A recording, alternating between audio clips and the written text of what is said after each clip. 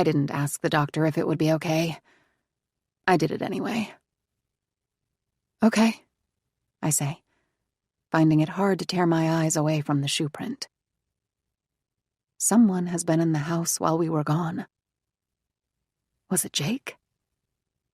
I shouldn't feel afraid if my husband was in the house when we were gone. I should be happy that he's come back home to me. He's my husband. I love him and he loves me. But instead of being happy, my mouth is dry, and my breathing has become faster, my pulse quickening. I don't like the idea of Jake keeping a low profile all this time, and then concealing himself somewhere in our dark house when I'm not home. I think of what Ryan asked me this afternoon when we found the tracking device on the car. Is everything all right at home, Nina? With you and your husband? The answer, of course, is no. Wait, Mom, I say, tearing my eyes away from the shoe print and following her into the darkness. I come up behind her, grabbing her gently by the arm, and she turns to me. Nina, what is it? What's wrong? She asks, searching my eyes. I don't have a chance to tell her before something crashes into the ceiling right above our heads from the second floor. I gasp. My mother's eyes and mine jerk in tandem in the direction of the noise. I find my hand clinging to my mother's arm and hers to mine. Just wait here, I whisper. Let me go see what it is. Nina, she hisses once as I pull my arm away. I reach for the light switch but miss it on the way for the stairs. I bump into the edge of the foyer's console table in the darkness. The table moves, scraping an inch across the floor. It's not quiet. A picture frame on the edge of the console table totters and then pitches forward, falling face down on the wood. The glass breaks. I leave the broken glass where it is, stepping over it as I approach the bottom of the stairs. My legs are weak and unsteady beneath me. My body trembles. I take the upright post at the end of the stairs in my hand, pulling myself up the steps one at a time. I keep my gaze on the top of the stairs. Directly above the kitchen is the master bedroom and bath. They're my favorite rooms in the house. Our master bath is mostly stark white except for the walls, which are covered with a metallic black and gold wallpaper. The bath is stone resin. The shower water comes down like rain. It's practically spa-like. The master bedroom was once Jake's and my haven. Though now, when I think of it, I think only of that last awful fight. I don't know that I'll ever be able to separate these things in my mind. Our bedroom and that fight. When I think of it, I think of Jake's rabid face, of the way he and I squared off on opposite sides of the bed, screaming at each other. I'd never seen him so angry. I'd never seen him lose his temper like that before. If you hate it here so much, then why don't you just leave? I'd called his bluff. I dared him.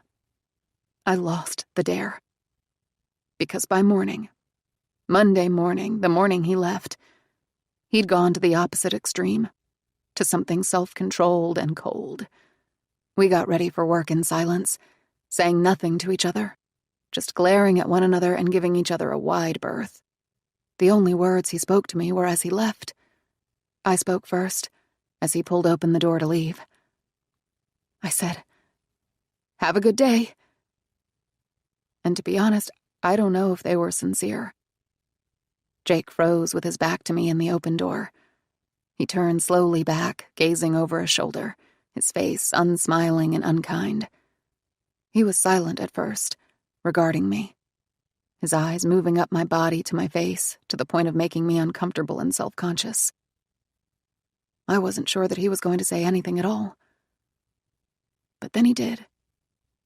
He practically huffed and he said, "Don't wait up," not giving me a chance to reply as he turned and walked away from me, slamming the door so vehemently that the dishes in the kitchen cabinet shook. When the house was built, Jake and I put so much thought into our bedroom's design. It wasn't just a place for us to sleep, but to spend time. Ours is a Savoy bed, which for some people costs more than their car. It always felt insulting and overindulgent to sleep in a $30,000 bed. But Jake worked hard for his money, and he had an inheritance. He believed that if he wanted a savoir bed, he should have a savoir bed. He didn't like me to remind him of all the other more practical things we could do with that type of money. When I come to it, the bedroom door is only partly open. I don't know whether I left it like that or not. Not that it matters, because Martha would have been the last one in the room.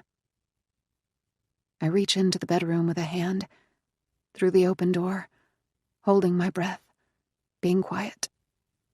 As I enter the room, the smell of perfume overwhelms me, piercing my nasal passages.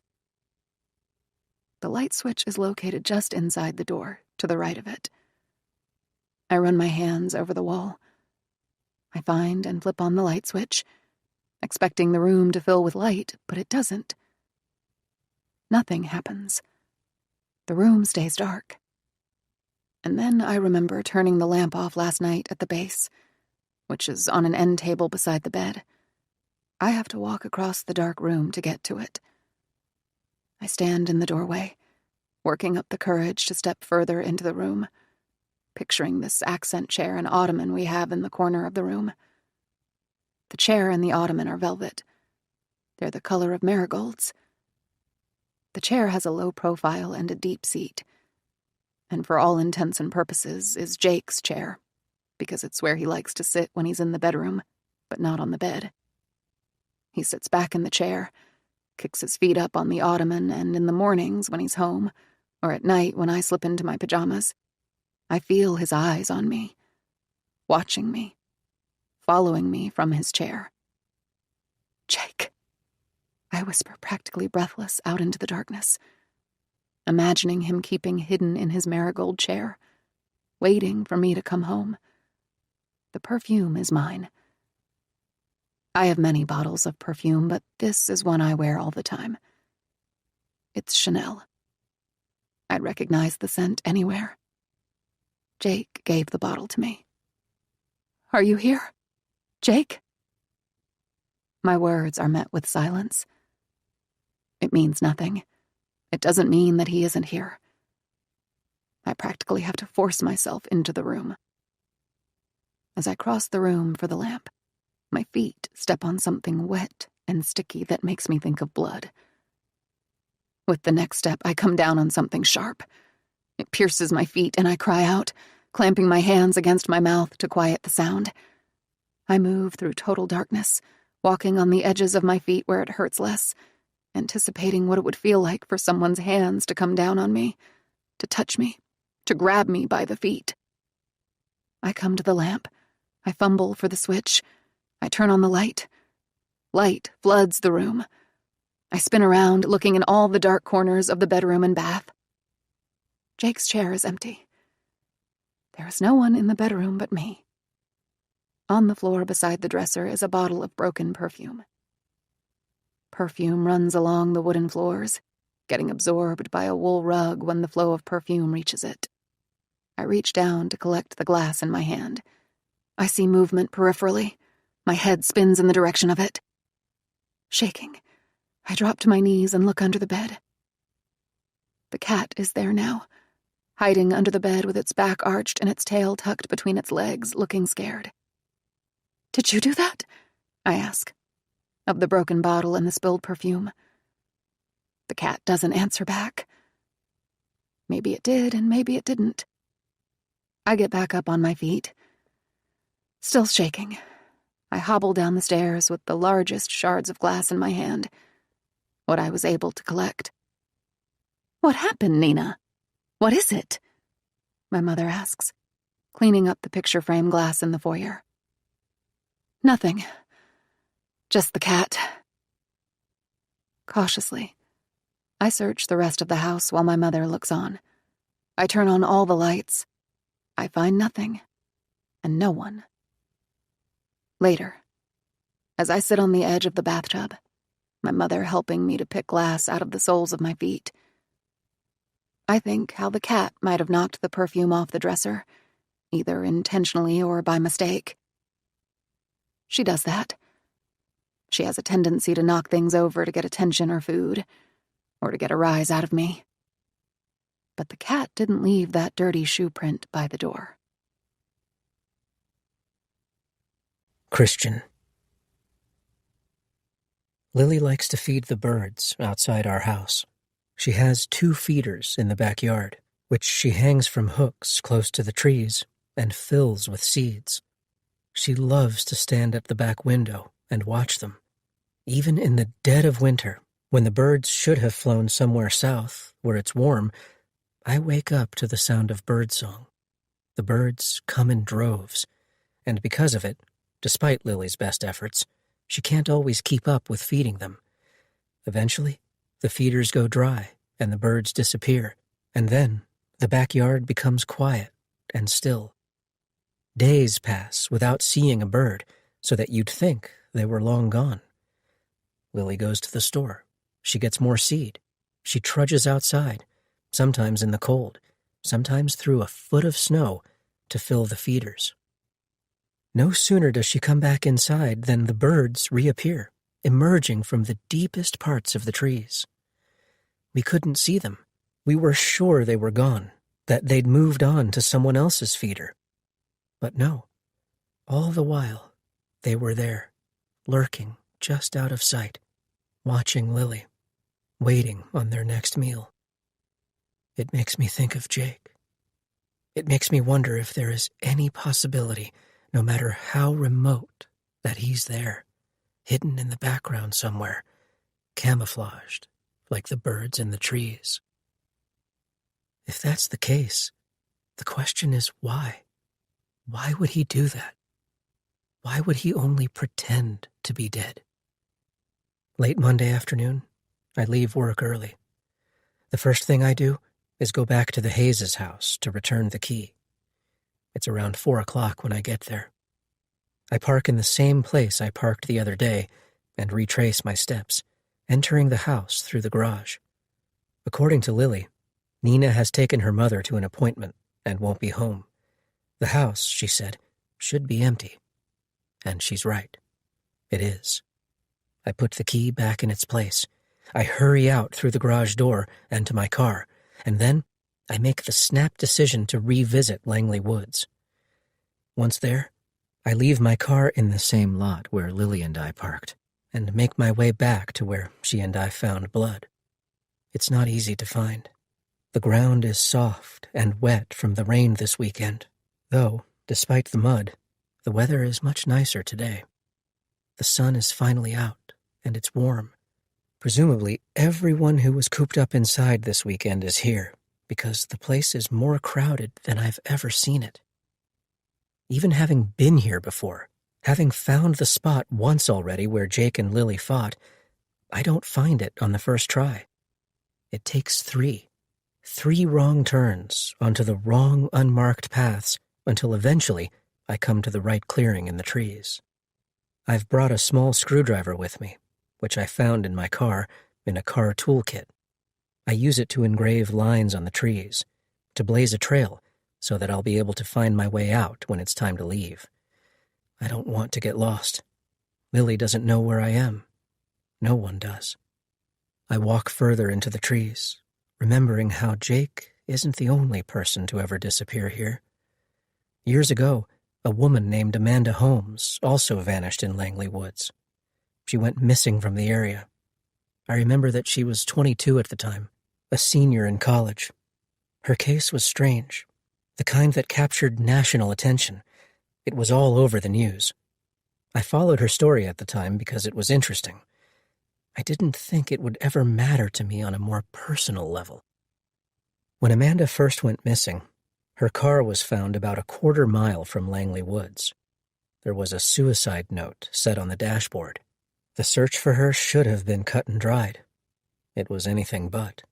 Search parties looked for her for days that stretched into weeks. They used bloodhounds and then cadaver dogs to scavenge the woods and the residential areas around them. Even the dogs couldn't find her. Dozens, if not hundreds of people searched for Amanda, whose friends called her Mandy, by air and by foot. Her family was devastated. This was maybe 5 years ago. I remember at the time watching her parents cry on TV, I remember that months passed without finding her. Eventually, everyone gave up. People stopped talking about Amanda Holmes. They came to believe that she wasn't at Langley Woods, or anywhere even close to it, that something else had happened to her, something far more mysterious and insidious. But no one knew what. There were theories and unconfirmed reports of Amanda sightings all over the Chicagoland area and around the country. Had someone met her and driven her elsewhere? Was the suicide note just part of a cunning plan? Had she abandoned her life, her family, and was she living a new life somewhere else? But why? No one knew. The case went cold. A year passed, and still she wasn't found. Until one day, when some hikers stumbled upon her body in the woods. The medical examiner determined the cause of death. Suicide. Amanda Holmes took her own life. She hung herself from a tree. She had been in these woods the whole time everyone was looking for her, and still no one could find her. I don't know what I'm looking for exactly. Jake, his blood, his wallet, his phone, a shoe. After an hour of searching, walking aimlessly through trees, marking the trees with each turn, I find none of it. And I wonder if I can't find them because I'm not looking hard enough or in the right places, or if I can't find them because they're not here, because Jake isn't here. Dusk starts to fall upon the earth. The sun sinks low, and the world turns to gold. I look at my watch. It's later than I thought. I need to leave before it's so dark I can't find my way back, and before Lily starts to wonder where I am. I turn around, looking at my inscriptions in the trees, following them blindly out of the woods. I don't notice anything else at first because I'm only looking at my own markings, letting them lead me. But then, I see that there are also dashes etched into some of the trees, with something like paint or chalk. It's white and fading.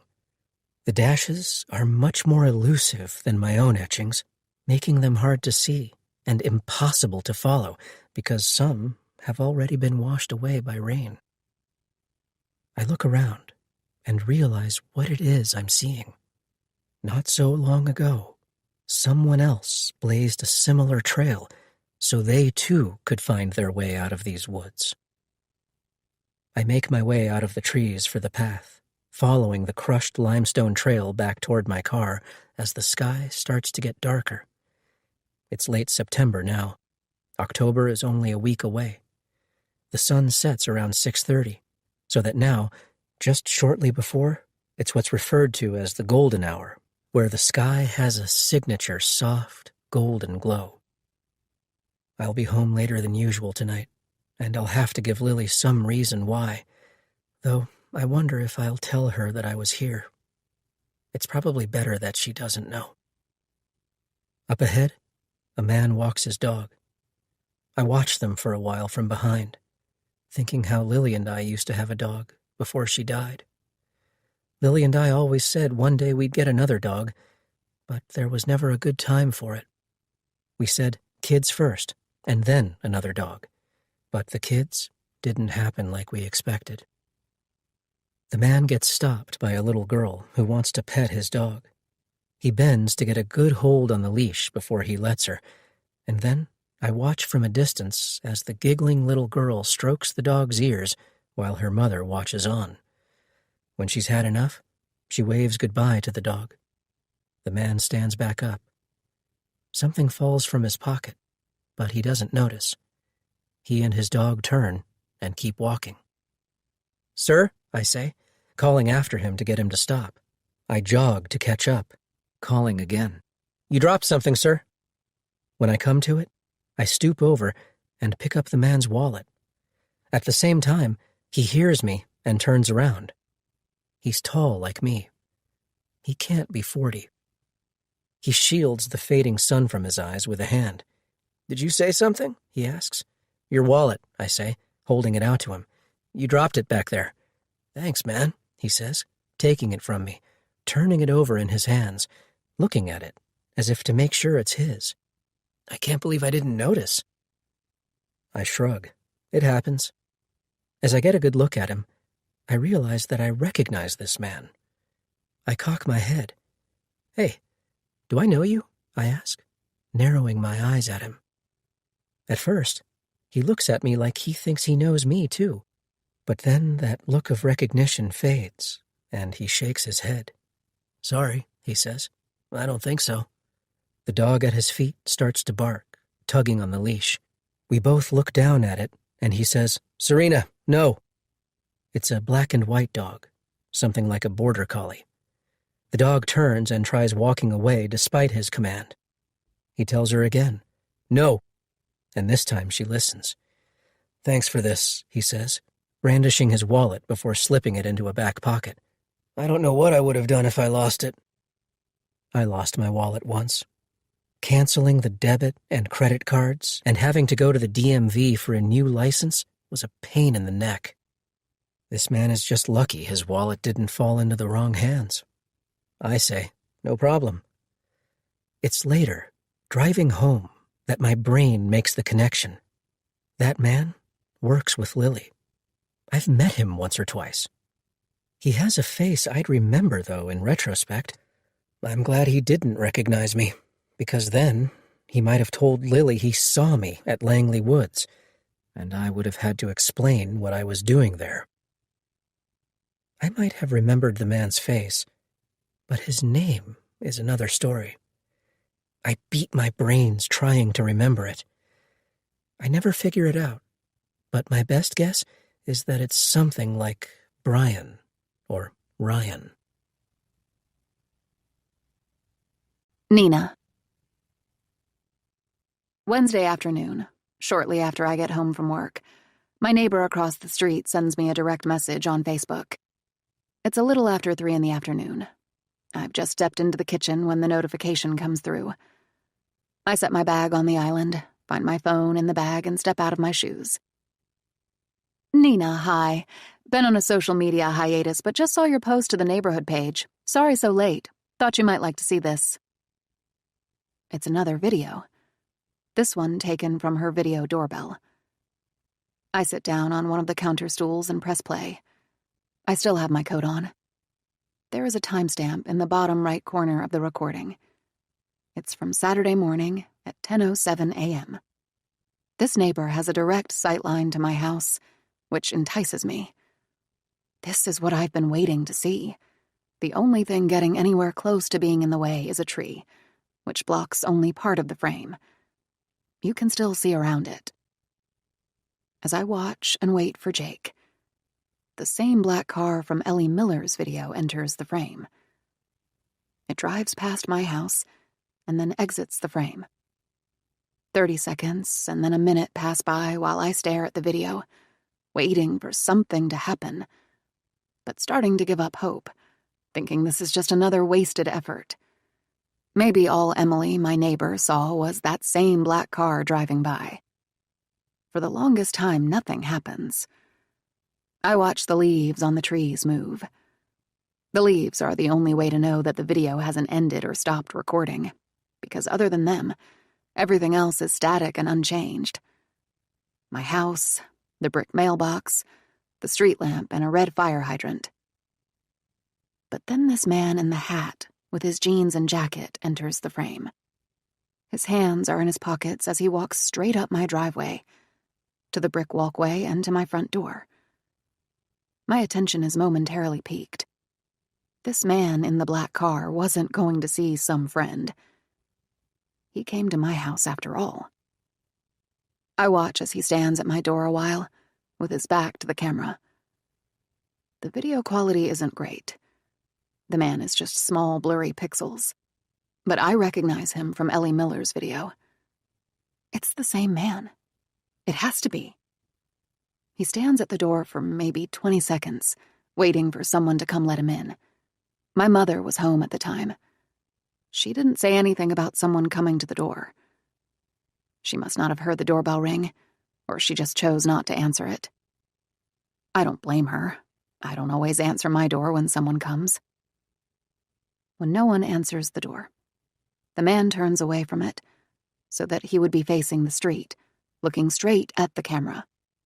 Except that his chin is tucked to his chest, and the video quality is crap.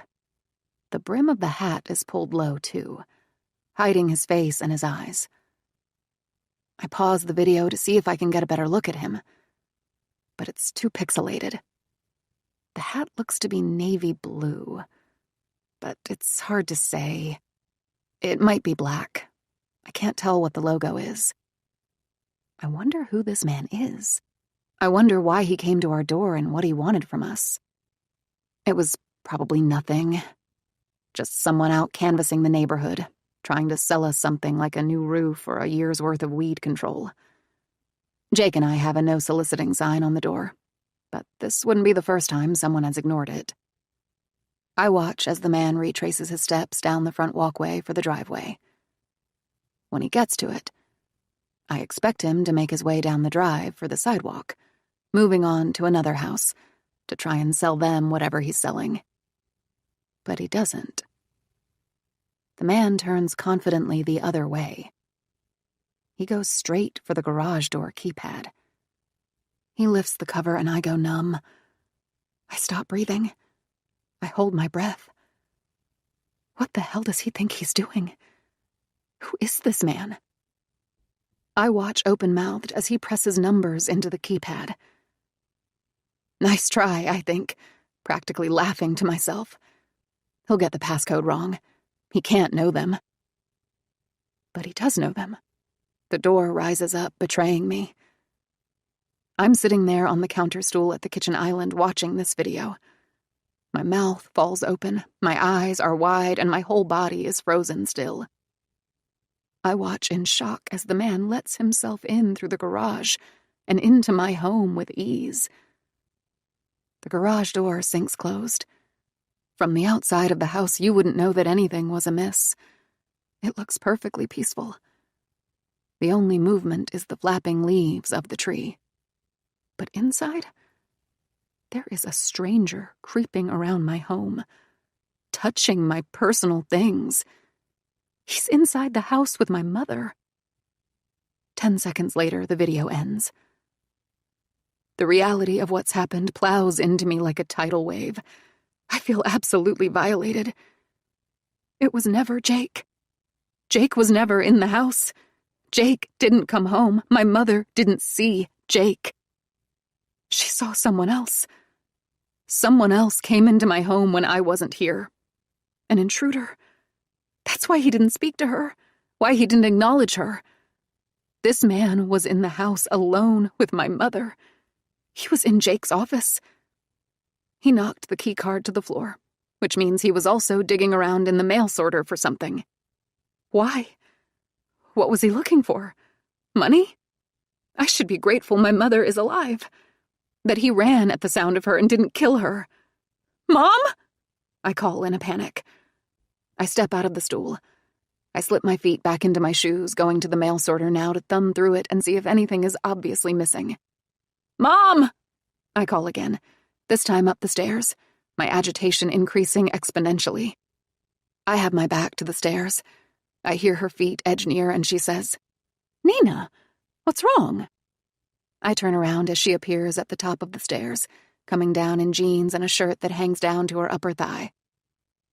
"I have to run out," I say, "and I want you to come with me." "But you just got home," she says, looking disappointed. "Don't you want to relax for a while? I can make dinner." "I know, I'm sorry. I can't, not yet," I say. I stare at my mother, thinking what could have happened to her Saturday morning. When she reaches the bottom of the steps, I go to her and throw my arms around her. She laughs me off. I'm not usually so demonstrative. But I could have lost her. This man could have killed her. I feel sick when I think about it. "What in the world has gotten into you, Nina?" she asks. I wish I didn't have to tell her what happened. That she was in danger. That maybe we both still are. I don't want to give her anything else to worry about. She has enough to worry about already. But a strange man was here in the house with her the other day. He let himself uninvited into my home. He was here in my kitchen. He was in Jake's office and in the foyer. He stood where I now stand. He touched our things. I think of all the things he must have touched and feel desecrated, like the home is contaminated. I want to call the cleaning lady and have everything bleached. How do I know this man won't come back? How do I know he hasn't already been back? I feel sick when I think just then about the man's footprint in the mudroom the other night and wonder if it was his. I vigorously shake my head, as if trying to dislodge the thought of this man in my house Monday night as well as Saturday morning. I can't leave my mother alone here. It shouldn't take too long. Where are we going? My mother asks. And I tell her then, reluctantly. I tell her about the videos, and then I tell her that we're going to the police. She says nothing at first, but her hand comes slowly to her mouth and her eyes go wide. We head for the car, going through the garage door. I regret washing the mudroom floor the other night. I should have left the shoe print so there was evidence for the police to see. But the video will be enough. My mother says, "I'm sorry, Nina. I'm sorry I told you it was Jake. Don't be sorry. It was an honest mistake. You didn't know. But now I'm worried about Jake. He was not here in the home just a few days ago. He's been gone now, missing for well over a week. And now our home has been broken into twice, and random flowers have been sent to me at work. These things can't all be unrelated."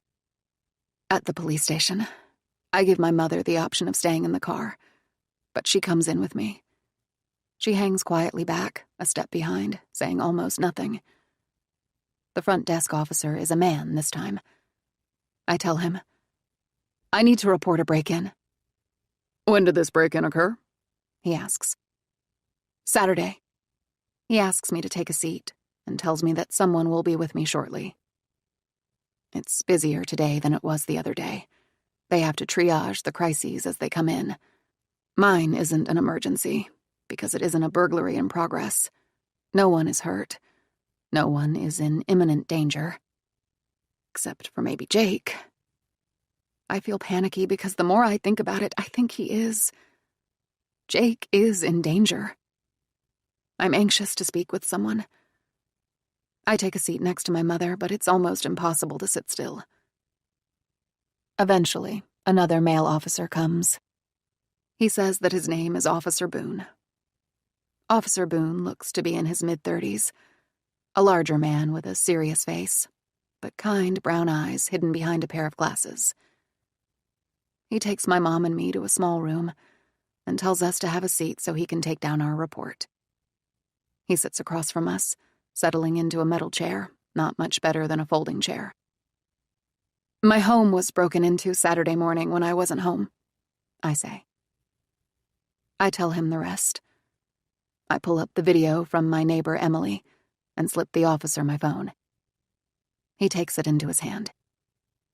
He removes his glasses and brings the phone close to his eyes for a better look. He watches, intently focused, and I'm grateful for the attention he gives to it. The police have some of the best technology available to them. They'll be able to enlarge this video, to sharpen the image, and to see what I can't see. The face of the man who broke into my home. Christian. Wednesday evening, Lily and I are in the kitchen. Lily is at the table with her laptop, grading math assignments online. I'm leaned over the sink, washing dishes. The volume on the TV is turned up high so that I can hear it over the rush of water. There is a basketball game on, and every now and then I look back over my shoulder to see what the score is. I still have work to finish up tonight, a quality check for a colleague that I never got to today because I've been playing catch-up all week. Lily wears her headphones. She's listening to music while she grades. I leave the lights mostly off in the house. I've gotten in the habit of doing that, and just like closing and locking our bedroom door, it's one of those things Lily and I do without talking about it, without saying why. But with almost no window coverings on the back of the house, a public trail just outside our back door, and what's happened with Jake, we feel more on display than ever. Fortunately, only the first few leaves of the season have begun to fall, so that the trees still hang on to most of them. They give us some coverage, but there is no fence, no physical boundary, which means there is nothing to say that people can't just walk off the trail, past the trees, and into our backyard. In the kitchen, only the stove light is on, but the TV and Lily's computer give off light. We also lit a few candles and started a fire in the fireplace. It would be atmospheric and romantic under different circumstances. Over the sound of the sink water and the TV comes a sudden, curt knock on the front door that forces me upright. I drop the handle on the faucet when I hear it. The water slows, but I don't manage to turn it all the way off, so that steady drops come from the tap, plunging into the sink. Plop, plop, plop. I turn around, drying my hands on a towel. My eyes go to Lily's first. Lily heard a noise at the same time, though it was dulled because of her headphones, and I can see from the expression on her face that she's trying to process the noise, to figure out what it is. She slips the headphones off, looking at me through the semi-darkness. Shh, I say, putting a finger to my lips, wrapping my lips around the sound. I hold still, like if I don't move, no one will see me. We're in the back of the house, where the front windows don't reach, but that doesn't mean we're completely unexposed. My first thought is that if we wait it out long enough, whoever is at the door will go away. But then the knock comes again. Someone's here, Lily whispers, really hearing for the first time and registering what the sound is. Her eyes widen. Lily is visibly shaken by the knock at the door. Innocent people don't usually worry about things like this, but Lily and I aren't exactly innocent. Who do you think it is? She whispers. I don't know. What should we do? I reach for the TV remote and drop the volume. Just give it a minute. They'll leave, I say. But as I do, the pounding knock comes again for a third time, followed by the chime of the doorbell. Whoever is at the door isn't going to leave by choice. What if they don't? I say to Lily, stay here. I'll go see who it is. It's probably nothing. I leave the kitchen. I walk through the foyer to the front door, thinking of all the possibilities. A neighbor, some kid selling candy to raise money for his baseball team, a package that needs to be signed for. I turn on the foyer light so that it's not so dark when I open the door. I pull the door open to find a police officer standing on the stoop. I draw in a deep breath, trying to be non-reactive, but at the same time telling myself that even innocent people feel nervous from a police officer coming to their door. A police officer at the front door is rarely good news. It either means you're in trouble or that someone has died. The officer is tall. He's formidable. I'm tall too, but this man is wide, which I'm not. His chest is broad, filling out his uniform and my front door frame. His face is long. Are you Christian Scott? He asks, my eyes still taking time to adjust to the foyer light. Yeah, I say, raking a hand through my hair. Yeah, I am. I'm Christian Scott. Is everything okay? Has something happened? My mind is all over the place. Someone saw Lily and me move Jake's car. Someone knows that I'm the one who broke into Jake and Nina's house, or that I was back there again Monday night to return the key. I was in and out quickly that time. As far as I know, it was without incident. But I could be wrong. Someone could have seen me. Someone could have known that I was there. Is your wife home, Mr. Scott? He asks, now angling his head to see past me and into our house. I turn around. Lily isn't there, standing behind me. She's in the kitchen, where it's still dark. I can just barely make out the sound of the basketball game on the TV from here. I was hoping to talk to both of you at the same time. Yeah, I say. Sure. Let me just go get her. I invite the officer into the house. I don't know that I want him coming in, standing in the foyer alone, trawling the house while I go to get Lily, but it would look suspicious not to, as if I have something to hide. Sure, he says, coming into the house and closing the door behind himself. Take your time. Lily is at the table when I come back in for her. Her face has gone pale, her limp hair hanging into her eyes. She's been sitting there, listening the whole time. I go to her, and she reaches out for my hand. What does he want? She whispers. The tension in her voice, her eyes, is palpable. I whisper back, I don't know. Lily and I stare at each other for a second, the fear in my eyes matching the fear in hers. What are we going to do, Christian? She asks. Take a deep breath, I say, pulling her into me, feeling her heart beat against me. Come out when you're ready. It will be fine. I'll take care of this. When I come back out into the foyer, the officer is still standing by the door. His arms are crossed. My eyes go to the handcuffs and the firearm on his belt before rising to his. She's on her way, I say. She'll be right here. Can I ask what this is about, officer? Did something happen? I need to ask you and your wife a few questions about Jake Hayes. My stomach turns to a rock. Jake? I say, a question, as if trying to place who he is. My face does that thing where it looks like I'm trying to look inward, to think, to physically pull something out of my memory. Yes, Jake Hayes. His wife is Nina Hayes, the officer says. Oh, yes, of course, Jake, I say, as if my brain just made the connection. My eyebrows come together, my forehead tightening. I ask, is everything okay? Is he okay? Lily appears in the space behind me. I don't hear her coming, but I see the officer's eyes go to her, his stance change, and I gaze back over my shoulder to find her looking pale, but better than she did a few minutes ago. She comes around the corner, her footsteps delicate and light, her feet bare. She's wearing tight leggings and a baggy t-shirt of mine that slips from a shoulder, revealing the strap of her black bra. Lily, I say, stepping aside, making room for her beside me as I slide an arm around her waist. The officer wants to ask us some questions about Jake Hayes. I'm grateful when Lily's face goes blank and she goes along with what I'm trying to do. Nina's husband, I explain, as if we only know him peripherally because of Nina, as if he hasn't been the only thing on our minds these last few days. Right, she says. Jake. The concern that manifests on Lily's face resembles mine. I work with his wife, Nina Hayes, she tells the officer, whose intensity has seemingly diminished since Lily came into the room.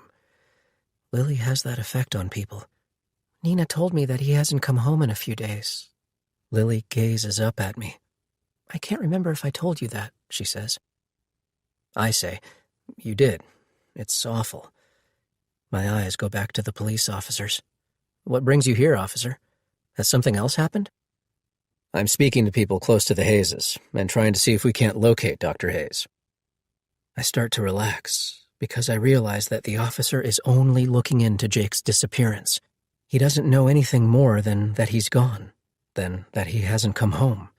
He has no clue of Lily's and my involvement. Or, if he does, he's not letting on yet. When is the last time you saw Dr. Hayes? He asks. I think back. I look at Lily. It's been what? I ask her. 6 months or more? We had dinner together, I say, looking back to the officer. But that was sometime last spring, I think. Lily says, April. Yes, we were celebrating Nina's birthday. I had forgotten that it was Nina's birthday. But Lily is right. It was. We met for dinner at a Brazilian steakhouse, the night Jake showed up in his new car and took me for a ride. It had been Lily's idea for us to all get together to celebrate. Nina chose the restaurant. Lily made the reservations. Nina said that she and Jake have been fighting, Lily says. It's scarcely audible, like a thought Lily meant to keep in her head, but it slipped out. She's not looking at either the officer or me when she says it. She's looking at her feet, where the pink nail polish flakes off. I'm sorry, she says then, shaking her head as if realizing her mistake, which wasn't a mistake at all, but a brilliant stratagem. I shouldn't have said that. Nina told me that in confidence, but it isn't something she'd want other people to know. Nina is private. Of course, the officer says, like he's really going to disregard what Lily just told him. Was this something she told you recently? Lily nods. How long had they been fighting? For a few months, Lily says. I'm not sure. I can't remember when she said it began, but it seemed to have been escalating in recent weeks. She told me because it was really beginning to upset her, but I didn't think it would come to this. To what exactly? To him leaving. Isn't that what happened? We don't know what's happened to Dr. Hayes. What exactly were Dr. and Mrs. Hayes fighting about? Did she say? Lily shrugs. What any couple fights about, I guess? How has Mrs. Hayes seemed to you lately? What do you mean? Have you noticed a change in her behavior? Lily mulls this over. Well, yes. She's been different. More anxious. More withdrawn. Because of Jake, and because she has things going on with her mother, too. Her mother's health is failing. I just assumed that's what had her down. But between us, officer, Lily says, and she looks at me, as if some thought has just surfaced in her mind, but she's not sure she should be saying it. Yes, Mrs. Scott, he asks, encouraging her. Lily looks back to the officer. Her face is humble. She's soft-spoken, if not meek. Please don't tell Nina I told you this. I don't want her to be upset with me. Lily looks to me again, dragging this out for effect. What did she tell you, Mrs. Scott? Lily swallows. Her gaze goes back to the officer. Nina said once that she thought Jake was going to leave her. She thought maybe he was having an affair. Honestly, I didn't think much about it at the time, because all marriages go through rough times. I said she was probably worried for nothing. I told her maybe marriage counseling would help, if their marriage was struggling. Did they go to marriage counseling? No. Their lives are too busy. Jake is a neurosurgeon. He's almost never home. And like I said, Nina's mother is sick. They didn't have time for marriage counseling. Lily opens her mouth as if to say more, but then closes it. This doesn't go unnoticed. Is there something else, Mrs. Scott? She said that if Jake ever did leave, she didn't know what she would do, but that she didn't think she could live without him. She inhales and then exhales deeply. Nina is a good friend. I feel terrible for saying this, but... Lily stops abruptly. She looks to me again, and I find myself spellbound, completely enwrapped in her lies. But what? The officer asks, urging her on. Nina said something like, if she couldn't be with Jake, no one would. The officer is quiet for a second. And what did you take that to mean, Mrs. Scott? He asks. I watch the news. I read things. I know that in the United States, women kill their husbands more than they do in almost any other country. For every 100 men who kill their wives, there are something like 75 women who kill their husbands, if not more. Some people say it's more like 50-50. When men kill their wives, often it starts with some sort of psychological abuse, stalking, manipulation, gaslighting. But when women do it, it's usually because she's already determined that she's going to die if he doesn't. But that's not always the case. Women kill for different reasons other than fear or in self-defense. Sometimes they kill because they're jealous, because they're worried their spouse is going to leave them, for life insurance payouts, or some combination of the three. It's not impossible to believe that Nina could have done this. Implicating someone else feels like a shitty thing to do. I'm sorry about it, but at the same time, I'd do anything to keep Lily and me from getting caught. Lily shakes her head erratically. Her hair falls into her eyes. I don't know. She looks to me again, and then at the officer. I shouldn't have said that. I thought nothing of it at the time. She was just mad. She was getting her feelings out, venting. Lily pauses, a pregnant pause. And then she says, I didn't take it as a threat, if that's what you're asking. I'm caught off guard, in a good way, by Lily. It's ingenious. She's managed to turn this around, to put the cloud of suspicion on Nina. Nina. Earlier this evening, I left the police station in a daze, feeling harried and disheartened.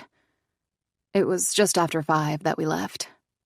I didn't speak to my mother the whole way home. I couldn't speak at all.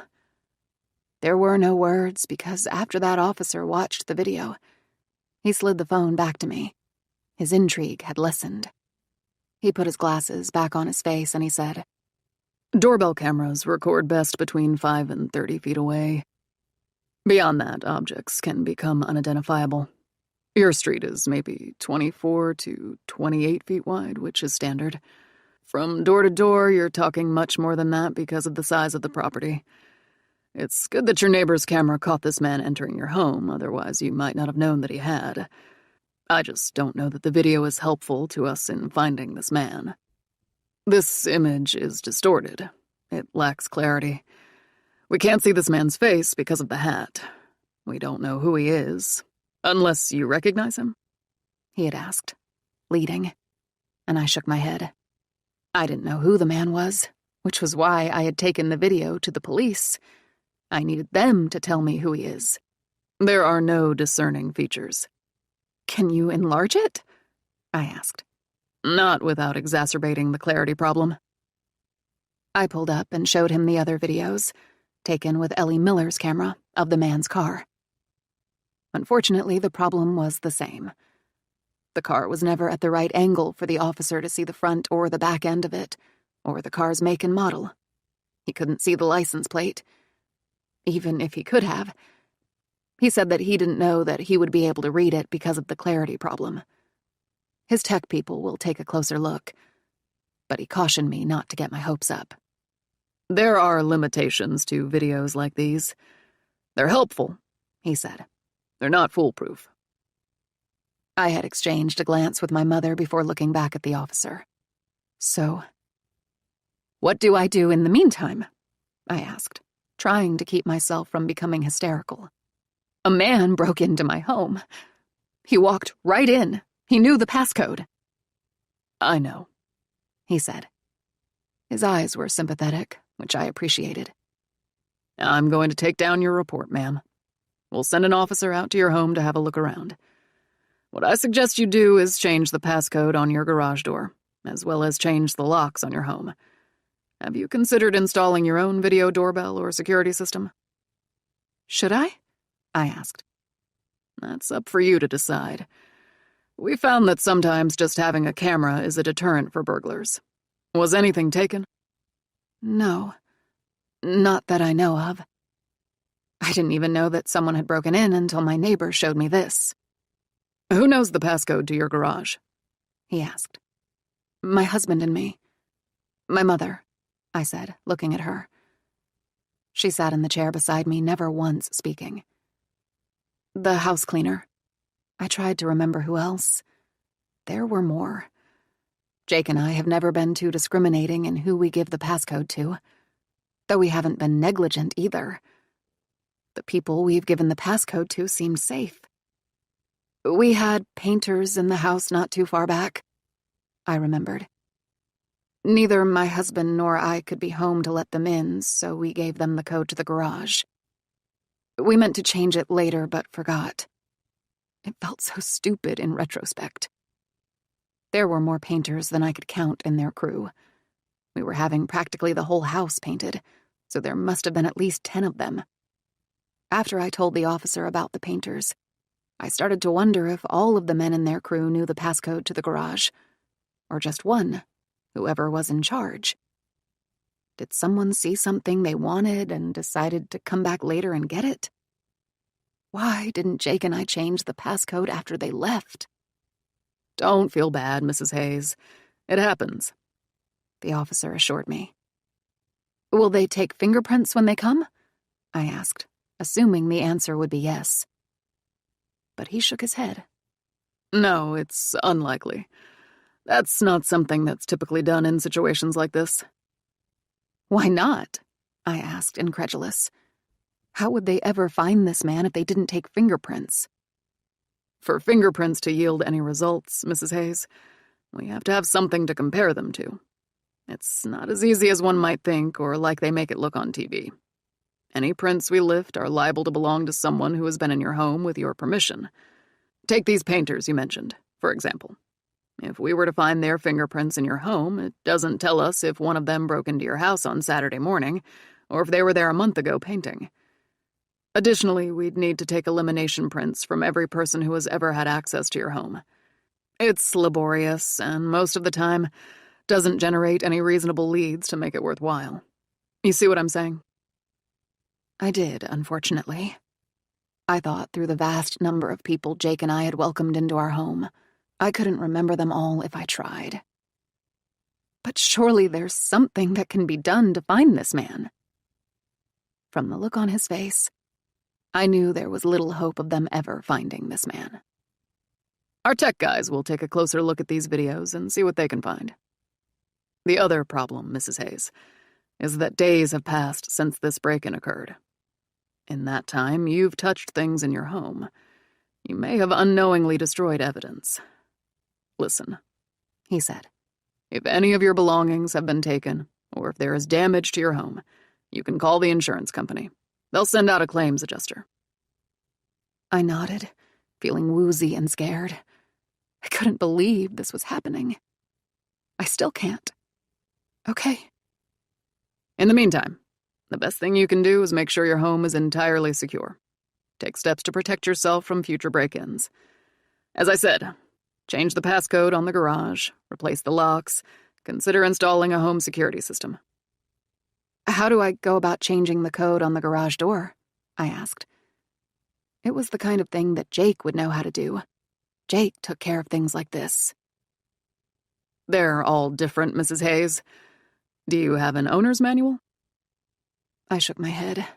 If we did have an owner's manual, I didn't know where Jake would have kept it. You can call a garage door repair person. They should be able to help you out. I also didn't know a garage door repair person. I felt so miserably inadequate all of a sudden. My mother spoke then. She knew how I was feeling.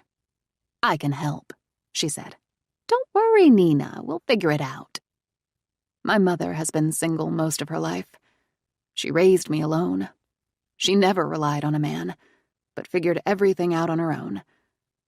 I envy that about her. She's resourceful. Okay, I said again. My voice sounded far away, like I had disassociated, like I was somewhere outside of my body, watching. I felt utterly dazed. I couldn't believe this was happening.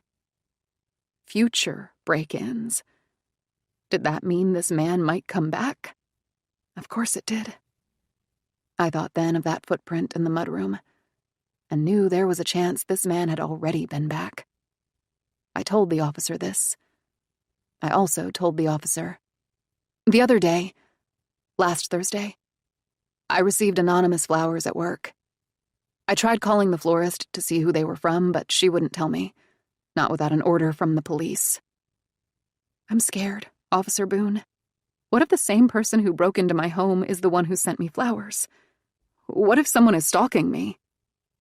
I asked. I could feel my mother's eyes on me the whole time, because I'd neglected to tell her about the flowers. He said, If it would help, I can call the florist and see if she won't give that information to me. Thank you. I'd appreciate that. I'm worried about my husband, too, I said. He's still missing. It's been over a week now since he's been home. 9 days, to be exact. My understanding, he said, is that you canceled your missing persons report. I was under the impression that you'd seen your husband since reporting him missing." I exchanged a look with my mother. I felt awful throwing her under the bus like this, but the officer had to know what happened. "My mother," I said, reaching a hand for her knee, offering a sympathetic smile that she most likely couldn't see, "has trouble with her vision." I looked back to Officer Boone, who was looking at my mother. You wouldn't necessarily know there was anything wrong just by looking at her. "Macular degeneration. She makes mistakes sometimes. She thought she'd seen Jake at our house the other day, but instead she saw this man," I said, making a motion to my phone. "I see," he said. "So your husband is still missing?" I nodded, remorseful. "Yes," I said, thinking sadly of these last few wasted days when no one was looking for Jake. "Okay," he said. And then Officer Boone promised to dig more deeply into Jake's disappearance, to continue speaking to the people Jake and I know, to ask around and see if someone knows something they're not telling me. Because someone, somewhere, has to know where Jake is. It's late at night now. My mother is down the hall getting ready for bed. I should be asleep, but I don't know that I even want to lie down in bed and let myself sleep. I thought about taking melatonin or a sleeping pill, or drinking yet another bottle of wine. But it isn't necessarily that I can't sleep. I haven't tried. It's that I don't know that I want to sleep. I don't want to be vulnerable and unconscious. Can't stop thinking about the ease with which that man let himself into my house. It's only been a few hours since I watched the video of him coming in, but still the shock of it hasn't worn off. I don't think it ever will. Every time I think about it, it's as real and raw as the first time I watched it. I watched the video again and again on repeat, as if to torture myself. I can't stop watching it. I paid a small fortune for a locksmith to come out. He offered 24 hours per day, 7 days a week emergency service. It was expensive, but I was grateful he could come on such short notice. He replaced all the locks on the house. I'm the only one with a key. I got a garage door repairman to come out too. I now have a new garage code that only I know. My mother didn't even want to know it. The repair person turned his back as I programmed it in. I watched him, and I made sure he wasn't looking. It was paranoid, but who could blame me? I spoke to ADT on the phone. I scheduled an appointment for them to come out and install a security system next week, which is the soonest they could get me on the schedule, though I offered $500 if someone could come tonight. I practically begged, but they couldn't. I'll feel so much better when we have a home security system, when I can arm all the doors and windows before coming up to sleep for the night. On average, ADT responds to an intruder in something like 45 seconds. That's what the customer service representative told me on the phone. Though the sound of an alarm going off is likely to scare him off much sooner. And with any luck, the signs in the yard will deter him from even attempting a break-in. When the security system is installed, no one can get in. No one can hurt my mother or me. We'll be completely safe. But that won't happen until next week. I can't shake the thought of someone, specifically the man in the hat and the jeans, letting himself into my house when I'm out cold. For the last few hours, I've thought about almost exclusively nothing but him. I imagine him breaking into my house for a third time. I think about the confidence with which he walked, about the efficiency with which he punched in the garage code and opened the door. He knew the garage code. He knew I wouldn't be home. What else does he know about me? That night, I leave the bedroom. I creep downstairs to find and take Jake's gun from the safe. I'd just feel safer if it was with me. A gun locked in the safe downstairs doesn't do me any good if someone breaks into the house at night. If someone broke in, I couldn't get downstairs in time. much less unlock the safe, load, and shoot the gun. It's dark in Jake's office. The only light is from the moon coming in the curtainless window. I make my way across the room, the wood hard against my bare feet. I come to Jake's desk, which is massive in size, a charcoal-colored executive desk. It's longer in length than me in height. I feel my way around the edge of the desk, running my hand along the back of his tufted swivel chair.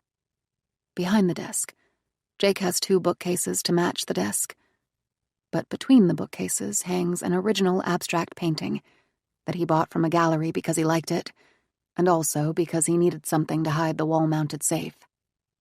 The painting is bright orange and turquoise. And if I had to guess, I think it was mountains rising out of the ocean, but it's hard to tell. I lift the painting from the wall, as gently as putting a newborn to bed. I set it on the floor, and then I stand upright and face the safe. The safe has a code. I start pressing the numbers in, remembering how I didn't know how to shoot or even hold a gun until Jake took me to the shooting range for practice. That was years ago, when we were younger, happier, when the future still held promise. I had objected to having a gun in the house at the time. As a rule, I hate them. No good can come of having a gun in the house, I tried telling Jake. But what Jake wants, Jake gets. He thought I'd feel differently if I knew how to handle and shoot the gun. He said it wouldn't feel so foreign to me. I went to the shooting range with him. I shot at a paper target. I did quite well. I remember that Jake was impressed. He didn't think I had it in me to shoot at anything. And I think he thought I was going to lose my nerve once the gun was loaded and in my hands. I didn't. Still, punching holes in paper must be far different than shooting at a human. The safe unlocks. I open the door and reach my hand in, feeling blindly inside for the gun. I come up empty. Jake's gun isn't in the safe.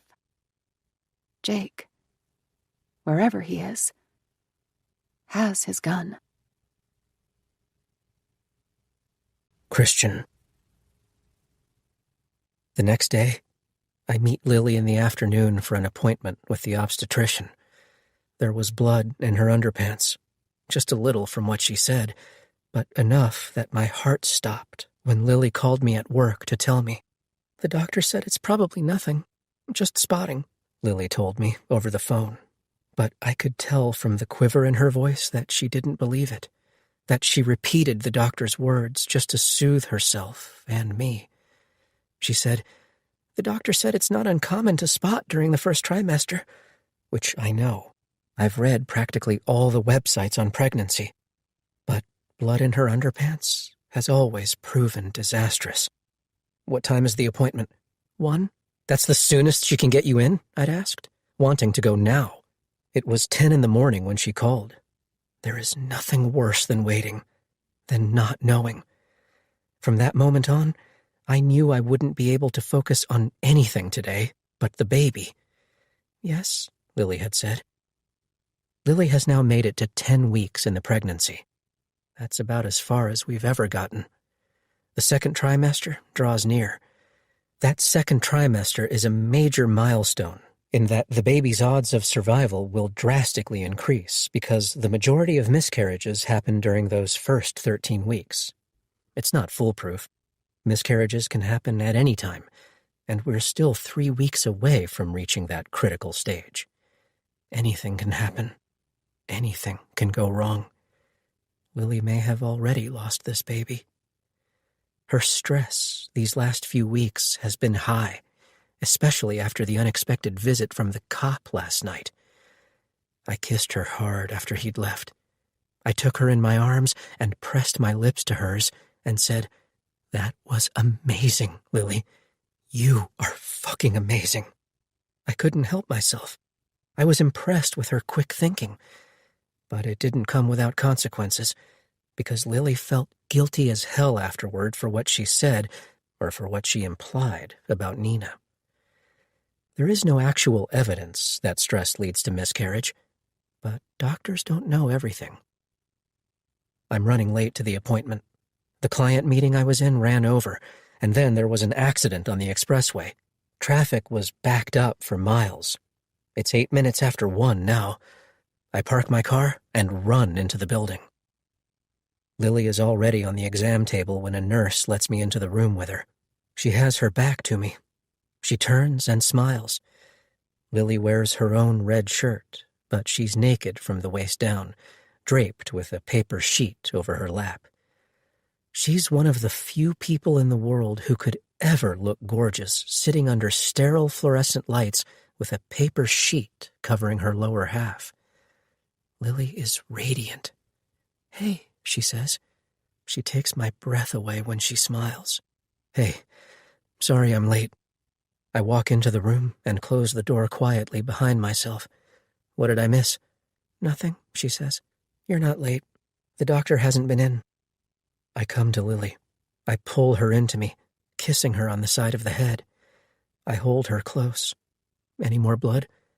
She shakes her head. "No." "That's good, right?" "How are you feeling?"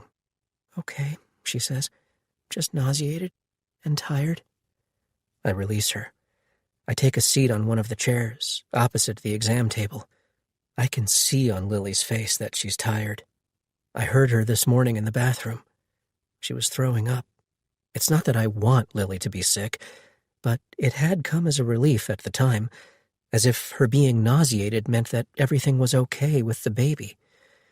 It's not a guarantee, because a few hours later, when we were both at work, she saw blood. And last time, even after she miscarried, Lily continued to have morning sickness because of the hormones still in her body. It was a double whammy. As if the miscarriage or the morning sickness wasn't bad enough on its own, she had both. I feel relieved to see Lily. She looks better than I imagined, and I think if the amount of blood on her underpants this morning was anything like times before, she'd look worse than this. There's a knock on the door. The doctor comes in. The doctor is a woman. Lily likes her a lot. I do too. She's been through quite a bit with us, and wants us to have a baby almost as much as Lily and I want to have a baby. The last miscarriage, she cried.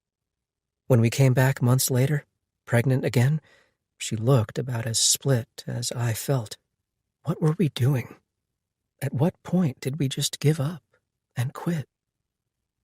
The doctor says hi to me, but she focuses her attention on Lily. Today, she wants to first try and listen to the baby's heartbeat with a fetal Doppler. The last time we were here, a couple weeks ago, we heard it with the transvaginal ultrasound, which we can do again if necessary, but the Doppler might pick it up and save Lily the discomfort. 10 weeks is about the soonest a heartbeat can be detected with the fetal Doppler, the doctor says, so please don't panic if we don't hear it at first. She has Lily lie flat on the table. I rise from my chair and go to stand beside Lily, at her head, holding on to her hand. I smile benevolently at Lily as the doctor lifts the hem of her shirt to her ribs. Lily's abdomen is flat, and it's hard to believe there could be another life in there, a life that we made. The doctor spreads a glob of gel on her lower abdomen. She turns the volume on the Doppler to high, and then runs the probe across Lily's skin. I hold my breath. Everyone in the room holds their breath. The heartbeat is supposed to sound something like the clippity-clop of horse hooves. I don't hear it. As the seconds go by, the air leaves the room. It gets harder and harder to breathe. I want to ask questions. I want to ask what's taking so long. But I don't want to speak because then we won't hear the heartbeat when the probe passes over it. Lily's grip grows tighter on mine. I reflect on the events of the week. It's been a hell of a week, and it's not surprising that we're now here, in this position. I should have anticipated this. After a minute, the doctor says, "Let's try this," as she asks Lily to move to the end of the table, setting the fetal Doppler aside. She helps guide Lily's feet into the stirrups, moving the paper sheet so that Lily is laid bare on the table. Lily's eyes are skittish as the doctor covers the transducer with a condom and gel before guiding it inside her. Lily looks up, her eyes searching for mine. I try and be calm for Lily's sake. I lean in close, stroking her hair, but I'm not calm. I find Lily's hand again. I don't remember letting go, and whisper into her ear, "It's okay." And maybe it is. The doctor just told us this fetal Doppler was a shot in the dark. We shouldn't be surprised it didn't work, and I'm almost resentful she tried. It doesn't take long this time to find. It's a magical thing. I exhale. I thank God. Lily's whole body relaxes. She sinks into the table, the tension fading away. The doctor smiles. The mood in the room is completely changed. An image transmits to the TV monitor. A baby takes shape. Undeveloped, but there, with a beating heart, a head half the size of its body, and growing nubs for arms and legs. There it is, the doctor says, of the heartbeat. There it is. Our baby. Looks like she has your head, Lily jokes, because of how huge the head is in comparison to the rest of the body. I laugh. Lily is always teasing me about the size of my forehead. It must mean she's going to be incredibly smart. Everything looks good, the doctor says, as she removes the transducer from between Lily's legs and tells her she can go ahead and sit up. Spotting sometimes happens during the first trimester. It's scary, but is generally not cause for alarm. What matters is that your baby is fine, she assures us, her eyes going from Lily's to mine. I'll give you some privacy so that you can go ahead and get dressed. The doctor steps from the room. Lily lowers herself from the end of the exam table to the floor.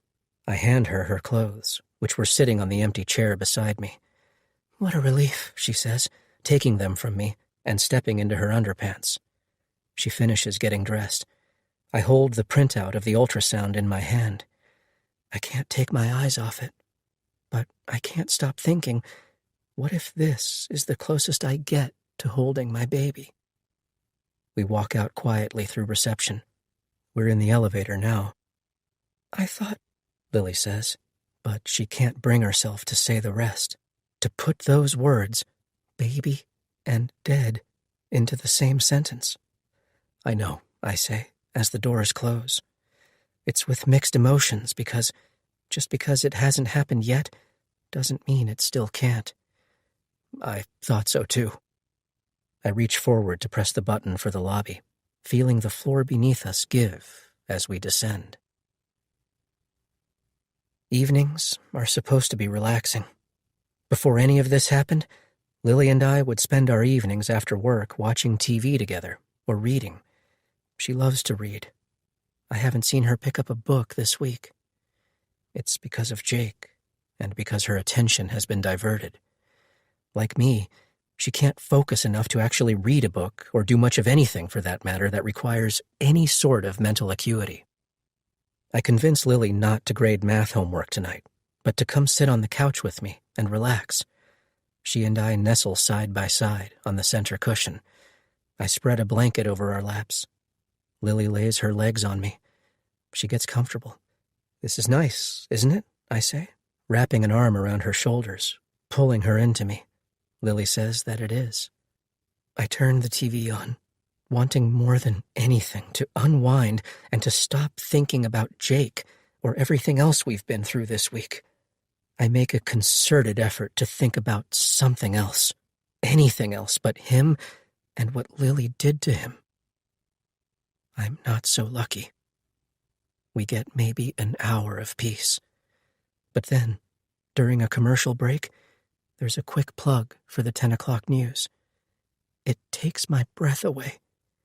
Neither Lily nor I speak, though Lily chokes on her water and it comes back up through her nose. She presses her hand to it. I offer my sleeve. The image they show on the TV is of extensive treetops. It's taken from the air, as if from a helicopter or drone. But it's the anchor's words, not the image, that practically cause heart failure. My mouth falls open. Our heads turn in slow motion to face each other, and it's like looking straight into a mirror. We look back in unison at the TV.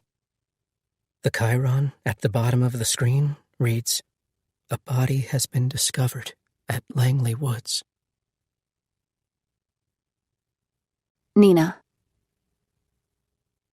Despite the new locks and the new garage door code, come the next morning, I still don't feel comfortable leaving my mother alone in my house all day, and I have to go to work. For as hard as I try, I also can't get the image out of my head of someone breaking into my house. I obsess over it. I fixate on it. And it's not just the break-in, because now Jake's gun is missing, and Jake is still missing. I think of how defenseless my mother is in my house all alone all day. What would she do if someone tried to break in again? How could she defend herself? What if she's not as lucky the next time? It makes my stomach churn to think of something bad happening to her. I consider calling in sick to work and staying with her. But that would only be a one-day reprieve. It couldn't go on indefinitely. I go into her room shortly after I've woken up. The door is open an inch. I lay a palm on it and press it all the way open, patting lightly across the room to where she lies in the guest bed, sound asleep on her side, with the blankets pulled clear up to her neck. I lean down to touch her shoulder and shake her gently awake. "Mom," I whisper. "It's me." She stirs, her eyes opening and focusing on my face, though I wonder how much of me she can see. She describes her macular degeneration as a scribble around her central field of vision, so that she has trouble seeing in that direct line of sight. And yet there are times she stares directly into my eyes, and I feel the warmth of her gaze, the intense focus, sharpness, and recognition. She knows it's me. She can see my eyes. It gives new life to me.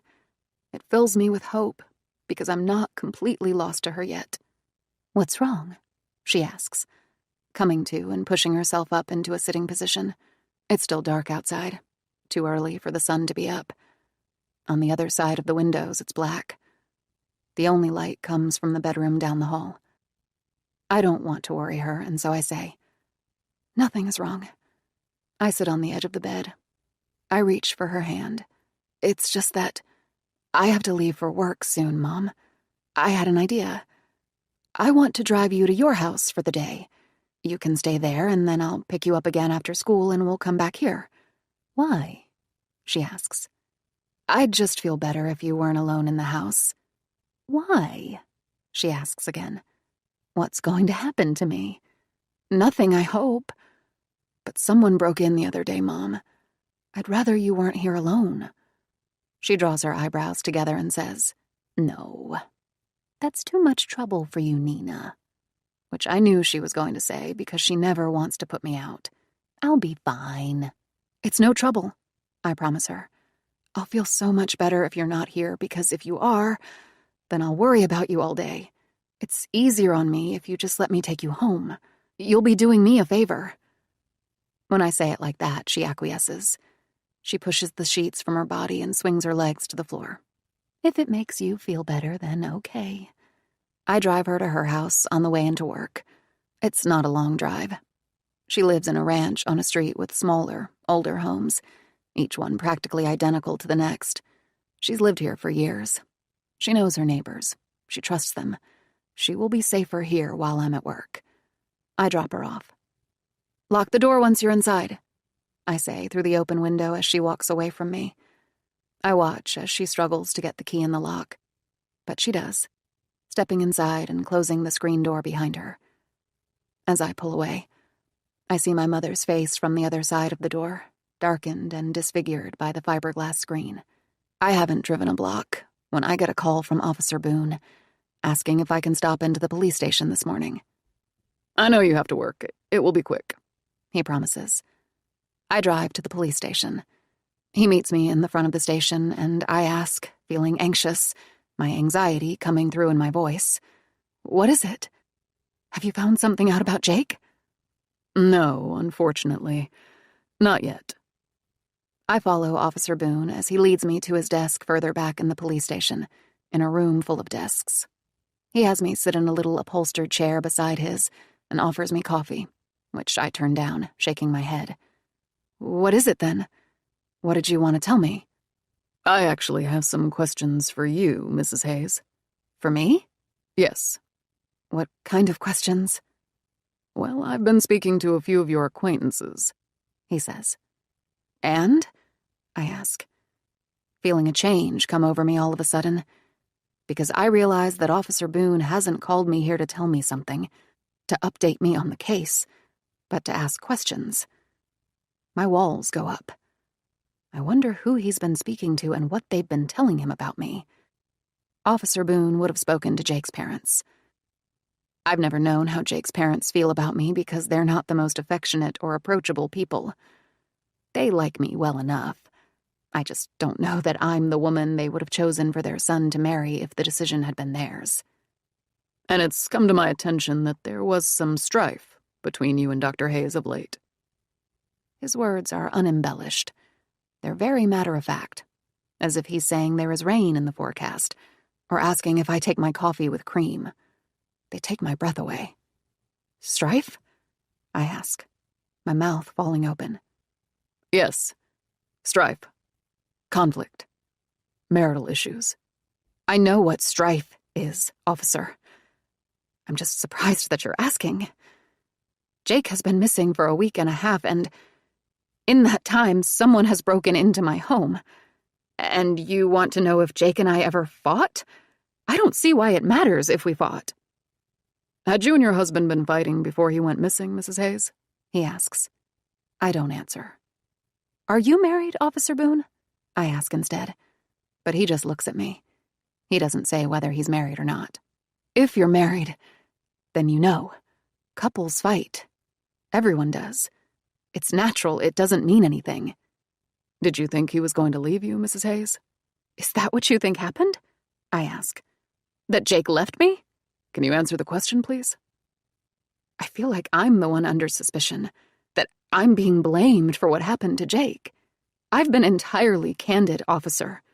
I said from the start that it's possible Jake left me, but that was before I knew he wasn't going to work. I just don't see why, if he was leaving me, he would walk out on his job, too. His work means everything to him. Did you ever think that he might be having an affair? He asks. Was he? I ask, wondering if Officer Boone knows something I don't know. That's what I asked you. How would I know if Jake was having an affair? Did you ever consider that he might be? Had I? Yes. I never had any evidence that he was. It could just have been that Jake was falling out of love with me. It might not have had anything to do with another woman, but I could feel Jake's distance from me, those nights when I would reach for him and he would pull away from me in bed, turning his back to me. Do I have to answer that? I ask. No. No, you don't have to answer it, but it would be helpful if you did. Is there a reason you don't want to answer the questions, Mrs. Hayes? It's just that what you're asking is personal, and it has no bearing on where my husband is now. I wish you would focus your efforts on that, on finding my husband and not whether he and I had fought or whether I thought he was having an affair. Which acquaintances of mine told you that there was strife in my marriage? I ask. I don't particularly like to reveal where I get my information. You won't tell me. I'd rather not. But I will tell you, it wasn't just one person. It was a common theme. I wonder what Jake had been telling his parents and his brother about me. I stare at Officer Boone. He stares back. The silence goes on, and then, because of it, I ask, if those are all the questions you have for me, can I go? Officer Boone slowly nods. Yes, Mrs. Hayes, he says.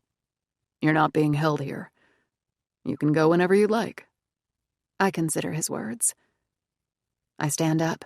I slip my purse over my shoulder. But before I can leave, he says, hypothetically speaking, though, if Dr. Hayes was having an affair, how would you feel about that? Excuse me? I ask. Would you be surprised? Would you be upset? Of course I'd be upset, I say. What woman wouldn't be upset if she found out her husband was cheating on her? I watch then as Officer Boone sizes me up, as if trying to ascertain if I would be upset enough to do something to Jake. He says, "In your missing persons report, you said that you and Dr. Hayes had an altercation right before he disappeared. What were you fighting about?" I don't answer his questions. Instead, I ask, "Are you suggesting that I did something to my husband, officer?" I don't give him a chance to reply. I go on, saying, "In all the time that he's been gone, I've been the only one looking for him. And now someone has broken into my home. This is more than just some marital spat. I wish you would do your job, and that you would find my husband." I look at my watch. "I have to go," I say, "or I'll be late to work."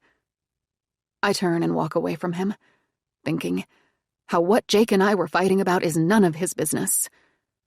As I put my head down and walk quickly to my car in the parking lot, I realize that I've somehow just become the prime suspect in my husband's disappearance. Christian. I go out to start Lily's car for her in the morning while she's finishing up her breakfast. It's slow to start. The engine doesn't turn over at first. I blame it on the weather, because it got cold overnight, colder than it usually is in the Midwest this time of year.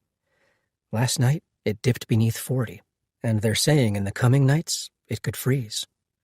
I try to start it again, and this time it starts.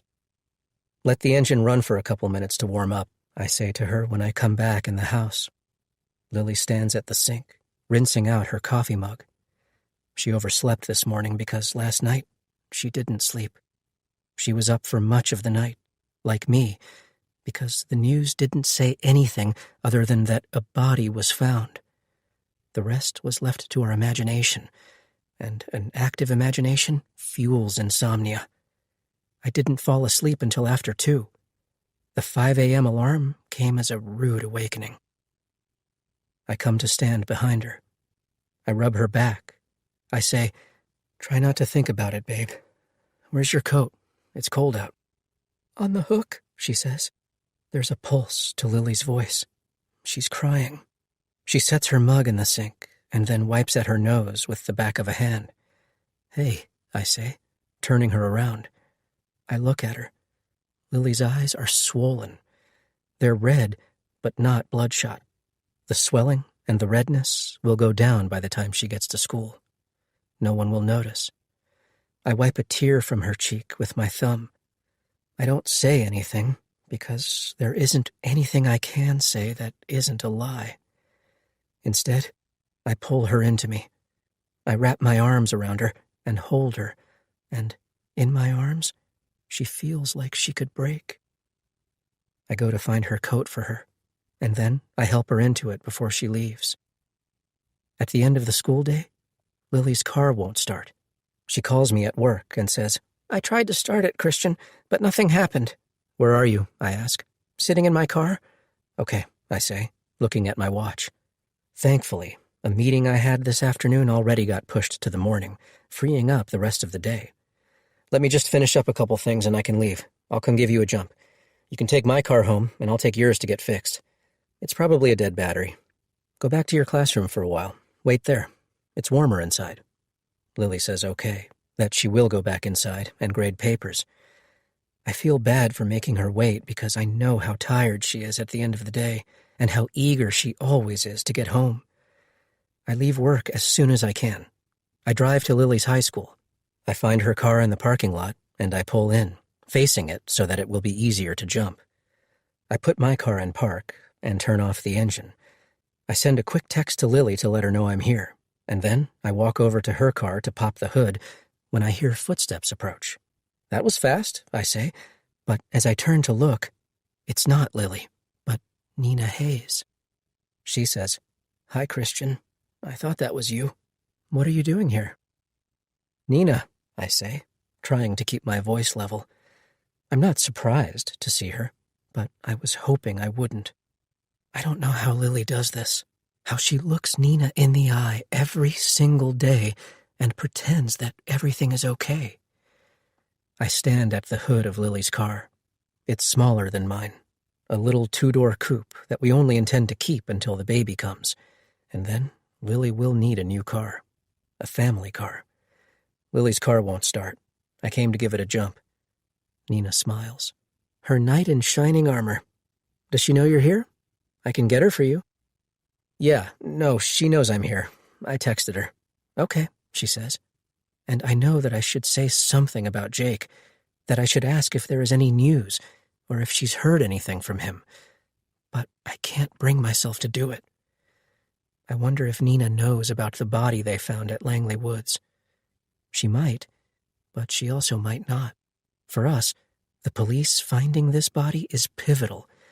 It's practically all I can think about. But bodies are found, and people get murdered all the time, and most of them you never hear about. I unlock Lily's car with my key.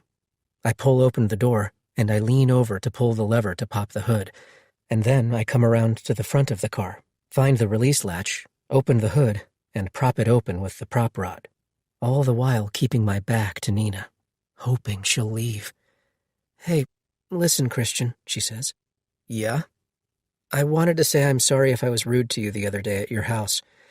This whole thing with Jake just has me completely undone, and I'm sorry if I took it out on you. I didn't mean to. I look at her. No problem, Nina.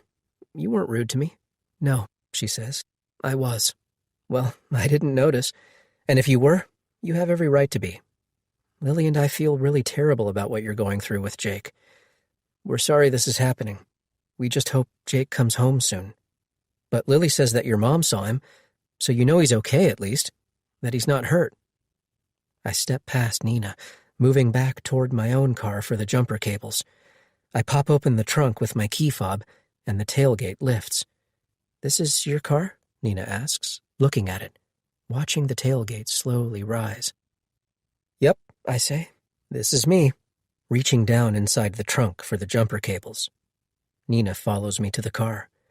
I feel her come closer, and when I come up with the jumper cables from the trunk, I notice how she's staring at my car in a way that makes me suddenly uncomfortable. Nina walks to the passenger side, slipping between parked cars, and then she runs her eyes over the outside of my car before crouching down to look inside. She tenses her hands to her eyes to block out the glare, staring into the cabin of the car for a long time. A very long time. Nina takes her time, appraising the dashboard, the leather seats, before moving to look into the back seat. My mouth goes dry, because there, on the floor, in the back seat of my car, tucked partway under the passenger seat, where I didn't think anyone could see it, is the bag of Lily's bloody clothes. The bag of Lily's clothes isn't obvious. The floor of the car is dark, like a cave, and it's just a bag. It could be groceries, garbage, anything, literally anything. But a guilty conscience can take control of a person's mind and make them think and do irrational things.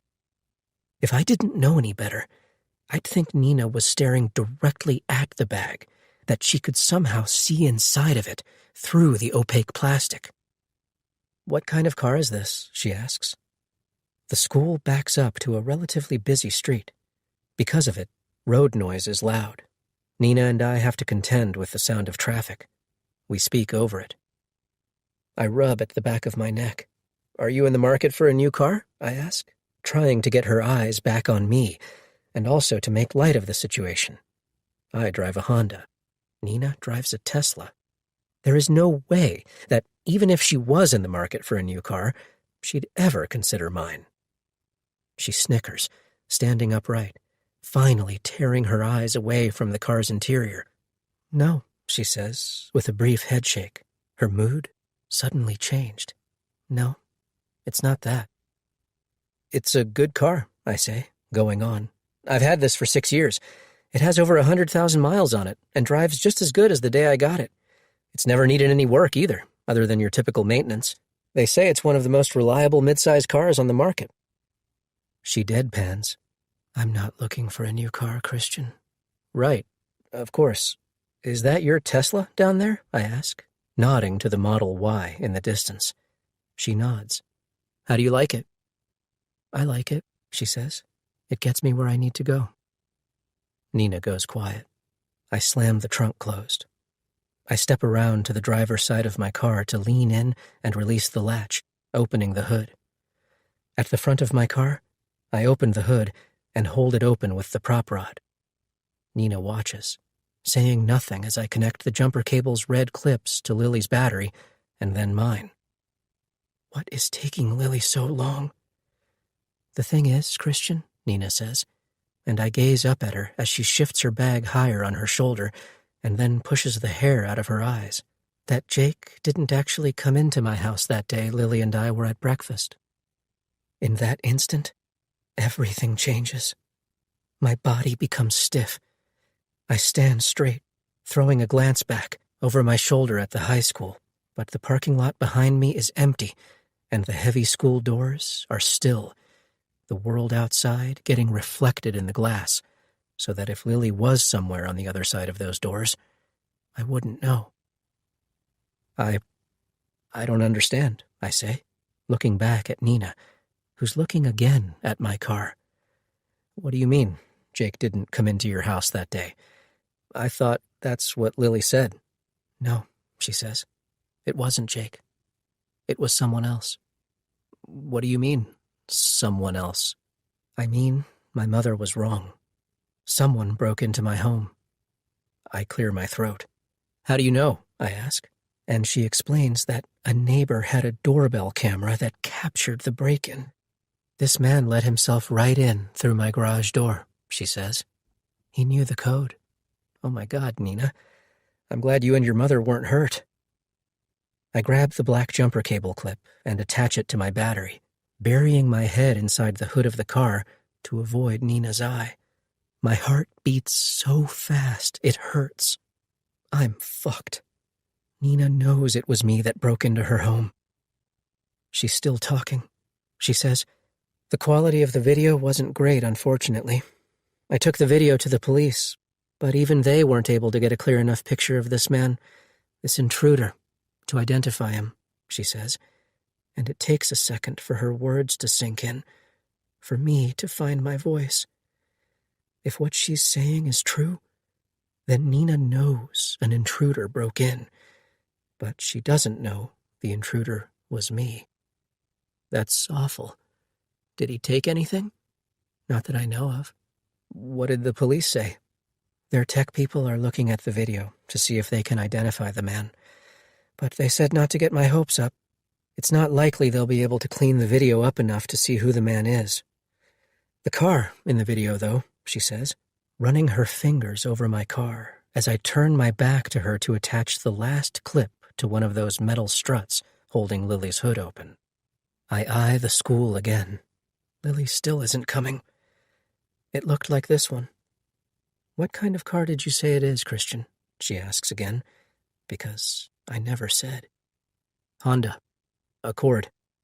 Did you get a look at the license plate? I ask. No. The video didn't pick it up. But it was a 4-door mid-size sedan. Very much like this. Black. It's a popular car, I say. Things go from bad to worse, because the next thing I know, Nina has taken her phone out of her bag, and she is pulling up the neighbor's video on her phone so that she can compare my car to the car in the video, which, in all actuality, is the same car. Hey, Nina, I say, stalling. You didn't see Lily inside the building when you were leaving, did you? I need Lily to come. I need for us to get out of here, because I don't want my car to be here, for Nina to notice the overt similarities between them when she finds the video. No. I wonder what's taking her so long. I can check if you want, she says, but it's absent-minded, and she doesn't mean now. She means after she finds what she's looking for on her phone. Could you? I'd appreciate that. I don't know what time the repair shop closes. I want to get this battery replaced tonight. Sure, she says. And then I stand helplessly by, watching as Nina sweeps at her phone, navigating to the video. She finds the video, and she holds her phone out for me to see. See? Doesn't it? I swallow hard. Reluctantly, I take the phone from her hand. I look at the image. Predictably, I find myself looking at an image of my own car. It's not a video, but a screenshot from the video, and it's zoomed in on my car, parked on the side of her street. Nina was right. The quality is shoddy. I pretend to show interest. Geez, you're right, I say, staring back to my car as if making the connection. It is similar. Nina says, I thought so too. She regards me, and I wonder what she sees, what she's thinking. She takes the phone back from me and slips it into her purse. She's practically morose when she says, the police called me down to the station today. I think they think I've done something to Jake. I swallow again. My saliva is thick. My eyebrows pull together, and I wonder what exactly Nina knows, and if she knows it was Lily who told the police that she may have done something to Jake. That's ridiculous, Nina, I say, my voice sedate. Like what? Nina's shoulders come up to her ears. I don't know. Again, she focuses on me, and then she looks at my car, and then she looks back at me until I can hardly breathe. Let me go see where Lily is, she says, stepping past me. Thanks. I appreciate it, I say. I watch as she walks across the parking lot for the school. I sink against my car. Nina doesn't make it all the way to the school building. Before she can get there, the heavy glass doors open and Lily comes out. I watch them talk. They make their way across the parking lot together. Later, as I leave the parking lot in Lily's car, heading to the auto shop, my hands sweaty and shaking on the steering wheel, I play back the conversation again and again in my mind, fixating on the words Nina used and her facial expression as she said them. The thing I can't decide is if Nina was saying that she thinks my car resembles the one in the doorbell video, or if she was not so subtly suggesting it is my car in the video. Nina. I'm sure I've seen Christian's car at some point in my life, but this afternoon it was as if I was seeing it for the first time. I took a picture of the car as I pulled past and out of the parking lot. He and Lily were busy giving hers a jump. I wasn't entirely surreptitious about it, but I don't think they noticed. Now, I have the picture of his car and a screenshot from the doorbell video on my phone, and I toggle back and forth between them at a stoplight, comparing the images. They look the same to me. They might be the same. The car in the video looks lighter, but that could be because the doorbell camera was adjusting to the light, and the sun that day was practically negligible. I disregard the color of the car, focusing on the shape of it instead, the sleekness and the length of it. The car behind me honks. The light in front of me has turned green and I'm holding up traffic. I have to go. But still, I take one last look at the image, and then I set my phone aside and glide through the intersection. Why would Christian have been in my house? At another red light, I reach again for my phone. I know I shouldn't, that I should wait until I get home to look. But I can't help myself. I need to know. I go to the image of that man who broke into my home. I have a screenshot of him, too. It's taken from a great distance. And every time I zoom in, the man's face and his body get more blurred. There are no discerning features. It's impossible to see something like hair color or the graphics on a hat or shirt, because the street is so wide, and the distance is far too great for the camera to adequately capture. At best, I can see the shape of his body, which is tall and lean like Christian's. Something like this would never hold water in court, but it's tenable to me. I stare at the imperfect image. I think of Christian. What I can't understand is why Christian Scott would ever break into my home. This time, when the same car behind me honks, it lays on its horn. In my rearview mirror, I see a woman's angry face silently berate me through her windshield. I coast into another intersection as she gets in the other lane and speeds around me. I consider calling Officer Boone. I want to tell him what I'm thinking, and yet what I have feels groundless, like I'm grasping at straws. A day ago, I didn't know who the man or the car in the video were. And then today, not 24 hours after Officer Boone accused me of doing something to Jake, I do. Without proof or a motive, Officer Boone will think I'm making it up, to point the finger at someone else. I consider that I am grasping at straws. That I'm so desperate for answers, I'm jumping to conclusions about Christian. Christian had no reason to break into my home. Though it dawns on me slowly as I drive toward my mother's house that he could have. That it's possible, because Lily knew the passcode to my garage before I changed it. She's watched my cat before. She's been in my house when Jake and I weren't home. My mother is waiting for me at her house when I go to pick her up. She has on her jacket, and she's standing by the door, looking out the sidelight windows, ready to go. As I approach, she pulls the door open and lets me in. My mother is one of those women who wears lipstick all the time, so that even now, when we're just getting in the car to drive back to my house, she stands before me with a bare face but coral lips, her lips pressed together and thin. "Are you ready?" I ask, forcing a smile. "What is it, Nina?" "What's wrong?" "Nothing," I try telling her. "You seem upset," she says. And I think it's my body language that must give me away. I step past her and walk further into the room. She closes the door. I sink onto the arm of her sofa. "That police officer called me this morning. He asked me to come to the police station on my way into work. I thought he had news about Jake, but instead he practically interrogated me, Mom. Like he thinks I did something to Jake." "Oh, honey," she says. She reaches out to stroke my hair. "I'm so sorry that happened to you. That must have been really upsetting." "It was." And then, after work, I saw my friend Lily's husband at school. She had car trouble and he'd come to help. The thing is, Mom, I saw his car and maybe I'm just jumping to conclusions, but it looked like the car in that video.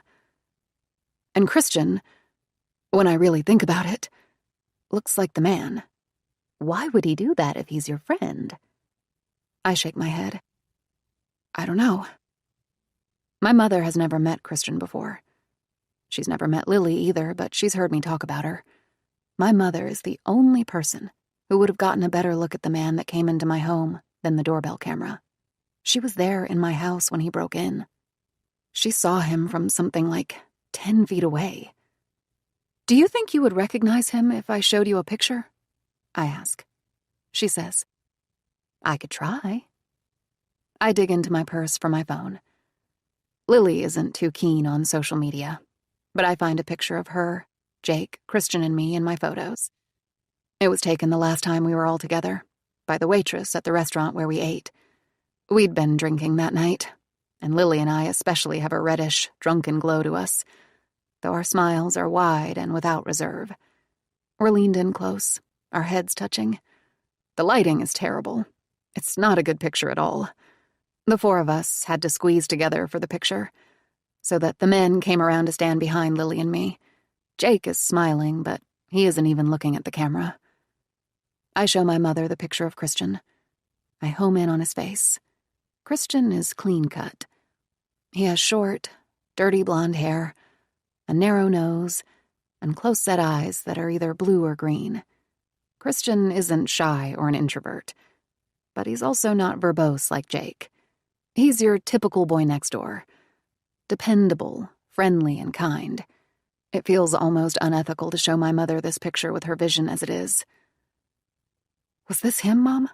I ask, watching as she pulls her eyebrows together, and then stares hard at the image for a long time, searching, exploring, as if trying to see past or through a blind spot. My mother would tell me anything I want to hear. "Yes, Nina. I think so. I think it was this man," she says, though the reality is that she was just as sure that it was Jake. What did he want from you? She asks, as if having decided definitively that it was Christian who came into our house that day. I shake my head. I'm at a complete loss. I can't think of one reason why Christian would break into my house. Why Christian would do this to me. I don't know, I say. Though I wonder if it was Christian, if he found what he was looking for. On the surface, Christian seems completely harmless. He doesn't seem like the kind of man that would want to hurt my mother and me. But how would I know? I suddenly don't know who I can trust. Can I trust Lily? My mother reads my mind. What if we just stay here for the night? She asks, gazing benevolently at me, as if allowing me to let my guard down, as if giving me permission to feel anxious about going home, which I do. Outside, behind her, the setting sun comes into the living room with us through the blinds. The light is golden, disseminating across the carpet in stripes, illuminating my mother from behind. What if we don't go back to your house? No one knows you're here, Nina. If someone is looking for you, they won't find you here. If someone goes back into your house, we won't be there when they do. I think of Jake's and my house, the one that is too big and too empty with all those idle rooms. The security system still won't be installed for a few days. I don't have Jake's gun to protect my mother and me. My mother's house is a small ranch. It has 3 bedrooms and 2 baths. There isn't anything particularly charming about the house. It's barely 1,000 square feet, is run-of-the-mill and completely lacks character. It's everything I hate in home decor. The wall-to-wall carpeting, small windows, and clutter. It's also closed concept, where every room has its own space, separated by walls. There is nothing cohesive about it. And yet, standing here with her, it feels like home. This house reminds me of homemade cookies and childhood Christmases, and in it, I feel safe and loved. Yes, I say, nodding. That's a good idea. I'd like that, if it's okay with you. I don't want to impose, but I don't know that I want us to be in my house right now. Oh, honey, she says, you could never impose. As the sun sets, my mother and I walk out to her garage together. We go out through the front door as darkness starts to fall across the earth. She opens the garage and we step inside, under the single, tawdry yellow light bulb that casts shadows everywhere. Now that the sun has set, it's cool, the wind picking up in preparation for another night of rain. In the garage, we haul storage bins and move garbage cans to the side of the garage, creating space.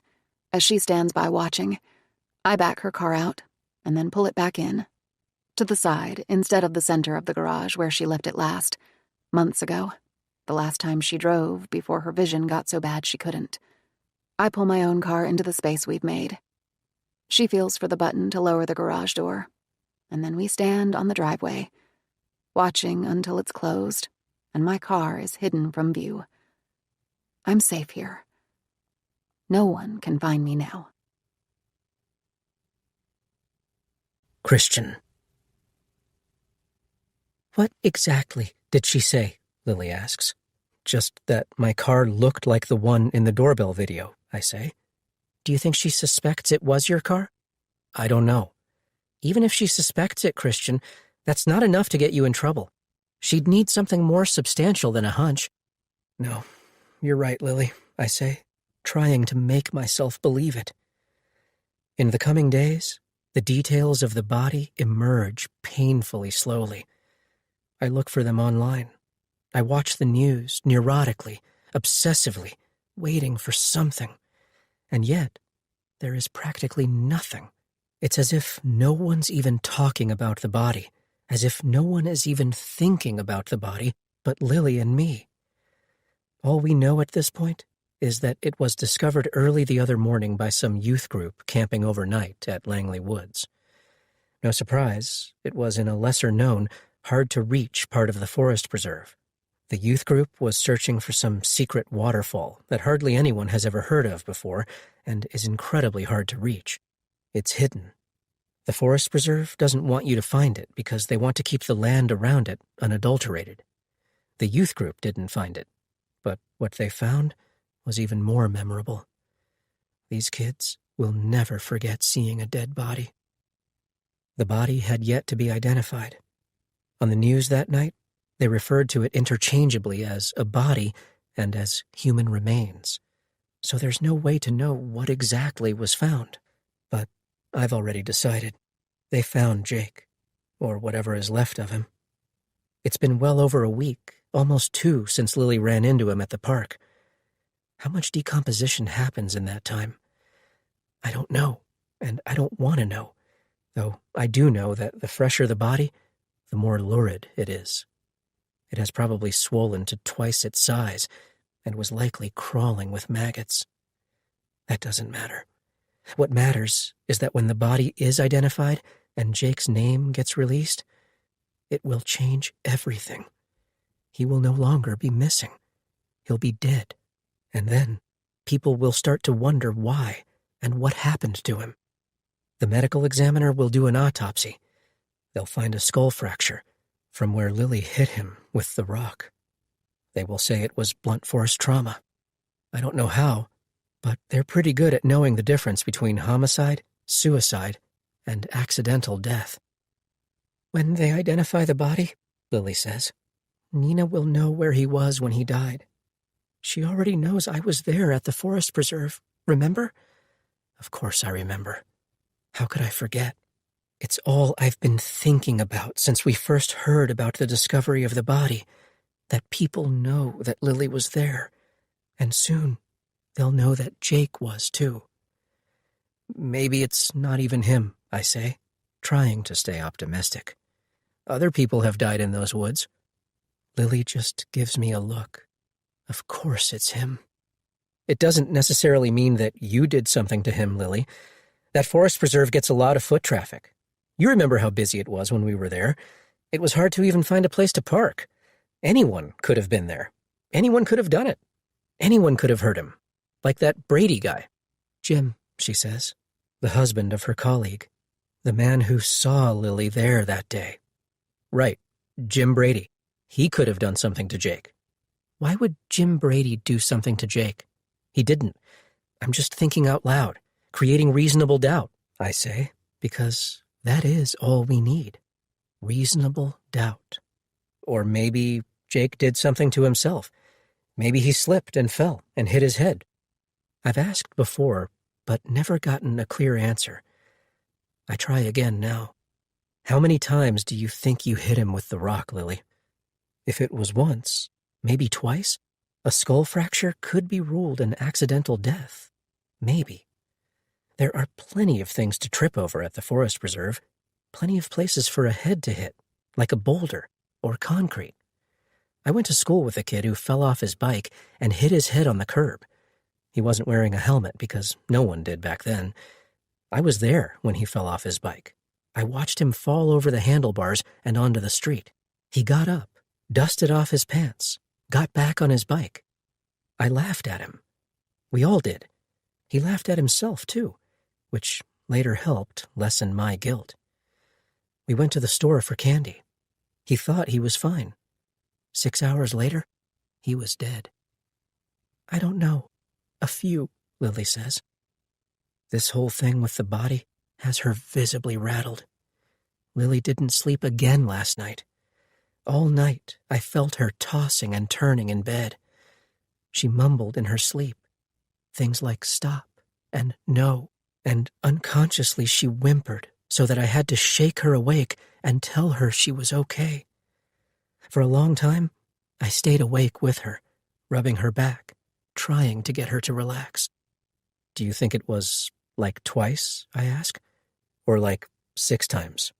I think more than twice. Lily is on the verge of tears.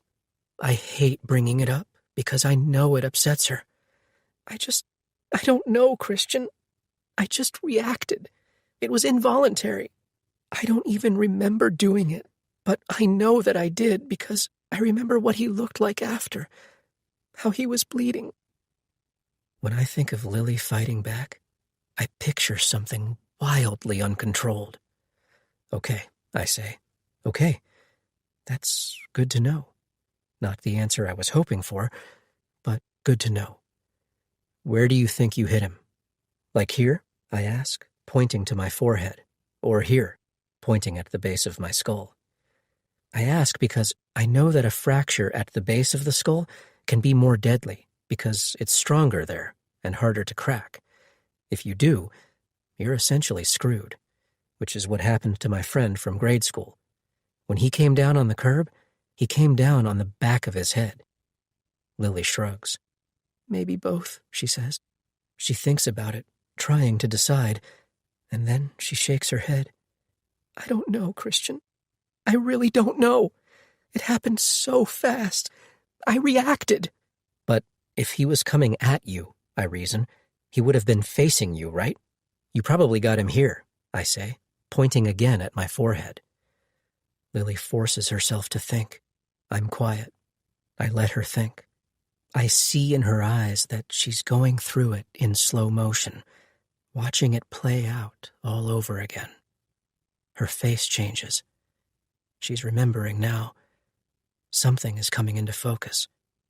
I think I hit him in the forehead, and then I remember that he turned around. He started to walk away from me. I don't know why.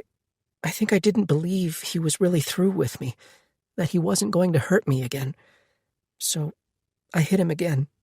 Maybe here, she says, pointing at the back of her skull. That's when he looked at me, over his shoulder, when his eyes went wide, and he fell. I didn't expect that. Lily hit him when his back was turned, when he was walking away. I don't blame her. She was scared. She was a quarter mile from help, at least, and there was nothing to tell her he wasn't going to reel back and come at her again. She wanted to make sure he was subdued. And then that was it, I ask? Then you dropped the rock and ran? Maybe, she says, still non-committal. What do you mean, maybe? I don't know, Christian. I just don't know. I can't remember exactly. She's getting emotional now.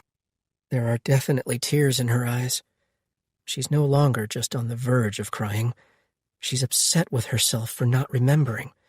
She's upset with me for the way I keep incessantly asking, for the way I keep forcing her to remember something she'd rather forget. Okay, I say, reaching for her, pulling her close to me. It's okay, babe. It doesn't matter. If that wasn't the last time she hit him, when Jake was walking away, then it means Lily hit him again when he was on the ground. At minimum, that's 3 blows. 1 to the forehead, 1 to the back of the head, and a 3rd when he was on the ground, which essentially rules out accidental death because how likely is it that you fall and hit your head in 3 different places? Christian, Lily says, pulling away from me so that I can see her eyes.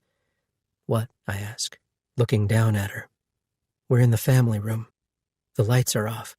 Only the TV is on, the news moving on to other things that are going on in the world, all of which pale in comparison to what's going on with Jake. It's hard to believe there's anything else going on. This, Jake and Lily, is all I can think about. The TV is bright, the color radiating on the side of Lily's face, making her look sickly and distorted. Do you know a lawyer? She asks, her voice cracking. Lily looks small and scared. I'm quick to respond, flippant, because I too am scared, though I'd never admit that to Lily. We don't need a lawyer. We don't, she says, but I might, Christian, if I'm arrested. You won't be arrested. How do you know? Why would they arrest you? Because I killed him, she says. She's crying without reserve now, her shoulders shaking. Stop saying that, I snap. I don't mean to snap at Lily. I never snap at Lily. It's just that if she's going to get away with this, she needs to be careful about what she says. Just because you were both at the same place at the same time means nothing. No one saw you together. You had no motive to kill him. "Look at me, Lily," I say, setting my hands on either side of her wet face and forcing her to look at me. Her makeup has started to bleed. There's a smudge of black under her eyes. "You were there, yes, but you did not see Jake. Do you understand?" I ask. And she dimly nods. "Say it then. Say I did not see Jake Hayes at the forest preserve." Lily says, "I did not see Jake Hayes at the forest preserve." It's weak. She's a worse liar even than me. I've spent a lot of time doing research on the internet over the last week and a half. I know far more about the justice system, forensics, and murder investigations than I ever wanted to know. The thing about an autopsy is that the medical examiner won't just say who Jake is and how he died. Once they rule it a homicide, they'll look for things like a killer's fingerprints, his or her DNA. A dead body is a source of invaluable information. They might find Lily's hair on him, fibers from her clothes, traces of her blood on him. Lily was bleeding too, enough that I put antiseptic and antibacterial ointment on her arms. It could have gotten on Jake. Lily's fingerprints could be on him. Lily is a teacher, which means her fingerprints are in the system. She would be so easy for the police to find. Nina. I wake up in my childhood bed. The bed is small, twin size, so that my legs hang over the spool footrail and my body fills the whole mattress. The bed hasn't been slept in ages. Last night, before she went to sleep, my mother washed the flannel sheets for me so that they were still warm and snuggly when I climbed in, wearing a pair of her own knit pajamas and socks. I drifted right to sleep, though it was a fitful sleep, and my dreams were chaotic and illogical. I think I must have had a nightmare because I remember at one point waking up to my mother's shadow perched on the edge of the bed beside me, her warm hand stroking my hair, her indulgent voice crooning, "Shh, there now. You're okay, honey. Go back to sleep." Or maybe that was part of my dream. It rained during the night. There is a skylight in the room above the bed. For the better part of the night, rain battered the window, though in my dreams, it was the sound of a little boy beating sticks on a drum. The weekend comes and goes. My mother and I don't leave her house, because there is no need. For 2 days and 3 nights, we stay hidden inside. It's still dark Monday morning when the alarm on my phone goes off. I need to get up and get ready for work. I have to borrow clothes. I feel guilty for leaving the cat home alone. But cats are resilient like that. She has an automatic feeder and a water fountain. She's always fine when Jake and I are gone. I only have someone look in on her if we're gone for more than 2 days. I'll check on her tonight and pack a bag for myself for the week. I pull myself from the bed and go to the bathroom. My mother left a few things in the bathroom for me to wear. The shower, like the bed, is smaller than I remember. It's 1980s era, with glass block windows that, in daylight, allow the filtered light in. The thick blocks of translucent glass are supposed to provide privacy, but also light. In theory, no one can see in. And maybe it's only the paranoia speaking, but I find it unlikely that if someone was standing in the yard outside the bathroom window, they wouldn't be able to make out the shape of me standing naked in the shower, even if they couldn't make out the details. I shower in the dark, with the bathroom light off just in case. When I'm ready, I leave and drive to work. I get there early so I don't risk running into Lily on the way in. I don't want to see Lily now. I don't know what I'd say to her. My classroom faces the staff parking lot. Once inside my room, I stand by the window waiting for her to arrive. When she does, I watch as Lily moves gracefully from her car to the building. She walks alone. She is beautiful, dressed in a black jumpsuit and flats, carrying a bag practically as big as her because Lily is so thread-like and petite. Her hair is braided on the side today. It lies over a shoulder, and I think how very naive-like she looks. I wonder if she truly is, or if there is more to Lily Scott than I know. It's 5th period English. I'm standing in front of the room, leaned against my desk teaching, or trying to anyway. We're reading Romeo and Juliet aloud in class.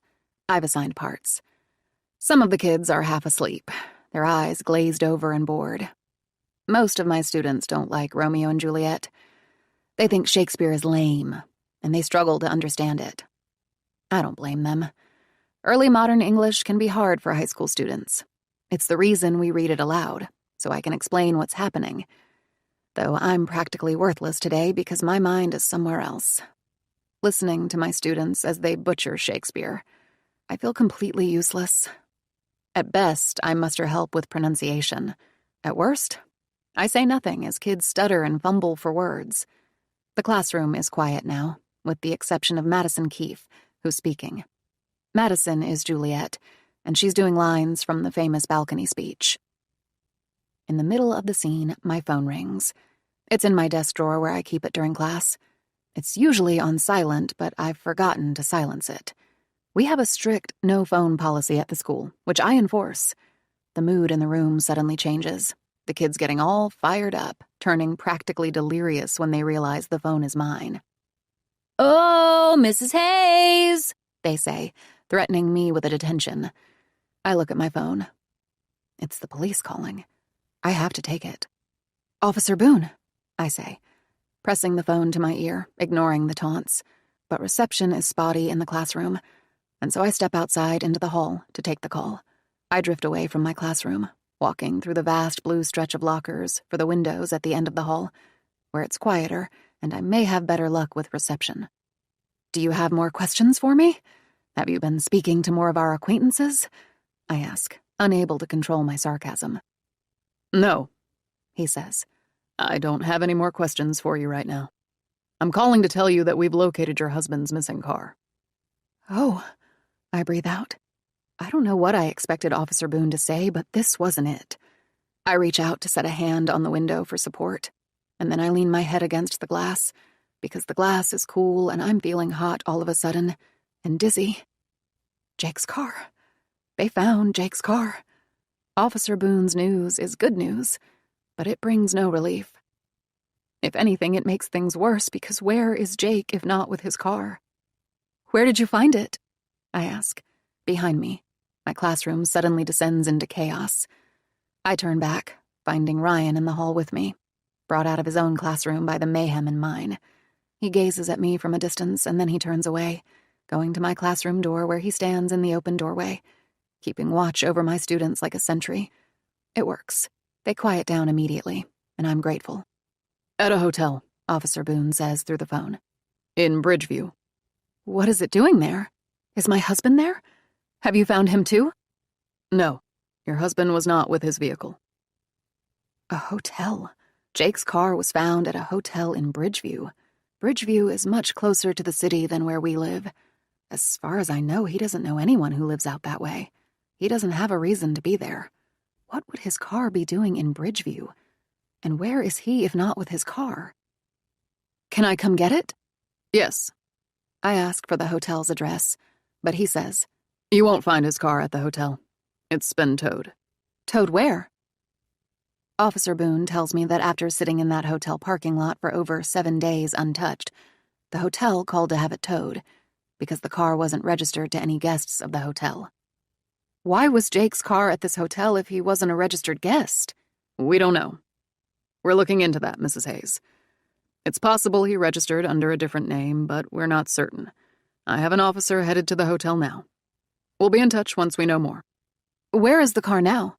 I ask. He tells me that Jake's car was towed and impounded. He says that I can come claim it.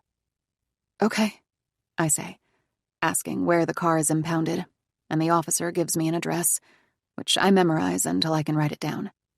"I'll be there this afternoon," I say, "as soon as I can." Ryan is watching me as I end the call with Officer Boone. I come back down the hall, feeling overwhelmed, trying to make sense of this. Ryan comes toward me, meeting me in the middle, somewhere between the endless sea of blue lockers. "Are you okay?" he asks, his head angled, his features open and soft. I gaze up at him. I shake my head, breathless, searching for words. When I find them, I say, "The police found Jake's car." "What do you mean they found his car?" There is so much I haven't told Ryan. The last he knows is what I told him that afternoon in the school parking lot, that Jake left me. He doesn't know what's transpired since, because it's all happening so fast. There is a lot I haven't told you, I say, feeling guilty, though I don't know why. I have no responsibility to tell Ryan what's happening with Jake. Still, I think of the last time he and I really talked about Jake, standing in the parking lot the same day I discovered the tracking device on my car, with Ryan's warm, tender hand on my elbow, and him saying to me, "Then he's an idiot," about Jake. My husband didn't leave me after all. I was wrong about that. Something has happened to him. His eyebrows pull together in concern. He tilts his head. What do you mean something has happened to him? I mean he's missing. I've filed a missing persons report with the police. The police are looking for him. Oh my God, Nina. That's terrible. Where was his car? He reaches forward to give my shoulder a gentle squeeze. Ryan's eyes are solicitous. They're warm. He's attentive, waiting quietly for me to speak, though my mind has gone to a dark place, thinking the worst if Jake has been separated from his car. Wherever he is, Jake has no money, no phone, and now no car either. At a hotel in Bridgeview, I say, hearing the subtle despair in my voice. Bridgeview? He asks. What was your husband doing at a hotel in Bridgeview? I don't know. The police say he wasn't a registered guest, but that maybe he registered under a fake name. I practically beg when I ask. Why would someone do something like that, Ryan? He opens his mouth to say something, but before he can speak, my classroom gets loud again. Maybe it's better that way. I don't know that I want to know the answer anyway. That Jake met somebody at this hotel. I throw a glance over my shoulder toward the open door. My student teacher is in there with my class, but any attempts he's made to quiet them are futile. I should go, I say. I feel Ryan's hand come down on my arm, stopping me. Do you need a ride? He volunteers before I can leave. To the auto pound? Yes. No, I say, shaking my head. I have my car. I can drive myself. Gently, he reminds me. You won't be able to drive both cars back, Nina. Once you pick up your husband's, let me take you. Oh, my eyes lower. I'm so stupid. I didn't think of that. I would have driven out to the auto pound only to realize I couldn't get 2 cars back by myself. You're not stupid. I'll take you. That's sweet of you to offer. But no, I say. I can't ask you to do that. I'll just get an Uber. Don't be ridiculous. I'll take you, he says again, with some finality. Those places can be sketchy. I'm not worried about whether I'll be safe. I'm just anxious to have Jake's car back. But I realize there is no use arguing with him about it, and so I acquiesce. I say, okay, thank you. I appreciate it. I get through the rest of the day, and then at the end of it, Ryan follows me to my house in his car. I pull into the garage, and he waits for me while I run inside to get Jake's spare key fob from the box by the door. I call my mother and tell her I'll be late, but I don't say why. I don't want to worry her. In Ryan's car, I can barely sit still. I fidget with practically everything that comes within reach. He has the radio on, and the music is quiet, calming background noise. Do you have everything you need to get the car? He asks. I think so, I say. I have his key, proof of ownership, and the vehicle's VIN number. Can you think of anything I might be forgetting? I don't think so. You have your driver's license? Yes. Everything is going to be okay, Nina, he says, because he can see how worried I am. I appreciate it. Still, Ryan doesn't know that for a fact. He doesn't know that everything is going to be okay. I hope you're right, I say. We're quiet for a while. I don't feel much like talking. I stare out the window, watching the world pass by.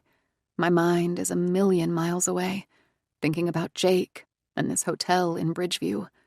Why would Jake have gone there? Ryan says, I'm surprised you didn't tell me what was happening with your husband sooner. As he pulls onto the expressway and toward the auto pound.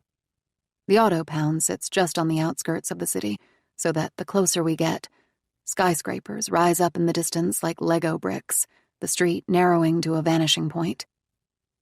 His voice sounds almost hurt, and again, I feel guilty for not telling him. I hear myself apologize. "I'm sorry, Ryan. It wasn't anything intentional. I really thought Jake had left me. It's only in the last few days that the situation changed." "What changed?" he asks. "My mother thought she saw Jake at our home last Saturday, but she was wrong. It wasn't Jake. Someone broke into my home, which is terrifying, but it also means that no one has laid eyes on Jake in 2 weeks. He isn't using his phone or his credit cards. He hasn't taken money from the bank. I don't know what he's doing for shelter, for food, or if he's even alive." "Jesus," he says. "Nina, I'm so sorry." He glances sideways at me. "I wish you would have talked to me. I hate to think that you've been going through all this these last few days alone." "I'm not entirely alone. I have my mother," I say, "and the police. They've been looking for Jake." "Still," he says. "I could have done something.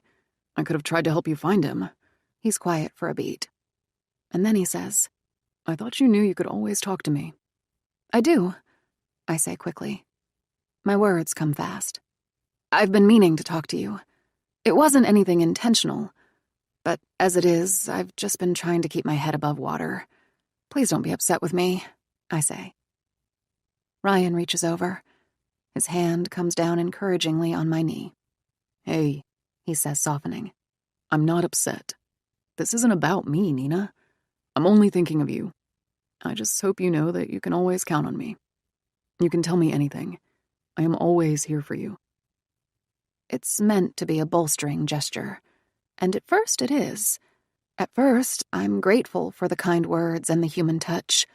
Tears prick my eyes and I feel suddenly overcome with emotion. Thank you. That means so much to me. Really. But then, I look down at his hand. He hasn't moved it. It's still on my knee. I'm wearing my mother's dress and am suddenly aware of how short it is on me, because I'm taller than her. When I stood, looking at myself in the mirror at her house, it had come just above the knee. I thought it was completely appropriate and not at all suggestive. I'm always cognizant of this, because I work with teenagers, especially teenage boys. I didn't think what would happen when I sat down, how the skirt would ride up to the upper thigh. Though, to be fair, my legs are only ever under my desk when I sit. No one ever sees my legs. "So, where do you think he is?" Ryan asks. He strokes my knee. It's subtle, just the brush of his thumb skinning my leg. I resist the urge to cross my legs, knowing it will only reveal more if I do. "I don't know," I say, though my throat is dry and it's hard to speak. "Had he been having trouble with anyone? Or was there an issue at work?" "I don't think so." "Can you think of any reason why he would go to Bridgeview?" I swallow against a knot in my throat. "No," I say, risking a glance at Ryan, conscious of his eyes on my thighs. He catches me looking at him, and his eyes shift from my leg to my face, where he stares at me, not blinking. He doesn't move his hand.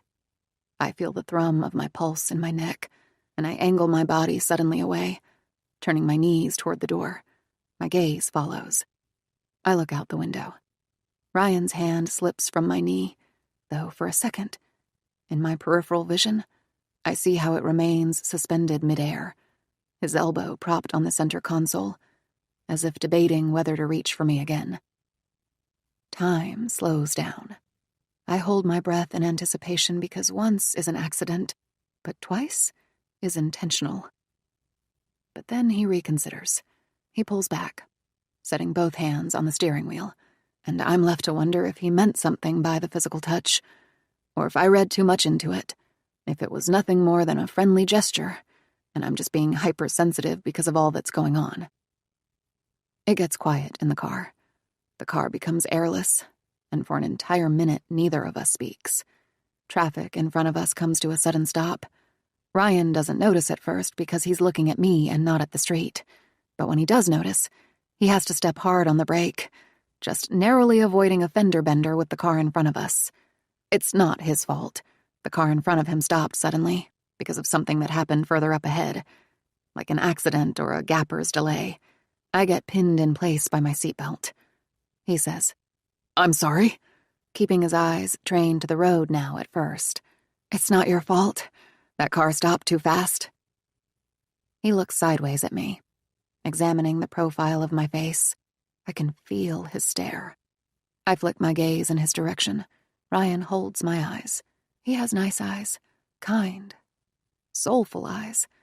But for the first time, I wonder if there is something insincere and unkind in them, too. Traffic begins to flow again, and my seatbelt unleashes me. Ryan looks away, releasing my eyes. The relief is immediate. When I can, I tug down on the hem of my skirt. We pull off the expressway and onto some two-lane road with more semi-trucks than cars. We drive along the road, quiet, neither of us speaking. Eventually, we come to a gravel lot where the words "Auto Pound" and a phone number are written on a sign on a gate. Ryan pulls into the lot. "You can just drop me off here," I say, pointing to the office for the Auto Pound, which is in a trailer. "Let me park," he says. "I'll come in with you." But I don't want him to come in with me. I want suddenly more than anything to be alone. "No, please don't," I say. "I'm fine." "Don't be ridiculous, Nina," he says, leaning forward in his seat to take in the Auto Pound. "Look at this place. I can't leave you alone here." "I'm not alone," I say, because there is an attendant in the parking lot. Though from the looks of things, I'm not so sure he's not an ex-con. Ryan slows to a stop. I don't wait for him to park. I open the car door and I step outside, leaning my head back in to say, "Seriously, I'll be fine. You've done me a huge favor. Now go home. I'll text you and let you know when I'm safe." I let the door slam closed. I turn and walk away, hoping he doesn't stay anyway, despite me telling him to leave. I listen to his idling engine, grateful when I finally hear the sound of tires moving across gravel. Only then do I turn back just in time to see him pull from the lot for the street, the gravel upset so that dust rises into the air, obscuring my view of his car. I exhale. My shoulders relax. I still feel his hand on my knee. The Auto Pound is wedged between train tracks in a very industrial part of town. The air becomes reverberant when trains pass by, which they do, many times while I wait for Jake's car. The air smells putrid, like sulfur from nearby factories, as black smoke rises up into the sky. I take in the broken down and damaged cars around me, conceivably hundreds of them, which have been abandoned by their owners or confiscated by the police. I don't have any trouble getting the car, but between the impound and the towing fees, it costs me almost $1,000 to get it back. The police searched Jake's car. They didn't need a warrant to do so because it's routine, I'm told, for impounded vehicles to be searched. But they found nothing of concern. Nothing indicative of foul play, and nothing to tell me where Jake is. When I finally see it, Jake's car looks so dirty and unfitting in this lot. I gasp at the sight of it before opening the door and letting myself into the car, sinking into the seat where Jake should be. I drive home, through rush hour traffic. I stay cognizant of the cars behind me, convinced a pair of headlights follows me almost the whole way home. I signal and switch lanes, hoping to lose this other car, but it only mimics my movements, following me into the other lane. Instinctively, I lift my foot off the gas. Jake's car slows, from 60 miles per hour to 50. I wait for this other car to get impatient and go around me, but it doesn't. Like me, it drops speed, and then when I speed up again, it drives faster. The car keeps enough distance between us that I can't get a good view of the driver or the car, but not so much distance that it risks losing me. My exit approaches. I wait until the last minute to signal and switch lanes, and then leave the expressway, spinning down the exit ramp, slowing. This other car does the same. I watch this other car in growing dismay, my eyes more on the rearview mirror than on the street in front of me, so that I drift from the edge of the road and onto the rumble strips, making noise. Startled, I jerk the car back into place, my hands shaking on the steering wheel. Just off the expressway, I merge onto a 4-lane highway. I signal again and move into the left lane. I watch in my rearview mirror as 3 cars back. This other car copies me, pulling behind a pickup truck. The cars in front of me slow to a stop. I don't know where I find the nerve. I think it has something to do with all the cars and how I don't think anyone would do anything to hurt me with so many witnesses watching on. At a red light, I slip the car into park. I open the door and step out. It's a knee-jerk reaction. I don't think, I just do. I'm out of the car before I can stop myself, stepping onto the pavement. The air around me is overwhelmingly loud with traffic. The noise and the cool air come as a shock to my system as the hem of my skirt lifts in the wind. I push it down. I leave the car door open, while other drivers watch on in disbelief. I walk unthinking along the side of the road to where this other car also waits for the light to turn green. I don't have to see the driver's face to know who it is. As I get close, I recognize the car. I should have known. Still, I feel practically queasy as his face comes into view, though it's a side view only, because he's looking down at something, and I think that it's probably his phone in his hands or on his lap. He doesn't see what I've done, that I'm standing just outside his car watching him. I walk forward. I thump on the window with the heel of my hand. He jumps and looks sharply up, my shadow falling over him. His face changes, turning staggered. He laughs to hide his guilt and shock. The light behind me must turn green, because traffic in the right lane starts to move forward, though the left lane can't, because my car is in the way. It starts with 1 car honking, and then soon, the air reverberates with the sound of car horns. Ryan looks ahead at the green light. He looks in the other lane at the moving cars. He lowers his window. "What are you doing, Nina?" he asks, as if I'm the one in the wrong. He looks at me like I've lost my mind. "What am I doing? What are you doing?" I ask back. "You're blocking traffic, Nina," he says, the voice of reason, as if I don't already know that I'm blocking traffic. "Come on, lady!" Someone screams out a car window at me. "Are you following me, Ryan?" Ryan says no. He tries telling me some bullshit story about how he was just on his way home and how it's a coincidence that we've run into each other like this. "You're lying!" I practically shout. "I've been watching you in my rearview mirror for miles. You're following me. Why are you following me? Why are you lying to me?" Ryan gives in. His posture changes and he says, "I was worried about you, Nina. I didn't like leaving you at that place all alone. I wanted to make sure you got home okay." This means Ryan pulled out of the parking lot and went and hid somewhere, watching, waiting until I left too. "I told you I would text you when I got home." He shrugs. "You can't be mad at me for worrying about you. I just want to be a good friend, Nina." "Then leave me alone," I say. "If you want to be a good friend, then stop following me." I move backward and away from him. "Wait, Nina, stop," he says. I say nothing and I don't stop. I turn and jog back toward my car, sliding in the open door. Cars in the left lane are signaling and moving into the right lane to get around me. Some just go, but others blast their horn as they pass. The cars directly behind me leave too, so that soon, Ryan's is in my rearview mirror, though there is a gap between us 2 cars long. I wait him out. I watch in my rearview mirror for a long time until he finally switches lanes and goes around me. I follow his taillights with my eyes until he gets swallowed up in traffic. Only then do I drive. I'm still shaking when I get home. I pull into the garage when I get there. It's after 6 now, and I still have to pack a bag, take care of the cat, and drive back to my mother's house tonight. The sun has just dipped beneath the horizon, and the sky is a fiery orange. I close the garage door, waiting to get out of the car until it's shut, and I know for certain I'm safe and alone. And then I do my own search of the vehicle, shocked by what I find.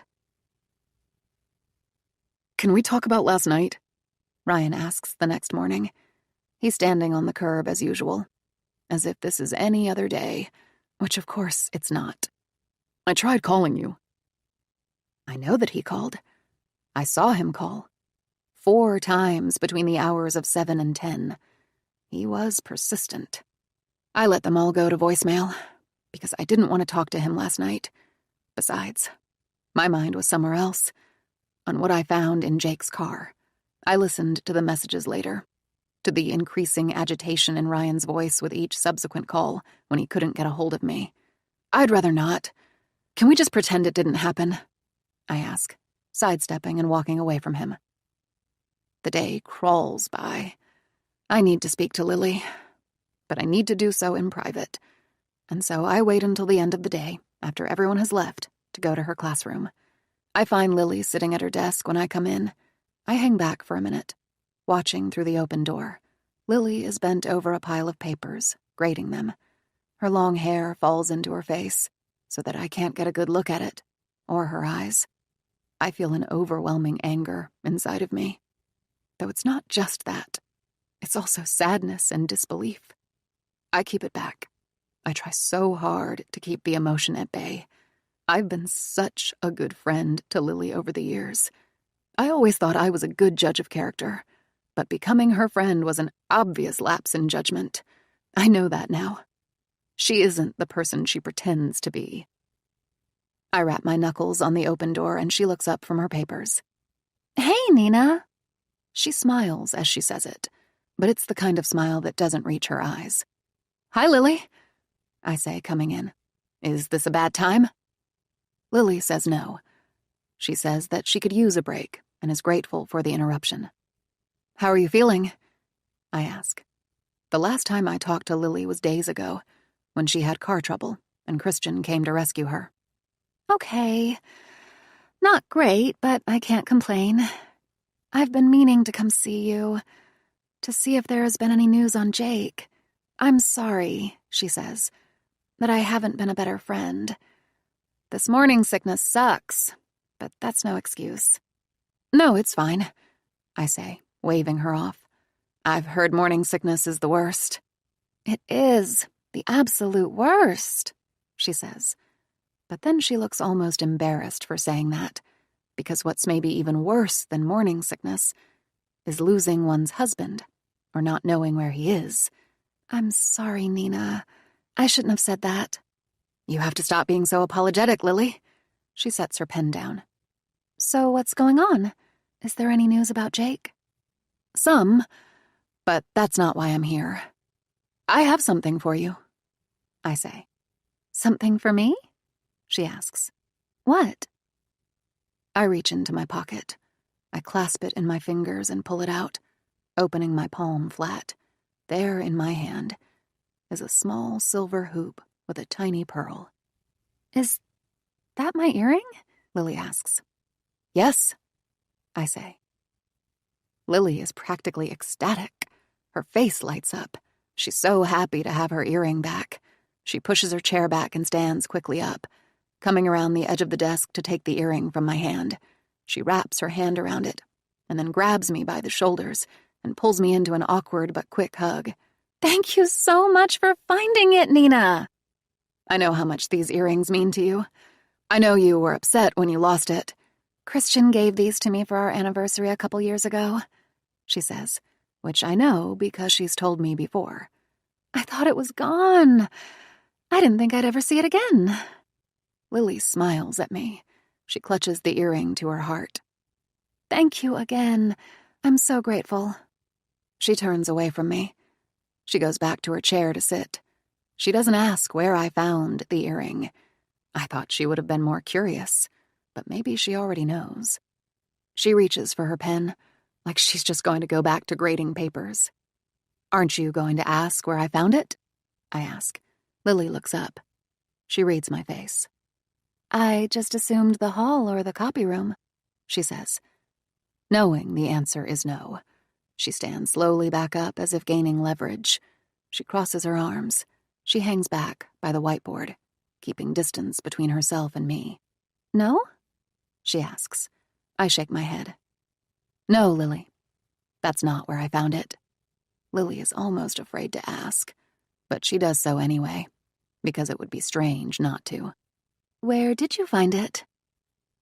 Imagine my surprise when last night I searched Jake's car after getting home from the auto pound. I didn't know what I was looking for, but just any little thing the police might have missed that could provide details of Jake's last day, or of his disappearance. Something innocuous but revelatory, like a store receipt that would have told me where he'd been. I found the earring on the floor in the back seat of Jake's car. At first, I didn't know whose it was. I thought maybe it was mine. It was dark in the garage, and I couldn't get a good look at it. I got out of the car and held it up to the light. I knew almost immediately then that it was Lily's. Silver hoops are generally unremarkable, but the pearl gave it away. They're pretty earrings, simple but still on trend, and the hoop is minimalist enough to put the small pearl on display. Standing in the garage, I stared at the earring open-mouthed and at a complete loss. My breath had changed. It was hot in the garage all of a sudden, and harder to breathe. I wondered what it was doing there, how Lily's missing earring had wound up in the back seat of my husband's car.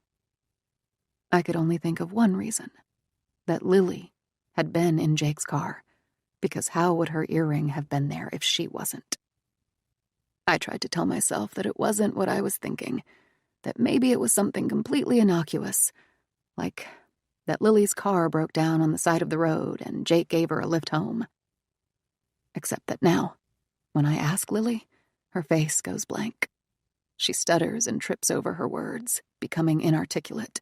She can't come up with a lie to save her life. Christian. Every day is like New Year's Eve and waiting for the ball to drop, except that when the ball does drop, we won't be celebrating. Jake's body will have been identified. Everyone will know where he is, and that he's dead, and soon enough, they'll know who did it. Identifying a body takes time. The medical examiner might be backed up, or a fingerprint match might be harder to make because of the level of decomposition. I don't ever want them to identify his body, but I also can't stand the anticipation. Lily calls me that afternoon when I'm at work, and she's on her way home from school. It's unlike her to call me at work. Usually she texts because she doesn't like to interrupt me if I'm busy. She'll text and say something like, "Can you talk?" and then waits for me to call her. I'm sitting at my desk, responding to an email from a client when my cell rings. "Hey," I say, answering. "Is everything okay?" Lily says, "She found my earring." It takes a moment to process. "The one I gave you?" I ask. This is good news, then. I think often of that day Lily sat in the chair in our family room and told me what Jake had done to her, but not before first confessing to the lost earring. "I'm sorry. I lost one," she'd said, crying, as if I would care. Lily had been upset that the earring was gone. I was upset too, but not as upset as Lily. Lily loved those earrings, and symbolically, they meant something to us. 5 years of marriage. 20% of marriages end in divorce within 5 years. It felt like an accomplishment, like something worth celebrating. I'm not superstitious. I didn't think her losing one was prophetic. But still, it's good to have that earring back because I know how much she loved them and how much they meant to her. "Yes," Lily says, though I can't help but think that Lily is upset about something. Her words are too cryptic, too clipped. "That's great news," I say, as if trying to convince her. "Who found it?" "Nina." "Where was it?" I ask. There is a hesitation on the other end of the line, and I think that it cut out, that Lily didn't hear me. I ask again, "Where was it, Lily? Where did she find it?" Lily says, "In Jake's car."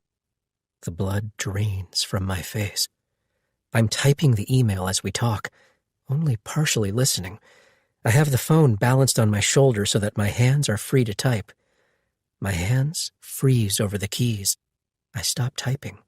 I reach for the phone, holding it in a hand so that I can get up from the desk to go and shut the office door for privacy. "Whoa," I say, whispering now because even with the door shut, I don't know what people on the other side of it can hear. "Back up, Lily. What do you mean, in Jake's car?" Since when did Nina find Jake's car? It feels like the walls are closing in on me, like the room is getting smaller. Yesterday, the police called her. It was impounded for being illegally parked. You didn't tell me. I didn't know. Not until today when she told me. What exactly did she say? That the police called about the car. She went to claim it, and then last night, when she got home, she searched the car and found the earring. This is happening fast. I'm having trouble wrapping my head around it. I'm trying not to panic, but to process things. Sooner or later, the car was going to be found. I knew that. Lily had to know that. It couldn't sit in that hotel lot forever. Our goal wasn't to make it disappear forever, but to take it away from the place where Lily was seen and where Jake was killed. I sit back down. I ask the obvious question. How did your earring get into Jake's car, Lily? Lily says, I don't know. I don't know, Christian. And I can practically see her wheels spinning. I was thinking, could it have somehow been on you when you moved his car that night? Or do you think maybe Jake made it back to his car after I hit him, and the earring was on him? But then... Her voice drifts.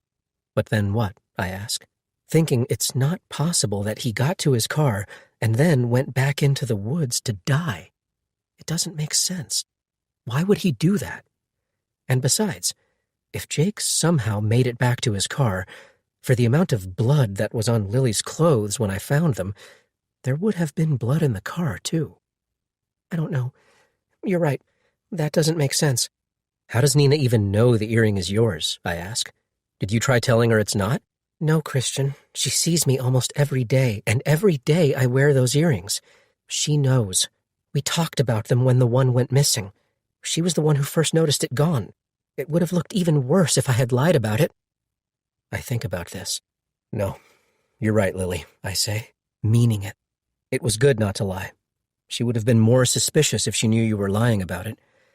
What did you say to her? What was your reason for the earring being in Jake's car? Nothing, she says. And I imagine Lily's shocked expression when Nina revealed the earring to her, which is probably not unlike the look on my face right now. I didn't have one. I just said it was so strange that it would be in Jake's car. I couldn't explain it. I changed the subject, saying how happy she must be to have Jake's car back, and that, with any luck, the police will soon find Jake, too. This is bad. This is really bad. I can't think of one logical reason why Lily's missing earring would have wound up in Jake's car, unless Lily is right, and the earring was somehow attached to me, like on my coat. I tried to be so careful, too. I wore gloves.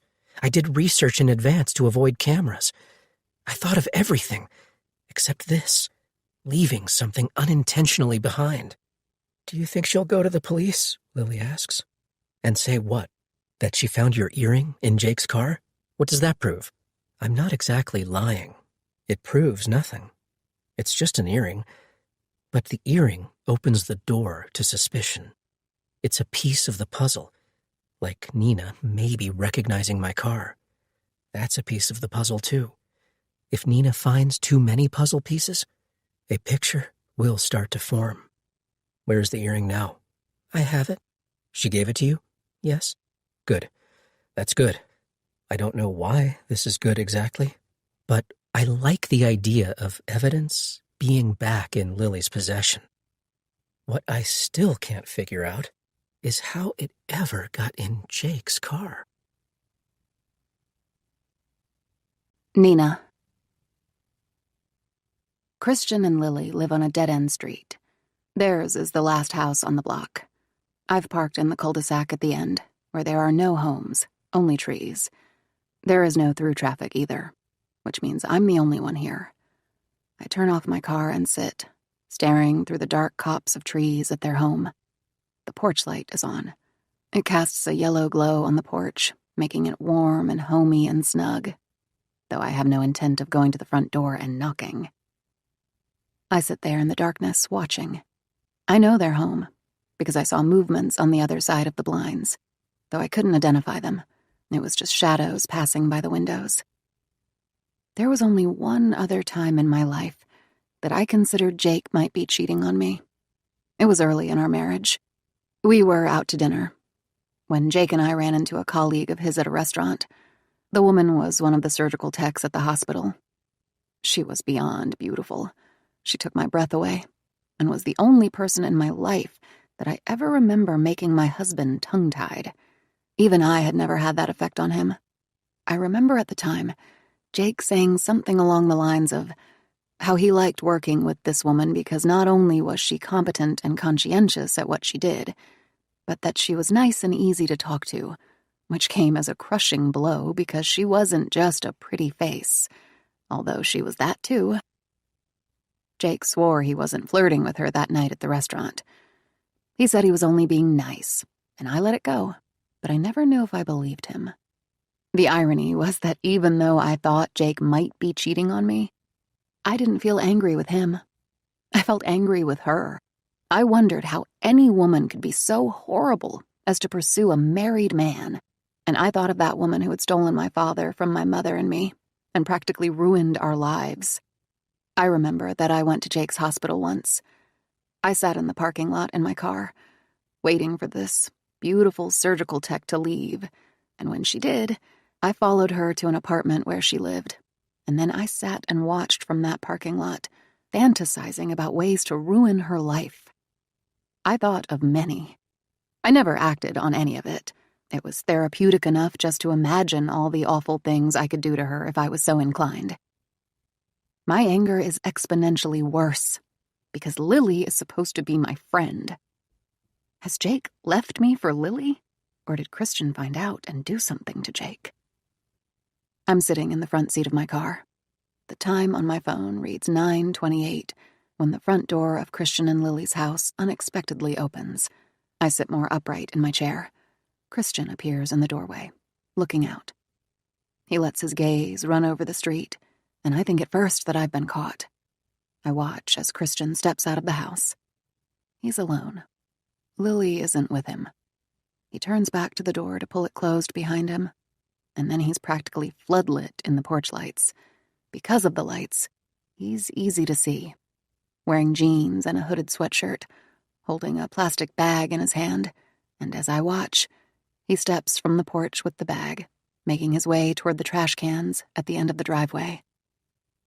I sink low in my seat as Christian approaches. My car can't be 30 feet away, though it's shrouded in darkness. The porch lights don't reach this far, so Christian is far less conspicuous here, no longer spotlighted. Now he's a mere silhouette. I can only make out the contour of him, blending into the darkness of the street. Christian doesn't go to the garbage bins to throw the bag away as I expected. Instead, he walks straight past them, and I watch entranced as he comes to the street, turns and walks along the edge of it with the plastic bag suspended from his hand. I sit motionless, watching through the windshield as Christian grows smaller with the distance. He walks so far that eventually I can't see his silhouette.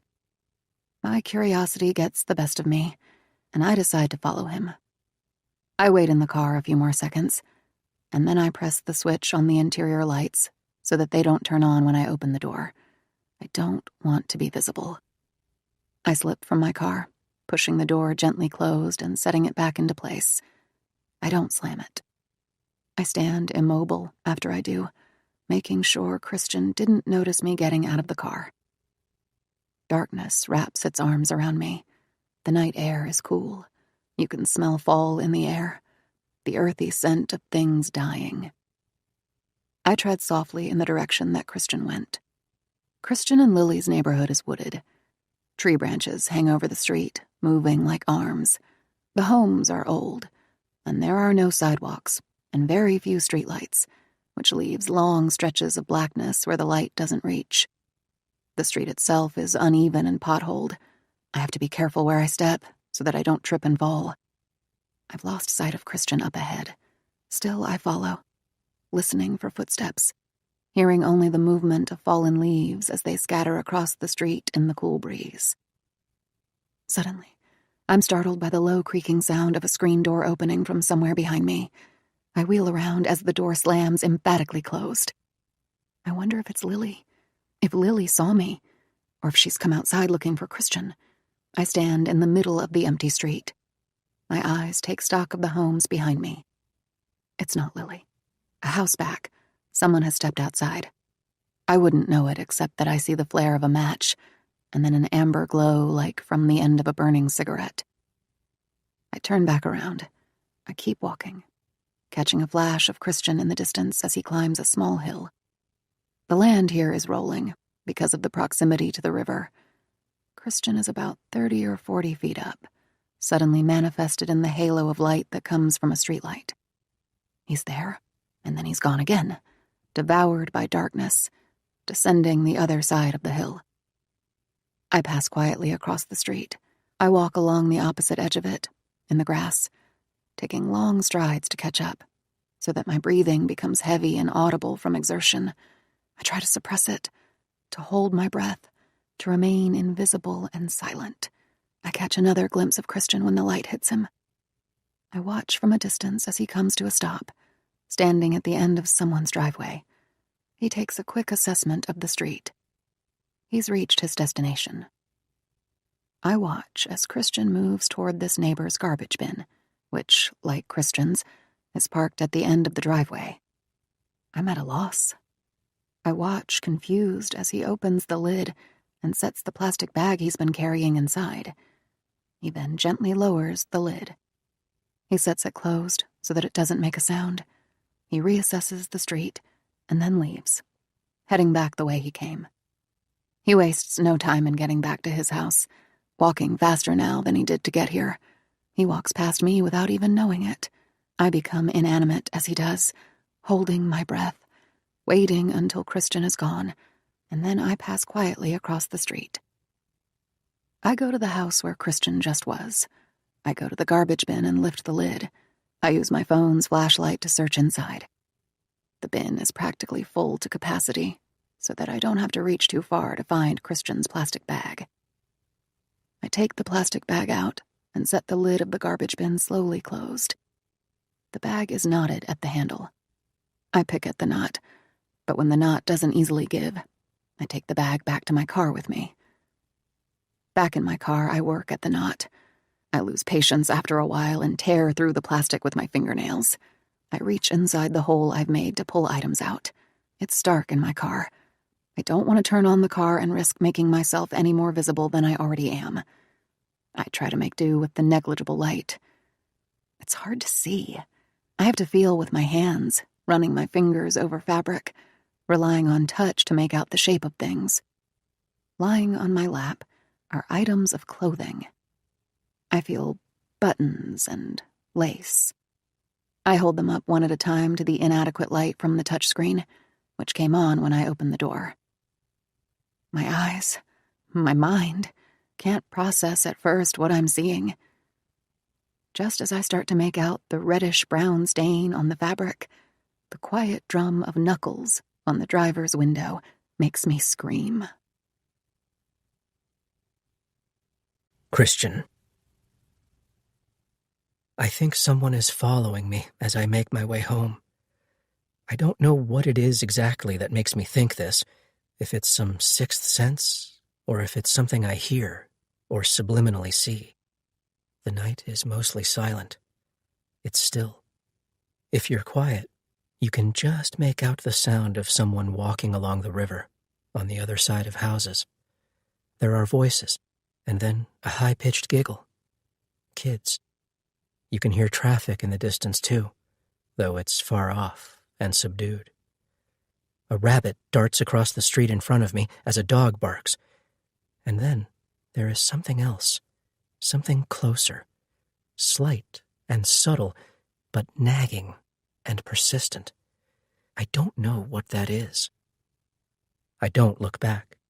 I keep going. I tell myself it's only guilt, that it's my conscience speaking. Lily's and my house sits at the end of the street. The outside lights are on, but beyond our home, it's blackness. Lily is inside the house, washing up for bed. We didn't talk much tonight. Lily was quiet, shaken from her conversation with Nina. Our stress levels have reached new heights. I make my way up the driveway, but I don't go inside. I walk around to the side of the house, away from the porch lights, where I lie in wait in the shadows beside our home. A cool breeze sweeps up out of nowhere, moving my hair. At the same time, a woman walks through a shaft of light coming from the street lamp, and I would think that it was a neighbor taking a walk or walking a dog, except that as I look, Nina Hayes's face comes slowly into focus. My heart races inside of me as I study her hair and her face, my eyes descending her body until I come to the bag in her hand, the same bag that I just left in a garbage can down the street to get rid of the evidence of what Lily did to Jake. I didn't want to leave it in our own garbage can in case someone found it. My thoughts race. Nina was watching me. She was following me. She has the bag with Lily's blood-soaked clothes. I watch in disbelief as Nina walks straight past the end of our driveway, as if to leave with the bag, and if not for the sound of a car door opening and then closing, I wouldn't know she'd parked where the road dead ends. I can't let her leave with that bag. If I do, everything Lily and I have done up to this point is all for naught. I don't think. I react. It's not conscious. 1 minute, I'm standing on the side of the house, watching Nina, and the next, I'm moving down the driveway for the street, feeling like I would do anything, absolutely anything, to get that bag back, to stop Nina from seeing what she's about to see. I come to her Tesla, parked in the darkness. I stand less than 3 feet from the car. My muscles tighten. Everything feels suddenly more acute. My senses are heightened, honed. I have razor-sharp focus. Nina's fingers pick at the knot, removing things from the bag. I'm too late. She's already seen what's inside. I rap on the window, feeling something inside of me turn stone cold. At this end of the street, the road narrows and slightly turns. The trees close in on you, making those safe, warm, cozy house lights feel very far away. There is a barricade at the end of the street, and then, on the other side of it, nothing but trees. If you forge a path through the trees, you come to the river. The river isn't incredibly deep, maybe 6 or 7 feet. It's the type of river that's slow and meandering. I hear it from here. Nina turns at the sound of my knock. There is this split second of calm before the storm. In that second, I see myself reach out for the door handle. It's something out of body and uncontrolled. A reflex. The door opens, and Nina is suddenly aglow in the interior car lights, the open bag on her lap, a look of shock and horror on her face. I see my hand reach inside the car. I feel myself take a fistful of Nina's clothes in my hand, the collar or the lapels of her jacket, I don't even know what, and pull, dragging her out of the car while she pushes away with her hands, trying to resist, saying things like, "Christian," and "What the fuck," and "What do you think you're doing?" All I can think about in this moment is undoing this thing that has just happened. Nina got the bag. She saw what was inside. She knows. I have to find a way to negate that, because no one can know what was inside that bag. Nina yelps. She fights against me, but I am either physically stronger than she is, or my willpower is stronger. I overpower her. She comes sliding out of the leather car seat as if she weighs nothing. Her feet don't reach the earth first, and so she falls sideways out. I make no attempt to stop her from falling or to cushion her blow, so that when she lands hard on a hip, looking up at me as if hurt, as if offended, as if I might reach out and help her to her feet, though the expression on her face changes when she sees the expression on mine. "Please," she begs. With a foot, I kick her over onto her back. Nina yells, but then, as she lies supine on the street beside her car, I fall on top of her. I straddle her between my thighs as she thrashes beneath me, bucking at the hips, arching her back, pushing up on my chin with the heel of her hand, kicking her feet, thrusting backward. I press my hands to her mouth and to her nose, pushing hard, interlocking my hands so that her eyes are wide and she struggles to breathe, held in place by my body weight. She grabs for my wrists, desperate and scared, her whole body trying to push up against the street. Nina squirms, and I count the seconds that she's deprived of oxygen in my head, wondering how long it takes for a person to succumb to oxygen deprivation, to die. I count to 5, to 10, to 20, to 30. Nina fights back, and somehow, in the process, she manages to knock my hands from her face. She arches her back and takes a gasping, sucking breath. Without thinking, I move my hands to either side of her face, by her ears. I take hold of her face. My grip is tight, squeezing her like the jaws of a vice. Now that her mouth is freed, Nina is able to scream, and when she does, it's desperate, full-throated, loud. My only thought is to shut her up, to shut her the fuck up, to make her stop screaming before someone like Lily hears, to make her stop. Gravel digs into my knees and my shins as I pull up hard on her head, lifting her neck and torso from the street, bending her forward at the neck, gaining momentum, and then propelling her back down to the street. I pull up for a second time. Nina's hands clutch me by the forearms. Her nails dig in because this time she knows what's to come. She knows what's happening. She tries to resist, but I overcome. I take her head and slam it back down against the street. The sound of her skull hitting concrete is low and dull, sickening. Her body jerks and strains, her desperate scream reduced to a whimper, which is in every way basic and primal. Her body dying, the life slowly leaving it. Nina's grip on my forearms loosens. Her hands fall away from me, splaying at her sides, and I could be done. I could haul her into the trees and leave her there to die, though if I do, there is still the chance that she could drag herself along the street for help. I need to finish this. I need to be done. I pull back up on Nina's head. I'm able to pull higher this time because there is less resistance. Her body simply gives. Beneath me, Nina still moves, but she no longer bucks and kicks. Instead, she wriggles, a slow sliding from side to side, like a worm. She moans. Her head hangs heavy, like an infant that can't hold its own head up.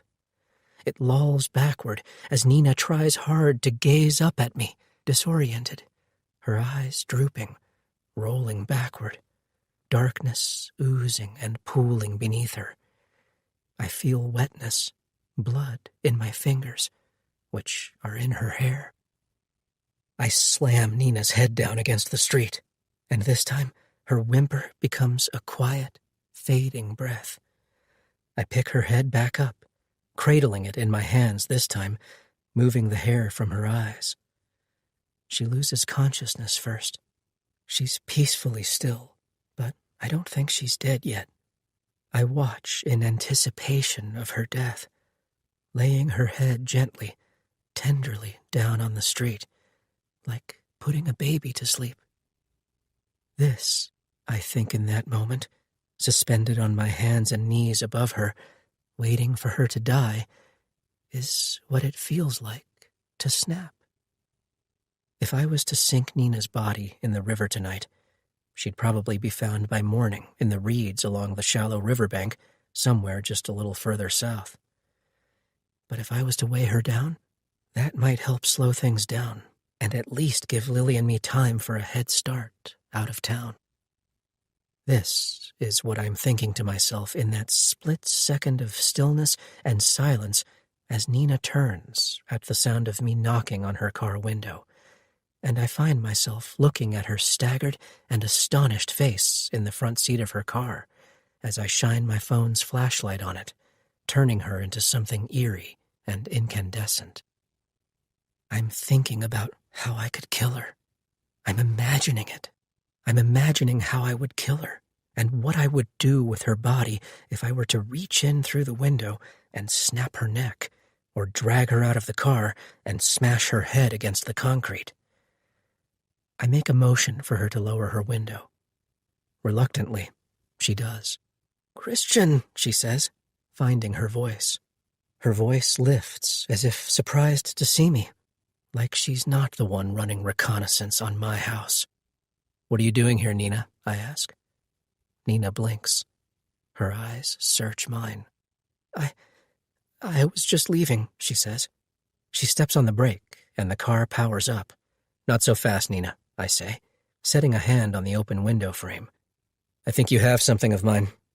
"What is this, Christian?" she asks, her voice breathless and desperate. "Is that blood?" Nina bites down on her lip. Her eyes are narrowed, her breathing fast and shallow, and I know that she's thinking the worst, that the blood belongs to Jake, and she's right. She's putting the pieces together. Lily's earring, my car, the blood, and coming to the realization that Jake probably isn't okay. I could tell her what happened. I could go with the truth. I could say that Jake attacked Lily and that Lily fought back to protect herself, that if she didn't kill him, he might have killed her. "The baby," I say instead, by instinct, "didn't make it."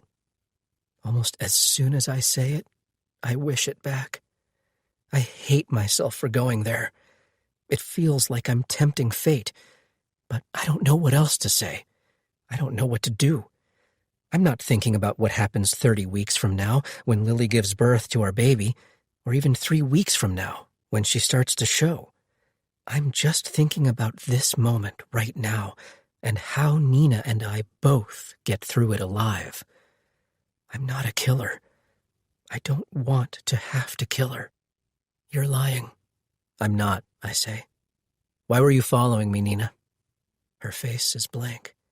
"I want to talk to Lily. I want to see Lily," she says. "Lily isn't up for seeing anyone tonight. She's upset." "Where is Jake? What did you do to Jake?" she asks, her voice turning shrill. "I saw your car on that video, Christian. I know it was you. I know you were in my house. What did you do to Jake?" she asks again. "Nothing," I say. "I didn't do anything to Jake. He's your husband, Nina. Why don't you tell me where he is?"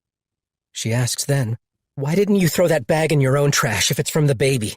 Why did you hide it down the street?" "Because I didn't want Lily to come across it by accident. She's devastated," I say, "as you can imagine." The first baby we lost hit the hardest for Lily. She cried for weeks.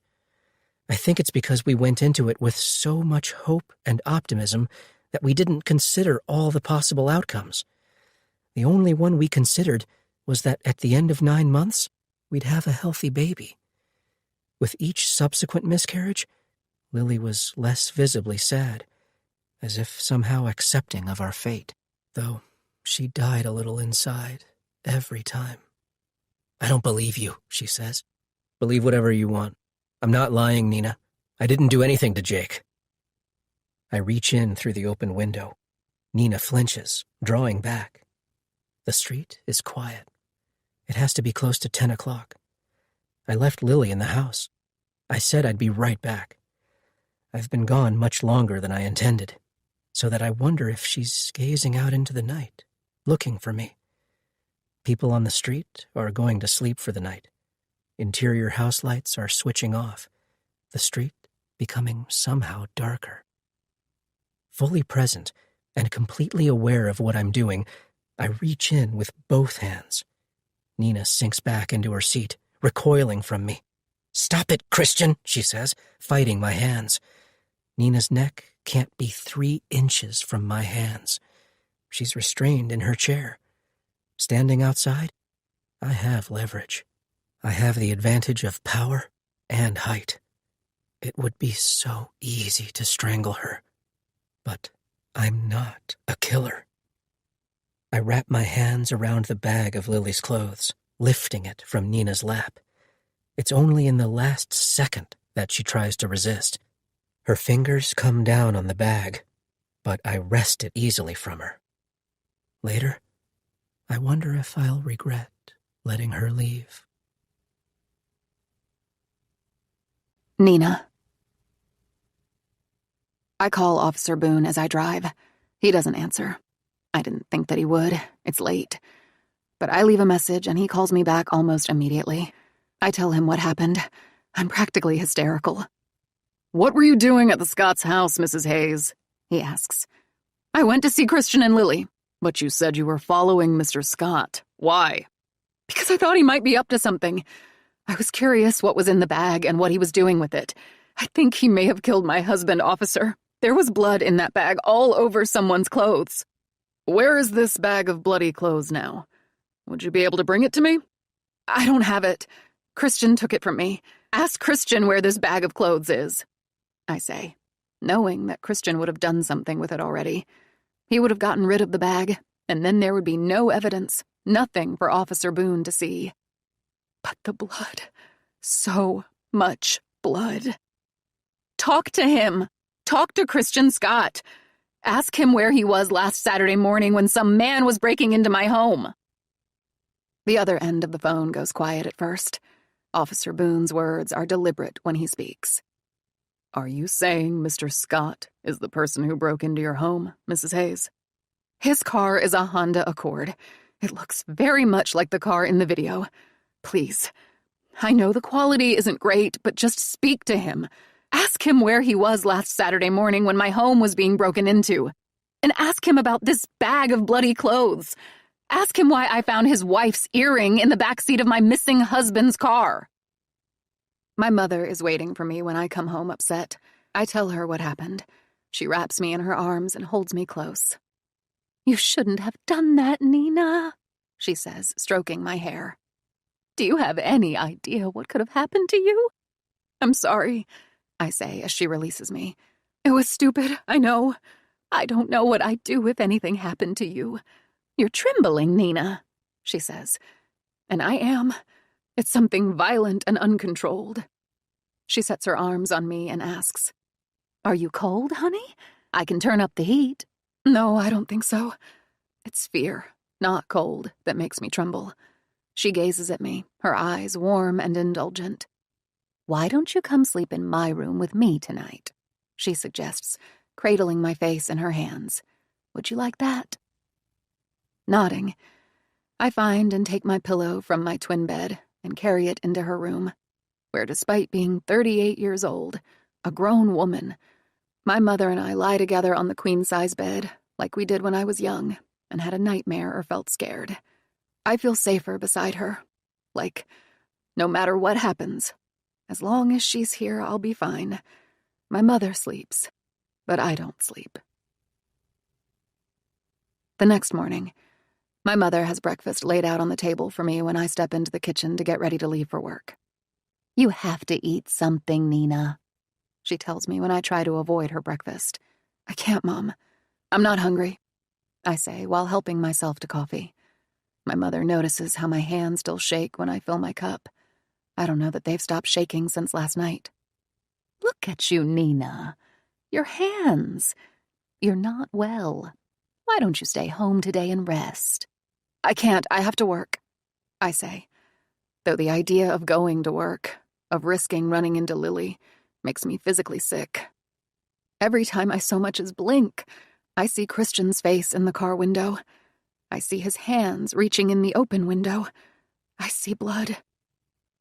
My mother is sitting in the large picture window as I leave. It's still dark outside, and she's backlit by the inside lights. I worry she won't be okay without me. What if something happens to her while I'm gone? I'm too busy watching my mother. I'm thinking about what happened last night and wishing that my mother would get away from the window, that she would back up into the house where she's less visible. I'm not looking where I'm going. I reverse blindly into the street so that I don't see the other car come barreling down the street. The sound of a car horn blasting gets my attention. Instinctively, I slam on the brakes. I don't yet see this other car, and yet I see in the window how my mother's eyes have enlarged to full moons. She presses her hand to her mouth, watching as a passing car, going something like 35 or 40 miles per hour, far too fast for this residential street, almost crashes into me before I stop. It would have been my fault, too. I should have yielded to this other car, despite the fact that it's speeding. My heart beats hard. My body trembles. I wait for the other car to pass. I wave at my mother to let her know that I am fine, that everything is fine. I'm far from fine. I take a breath and then step again on the gas. It's not yet 7 a.m, and already it feels as if there is something very inauspicious about this day. I hear the sound of a knock on the glass panel of my classroom door. It's the middle of 7th period, and I'm standing at the front of the class, before the whiteboard, trying my best to lecture. But I'm not myself today. I can't think. I can't stop seeing blood. I can't unsee Christian's blank face on the other side of the car window. "The baby didn't make it," he said, cold and unemotional. He snatched the bag from me, and then it was gone. And I never got a good look at what was inside the bag. And either way, I don't know if I believe him. Was it the baby's blood, like he said? Or was it Jake's blood? I've stayed in my classroom all day for fear of running into Lily or Ryan in the hall. I haven't eaten. I haven't bothered with the restroom. "Mrs. Hayes?" someone says. A hand rises up in the back of the classroom, waving to get my attention. "Mrs. Hayes? Someone is here. It's Dr. Sanders." A hush falls across the room. I follow everyone's gaze. I look over to see the school principal's face in the glass as he steps back from the door, his hand falling away from the door, going to rest at his side. Through the window, our eyes meet. He holds mine for a second, and then he lets go, looking away, somber. Someone at the back of the room drops a book, and I startle. My gaze darts from Dr. Sanders to the felled book as the student who dropped it swoops down to pick it up. She rises up, looking at me. "Sorry," she says, and I nod. There is something very premonitory, almost apocalyptic about this moment. Outside the classroom windows, a cloud moves past the sun, shading its light. It gets darker in the room, as if someone dimmed a light. The students fall silent, seeing Dr. Sanders through the glass and worrying he's here for them. He only comes when someone is in trouble, and not just the vaping in the bathroom kind of trouble, but the kind that comes with serious consequences like suspension or expulsion. The students look sideways at one another, wondering who he's here for this time, hedging bets on my 2 biggest troublemakers, who sit on opposite sides of the room toward the back of the classroom, practically frozen. Though almost everyone, it seems, based on their reaction, has something to feel guilty for, something to fear. It's human nature, but somewhere in my gut, I know. Dr. Sanders hasn't come for any one of them. He's come for me. "Excuse me," I breathe. I move from the front of the classroom to the door. On the other side of it, Dr. Sanders sees me coming. His head lifts and he offers an empathetic smile. I open the door. "Nina," he says. "Sorry to interrupt." "Is everything okay, Dr. Sanders?" I ask as I step out into the hall, pulling the door halfway closed behind me. Dr. Sanders isn't always the most approachable man. He's stone-faced and detached, as if by virtue of the job. He has to be, because he can't be falling for every 17-year-old sob story. And yet, he sets his hand on my shoulder, lowers his eyes to me and speaks in a soothing, low tone. "There is someone in my office that would like to speak with you, Nina. You go. I'll take care of your class.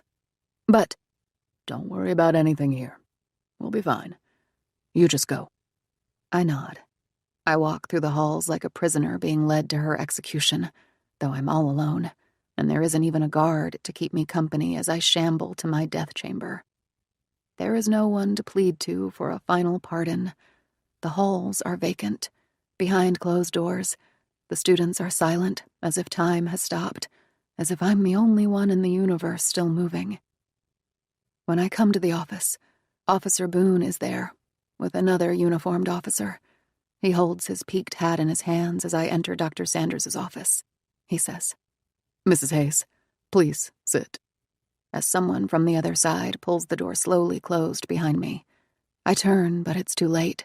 I don't see the door close, but I hear the sound of it as the latch settles into place. A chair has been pulled out in anticipation of my arrival. It's in the dead center of the room, facing Officer Boone. No, thank you, I say, as if by not sitting in the chair I can avoid what comes next. I'll stand. Officer Boone tells it to me straight. He doesn't use euphemistic language. He doesn't delay. My worst fears are confirmed. Jake, he says, is dead. We found a body a few days ago, and the medical examiner has just confirmed that it's your husband, Jake. I'm so sorry, Mrs. Hayes.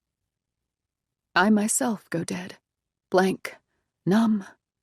I change my mind and decide that I'd like to sit after all, sinking into the chair by degrees, clutching the arms of the chair with my hands. Are you all right, Mrs. Hayes? Can I get you something? Some water? No. When did you find him? I ask, and he tells me. Why didn't you tell me sooner? In cases like these, we have to be absolutely certain of a positive identification before the family is informed. As you can understand, we can't be making any mistakes. How did it happen? I ask. As he tells me, I choke on air, gasping. It's too much. I can't stand to imagine it, to think of what happened to Jake in those final moments before he died. Leaving the office, I pass vacantly by Pam. Oh, Nina, she says, and I feel the brush of her warm, trembling hand against my arm, before that same hand rises up to her mouth and she chokes back a sob. Someone has already been down to my classroom to collect my things, and I stand there, like a mannequin, being dressed with my own jacket and purse, my arms shaped to fit into the sleeves. People watch. There's an audience. They gather and collect in the school entrance, just outside the main office, as the assistant dean ushers them along, telling students to get back to class. But there are police here, and everyone is curious. They want to know why there are police here. And then they see Pam with her red face and her red eyes, crying, and me being attended to, and they make assumptions. There are whispers. People speak behind closed hands. The hallways fill with the quiet susurration of voices, noise, but it's all very distant. And I feel dead inside, like this is happening to someone else and not me. I approach the front doors, walking between Officer Boone and this other officer. The building's entrance has 4 doors, which are mostly glass. Officer Boone steps in front of me to reach out and open the door. Before it opens, I catch a glimpse of the hallway cast back in the glass. I see Lily in the reflection. She's tucked behind a crowd of people, her body mostly blocked, but her head jutting out, leaning around someone taller to watch me leave. I feel a gust of wind as Officer Boone opens the door. I stop where I am and turn around slowly to face her. Lily's and my eyes meet. What I realize is that she doesn't look sad or sympathetic. She looks scared. My mother is standing in her living room window when I pull in, waiting for me, a pair of shears covering her like a veil. I park the car in her garage, practically staggering to the door. I didn't come straight here from school. I went to the police station first, following Officer Boone there. I thought they were going to show me Jake's body, but they saved me from that, using his clothes and his shoes as a means of verification, for which I was grateful. I didn't know that I could stand to see Jake's face after what happened to him, and after all those days in the woods, though the clothes were hard enough, knowing that they had pulled them from his lifeless body. Officer Boone offered to drive me home, but I said no, that I could drive myself. He was reluctant, but he let me, while another officer followed along in his car to make sure I got home okay. I told them everything I know about Christian and Lily. I told them to speak to Jim Brady, that Jim Brady will tell them that Lily was at Langley Woods the same day as Jake, and then it won't just be my word against hers. Now my mother pulls open the door. She steps back to make room for me to fit. Oh, Nina, honey, what's wrong? She throws open her arms. I walk into them and she folds them around me. Her body is strong. She's solid and unbreakable against me. I sag into her, letting her hold me. suddenly overcome with emotion that I've been holding back. In that moment, it all comes spilling out. Jake is gone. Jake is dead. My eyes fill and then tears roll down my cheeks, crying so hard that I can't speak. My mother says nothing at first. She holds me. She strokes my hair like she did when I was a girl and I was upset about something, a fight with a friend or a breakup with a boyfriend. She would squeeze beside me on my twin-size bed, slip her arm around my shoulders and tell me everything was going to be all right. And I believed her. They found Jake. He's dead, Mom, I say, tears stinging my eyes. He's gone. Her hands are warm, steady, and her placid voice, when she speaks, is a narcotic. I know, honey. I know. As my mother helps me to bed that night, pulling back the covers for me and tucking me into bed, I think about Jake. These last months that I spent with my husband, we were both discontent. We weren't unhappy, but we weren't happy either.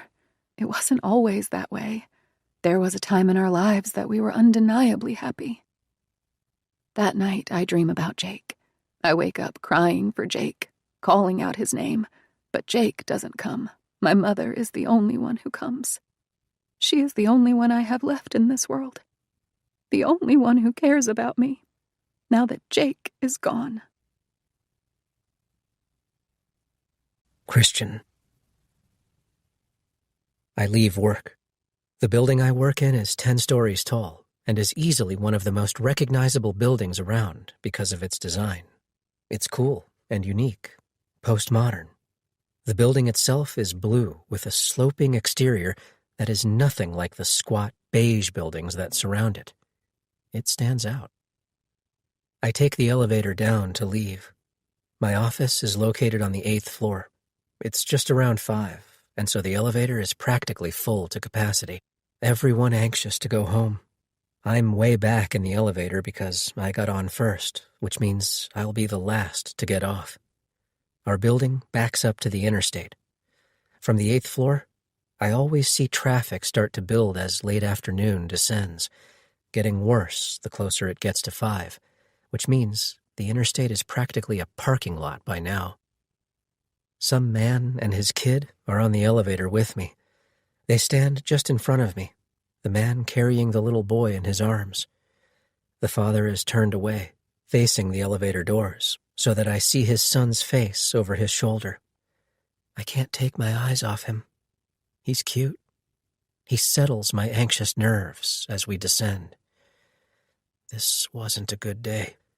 Despite getting rid of the bag of Lily's clothes, I couldn't stop thinking about them. I couldn't stop regretting letting Nina leave with the knowledge of what was in the bag. This little boy can't be more than 2 years old, and I find myself thinking how maybe, one day, in the not-so-distant future, if Lily and I are lucky, this man and his son will be me and mine. I smile at the kid, and he smiles shyly back, a toothy grin, before latching onto and burying his face into his father's neck. The father looks over his shoulder at me. He says, "He's shy," as if apologizing for his kid. I say, "That's okay." We reach the ground floor. The doors open, and everyone steps out. I walk through the lobby for the revolving doors. I call Lily on the way home, but she doesn't answer. I don't leave a voicemail or text her because I don't want to wake her if she's napping. Lily is in the living room when I come in. She's not napping like I thought. She stands at the window, staring out into the backyard so that I just see her from behind. If she heard the garage door opening, if she hears me come in, it's not obvious. Lily's shoes block the door. Her jacket is on the kitchen island beside her bag and keys. "Hey," I say, stepping over her shoes and setting my own bag on the floor, leaned against the island. "How was your day? I tried calling you." Lily doesn't reply. She stands, staring out the window as if in a state of suspended animation.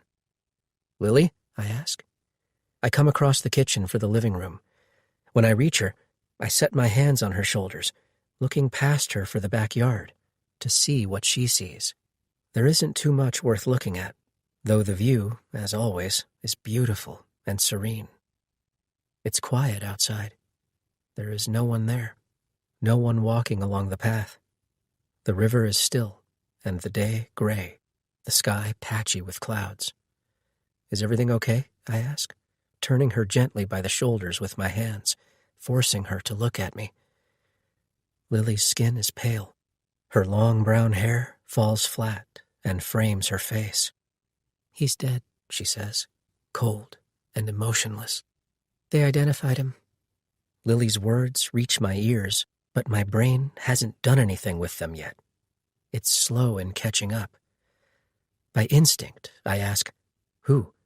Though I know who. It comes as a complete blow, though it shouldn't, because we've known since they found the body that this was bound to happen. I just didn't know it was going to happen today. Jake. When?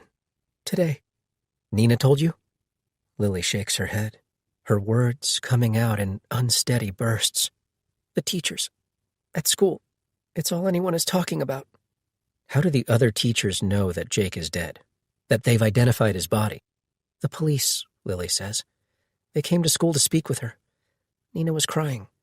Someone overheard what they said to her. They said that Jake was dead. They found him. Lily's chin quivers. I pull her into me. I wrap my arms around her, and at first, she lets me. At first, she sinks against me, and she lets me hold and console her. But then, she pulls abruptly back and says, "She looked at me, Christian." Her voice changed, becoming stronger and more taut. I ask, "What do you mean, she looked at you?" I was there, just as she was leaving. I saw her walk out of the building with the police. She had her back to me. I didn't think she saw me. But then, she stopped all of a sudden. She turned back. She looked right at me. Her eyes, she says, and then she shudders, like she'll never forget the look in Nina's eyes as she was leaving, walking through the foyer, bookended by the police, turning back as with some clairvoyant knowledge that Lily was there to fix her gaze on Lily's face. Did she say anything to you? No, Lily says. She just stared. I don't know which is worse, if she had said something or that she didn't. And then, in a mind-numbing tone, as if telling me dinner is in the oven or asking about my day at work, she says, "The police should be here soon." And I wheel back, squinting my eyes toward a window at the front of the house to see if they're already here. Lily turns her back to me. She turns around to face the other way, staring back out the window at nothing, as if resigned to her fate. "Lily?" I gently ask. "What?" "What time did the police come to school?" I try to work out how much time we have until the police are here. Now that they've identified the body, they know where Jake died. A witness puts Lily at the scene on the same day that he died. It's too much of a coincidence, though what the police have so far is mostly circumstantial. A person has to infer something from the evidence. They have to presume something. It's not direct evidence, such as if Jim Brady had actually witnessed Lily hitting Jake with that rock, or if the police found the rock with Jake's blood and Lily's fingerprints on it. What they have is enough to suspect Lily was there and that she might have done something, but it's not enough to prove beyond a reasonable doubt that she killed him. They have no motive. They have no weapon. I offer false promises. "It's okay," I say to Lily as I grip her gently by the shoulders, leaning into her, sinking my face into the back of her head, inhaling her scent. It's going to be okay. I don't know if I say it for her benefit or for mine. In my arms, she's stiff. She's quiet. She knows I'm lying. My hands move down to her abdomen. My arms wrap around her from behind, coming to rest on my child, growing inside. "We'll figure this out," I say, and then I hold her, and we stand like that for a long time.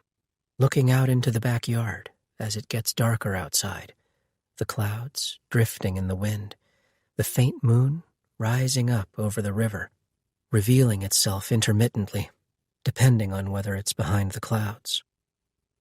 I think about the first time I saw Lily. We were in college, in a calculus class. Lily was the shy, quiet one, who was also brilliantly smart. She could solve the problems no one else could. I loved her from the very first time I ever laid eyes on her. The first day of the semester, when I walked into class and saw her sitting there, bent over her desk. Her hair was even longer then, impossibly long. It pooled on her desk, the color of toffee.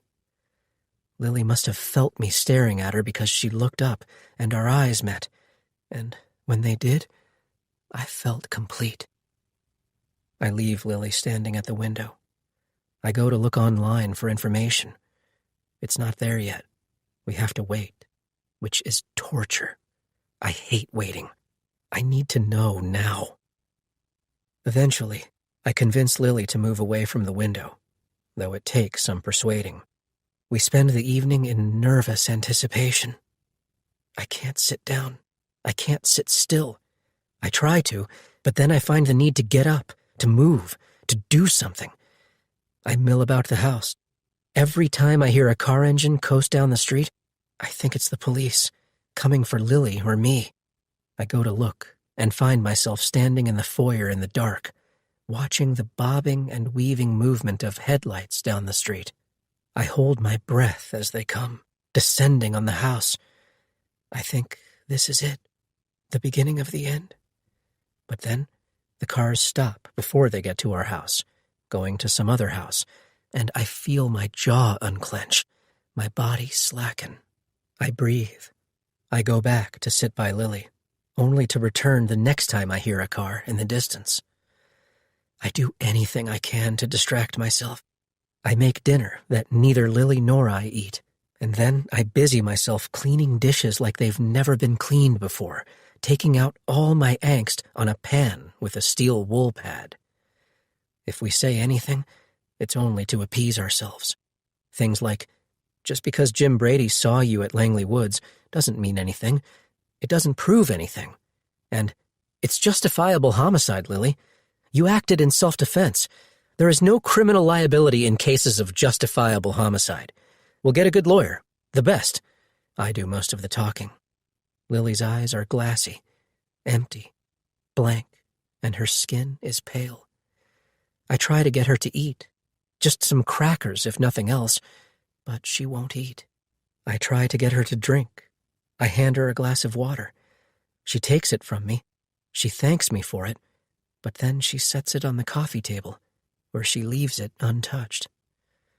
At some point, I say, I'll say it was me, Lily. Just because Jim Brady didn't see me doesn't mean I wasn't there. And then, this isn't something you did alone. We're in this together, Lily, remember? Like Bonnie and Clyde. Trying and failing to get a smile out of her. She nods dimly, and I'm not sure what she's nodding at. Us being in this together, or me taking the blame for what she did. I force myself to sit on the couch beside Lily. We stare blankly toward the TV, waiting for the news to come on, and eventually it does. The lead story is how the body found at Langley Woods has been identified. My eyes go to Lily's hands in her lap. She's been picking at her nails so that one bleeds. I reach over for her hand. It's like ice. I take it into my own, rubbing it between mine to warm it up. This moment reminds me of some apocalypse movie. The asteroid is about to hit Earth, and we know we're going to die. It's imminent.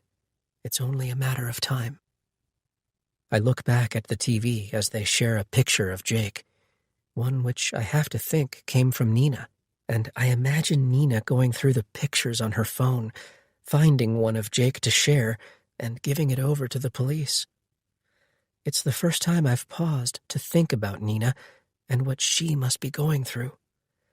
I've only been thinking about Lily and me, and for a second, I get almost choked up, imagining Nina at work being informed by the police that Jake is dead.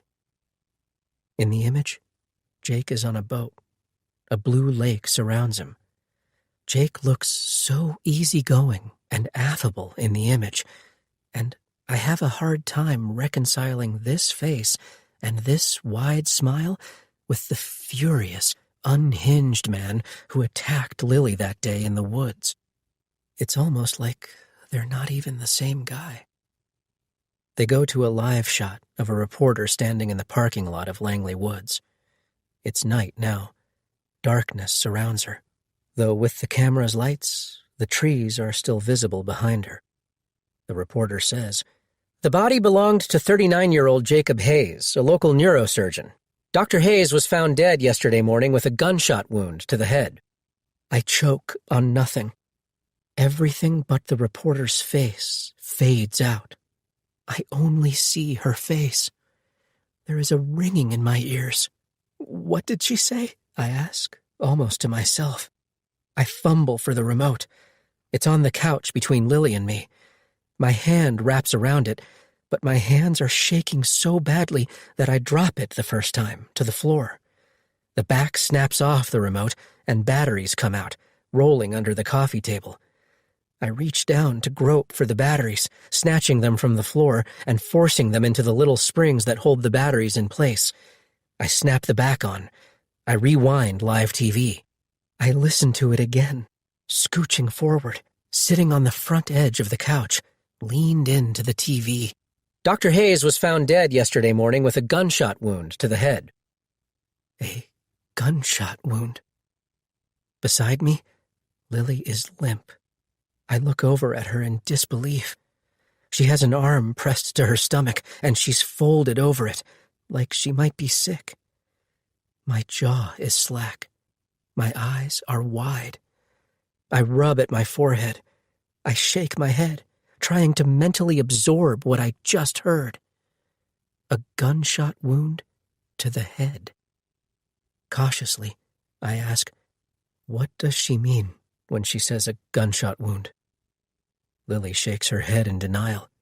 Some feral sounds rise up to her throat. Her hand moves to her mouth, where she holds something back, a cry or a moan. She utters to herself, "No, no, no," all the while still shaking her head. "Answer me, Lily," I say, my voice more firm. "What does she mean when she says a gunshot wound?" "I don't know," Lily says. Her head whirls in my direction. Her eyes are wide and gaping, and in them there are tears. She shakes her head harder. It's vigorous, her hair whipping around to slap her in the face. "I thought you killed him with a rock. Did you shoot him, Lily?" My words are incredulous. I did kill him with a rock," she asserts. "I did. She must be mistaken, Christian. She must have her stories mixed up, or the medical examiner got it wrong. Someone must be wrong." She reaches for me. "You have to believe me." I find myself staring at her. Lily's hair parts down the center. She has high cheekbones, a small forehead, and big, round, larger-than-life eyes that remind me of those characters from Japanese anime. I love her eyes. They're a rich, warm brown, and always make me think of integrity and goodness. But what if there is something in those eyes I've failed to see? I ask, when is a news reporter or a medical examiner ever this wrong? Lily's mouth just falls open. My chest feels heavy, like there is something weighing it down. It's hard to breathe, to push up against the weight of whatever it is, shock, dread, to let my lungs expand. There is the taste of something bad in my mouth, like metal. I wish more than anything that I could go back to 5 minutes ago, to a state of blissful ignorance, when I believed that what my wife told me was true. Nina. My mother is standing in the hallway when I step out of the bathroom. I didn't expect her to be there. I thought she was still asleep when I went into the shower a few minutes ago. I barely even see her as I come out of the bathroom, practically running straight into her. Her voice stops me dead. "Where do you think you are going?" she asks, and I startle, throwing my hand to my heart. "Mom! You scared me. I thought you were asleep," I say. "Where are you going?" she asks again. "Work," I say. "Honey," she says, her voice gentle like a lullaby. "You can't go to work. Jake is dead, sweetie. You're mourning. You're grieving. No one expects you to go to work today." I hadn't forgotten that Jake is dead. I only thought that if I kept busy, if I kept working, I could somehow outrun grief, and that the grief wouldn't catch up with me. There is closure in knowing that Jake is dead. There is resolution, a finality to the events of the last few weeks. With that comes comfort. I know where Jake is now. I don't need to look for him anymore. My phone has been pinging nonstop with calls and texts from nearly everyone. Lily is practically the only one who hasn't called or texted to express her condolences, which is revelatory. The truth sometimes lies in what we don't say, rather than what we say. My mother comes to me in the afternoon and gently says, "There are things that we'll need to do, Nina. When you're ready, we'll need to go to the funeral home to make arrangements and pick out a casket for Jake. We'll have to call the hospital and let them know that he's gone, and call the life insurance company." I appreciate that she says we. I am not alone. She and I will do these things together, though Jake's funeral will have to wait, because for now, my husband's body is evidence in a murder investigation. "You just look so tired, Nina," my mother then says, reaching out to stroke my hair. "We don't have to do any of this today. Why don't you go back to bed for a while? Sleep. It doesn't matter if we do these things now or later." She's right. It doesn't. Because either way, Jake will still be dead. Christian. That night, after Lily is asleep, I search the house for a gun. I leave the lights off. I don't want to risk waking her. I start in the bedroom, where Lily sleeps less than 10 feet from me. I inch open a dresser drawer, though my eyes remain fixed on Lily lying in bed to make sure she sleeps through the sound of it. I open the drawer only as far as necessary to slip a hand inside, running my hand under and over her clothes and along the niches of the drawer. I feel between articles of clothing, and then I inch the first drawer closed and guide a second drawer open. Lily's is an upright 5-drawer dresser. I start at the bottom, working my way to the top, feeling less conspicuous as I search the bottom drawers, but then, the higher I go, the more upright I stand, the more fully exposed I become. I don't want Lily to know what I'm doing. The 4th drawer is open when suddenly Lily flounders in bed. She's like a fish out of water, suffocating, kicking its fins. I watch her struggle, the white sheet getting tangled around her legs and feet. She mumbles something unintelligible in her sleep. I push the drawer gently closed as Lily bolts upright in bed and she gasps, though I can see in her unfocused eyes that she's not conscious, that she's still somehow asleep and dreaming, having a nightmare. I go to her. I press lightly against her shoulders and lay her back into bed, where she rolls by instinct onto her side, pulling her knees into her. I draw the blanket over her, and then I lie there beside her, flat on my back, biding time until her breath evens and I can get back out of bed and resume my search. I finish the last 2 drawers. I search her bedside table. I check her vanity. Downstairs, I drift around the house. I search in drawers and cabinets. I carry a chair over and search things like above the kitchen cabinets, where neither of us go. I lift up the floor registers. I look inside a wide vase beneath flowers. I come up empty. I don't find a gun. But just because I don't find a gun doesn't mean there isn't one here. Lily's work bag is on the floor by the garage door.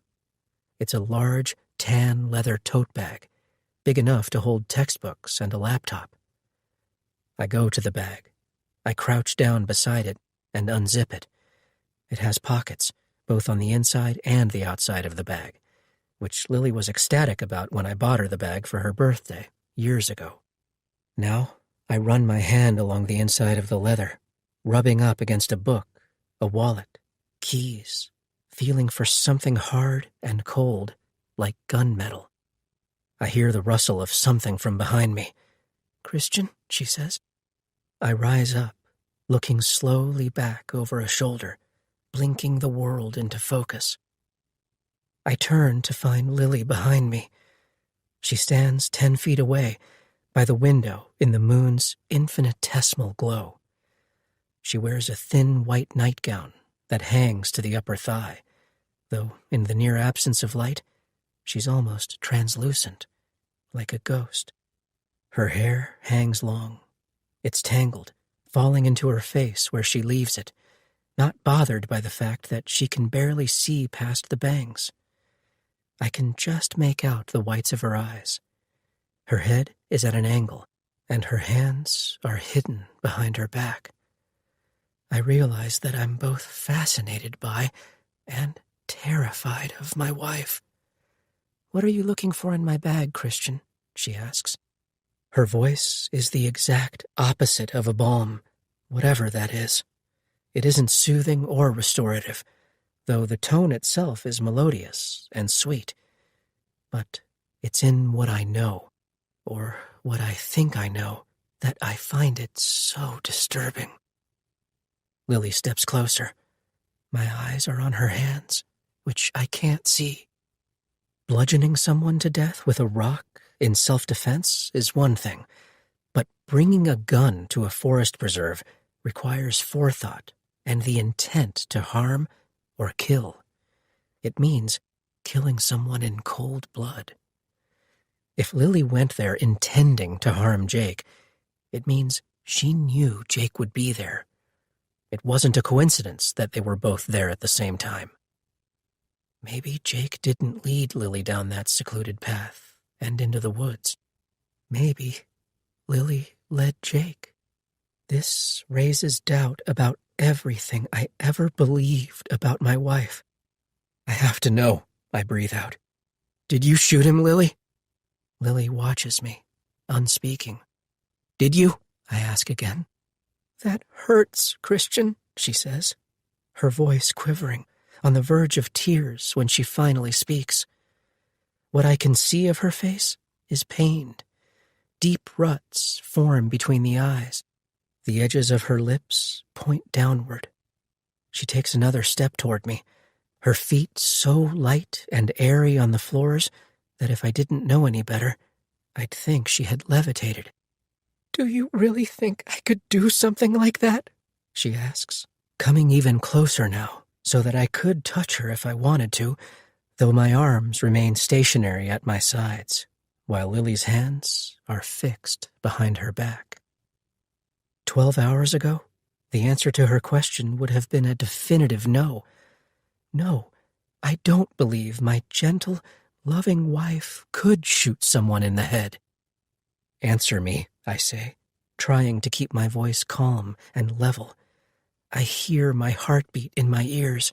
I breathe through an open mouth, my chest rising and falling with each breath.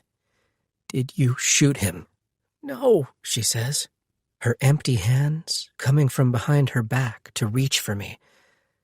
Lily stands on her toes. She presses her body into mine, though mine is straight as a ramrod. Her arms wrap around my neck. "Please," she whispers into my ear, pleading, desperate. "Hold me, Christian. I'm so scared." She presses her face into my shoulder. I feel the wetness of her eyes on my skin. I feel her heartbeat against mine. I wrap my arms around her waist, the cotton of her nightgown thin and insubstantial beneath my hands. I lift her into my arms. I carry her back to bed and lie down beside her, holding her until she falls asleep. The rest of the night, I don't sleep. I lie in bed, watching Lily sleep. At some point in the night, I get out of bed and go to watch her from the armchair in the corner of the room. Eventually, the sun slowly rises. Its light breaches the slats of the wooden blinds, thrusting itself into our room. As the minutes pass, the light grows, disseminating across the bedroom. It spills first across the wooden floors, and then climbs the bed to where Lily lies, cocooned in the sheets. The light falls on her face, bathing her in light. Only then do I slip back into bed with Lily. I lie on my side, beside her, facing her, feeling nostalgic all of a sudden, wondering if today will be the day the police come, if today will be the last morning that I wake up with her beside me in bed. Neither of us even thinks about going to work. Lily feels me come back to bed, though she doesn't know that I was gone. She feels the movement of the bed, of the mattress absorbing my weight. That's what wakes her. Lily's eyes flutter open, and she finds my eyes holding hers. "What are you looking at?" she asks, smiling momentarily, as if half-conscious and blissfully unaware of what's happening. Before the knowledge, the memories return to her, and the smile disappears. I say, "You?" Lily presses into me. I reach out and stroke her hip. "I have something to tell you, Christian," she says, breathing the words into my neck. I pull back to look at her. "What?" I ask. Lily pushes herself up into a sitting position so that she looks down on me. She hesitates, thinking twice about saying whatever she has to say. She gazes toward the window, stalling for time, and I reach for her, setting my hand on her chin, turning her face, forcing her to look at me. "What is it, Lily? What do you want to tell me?" She says, "You told me once that there is nothing I could ever say that would change the way you feel about me. Did you mean that?" I nod, though inside, something has changed. Lily has changed. "I've been lying to you," she says. "It didn't happen like I said it did." "Okay," I say slowly, drawing it out as my heart races inside of me. "How did it happen then?" "Would you still love me, Christian?" she asks, her eyes turning rheumy and red, her nose starting to run. "If I did something terrible?" My heart stops. I push myself upright and into a sitting position beside her and ask, "What did you do, Lily? What did you do?" What Lily tells me is bad, but it's a different kind of bad than I imagined. I feel like someone stabbed me through the chest with a knife, and that when the blade was inside of me, they twisted the handle. I wonder if it would hurt less if she said that it happened once, that one single time she got carried away, caught up in a moment, that he seduced her, that he practically forced himself on her, or that she was out of her mind drunk. But 5 times. 5 times is what she said when I asked her, which is exactly 5 times too many. 5 times is voluntary and deliberate, and for 2 married people having an extramarital affair, planned out in advance. It doesn't just spontaneously happen. There are things to think about, things to consider, like how to do it without getting caught by the ones you're supposed to love. "Say something, please," she pleads, biting down hard on her lower lip. I can't look at Lily. I can't stop thinking about Jake's hands on her and hers on him. I feel like throwing up. Lily reaches for me as I get out of bed. I turn my back to her, walking away, unreachable to her hands. "How did it happen?" I ask. "Does it matter?" "Yes, it does. To me.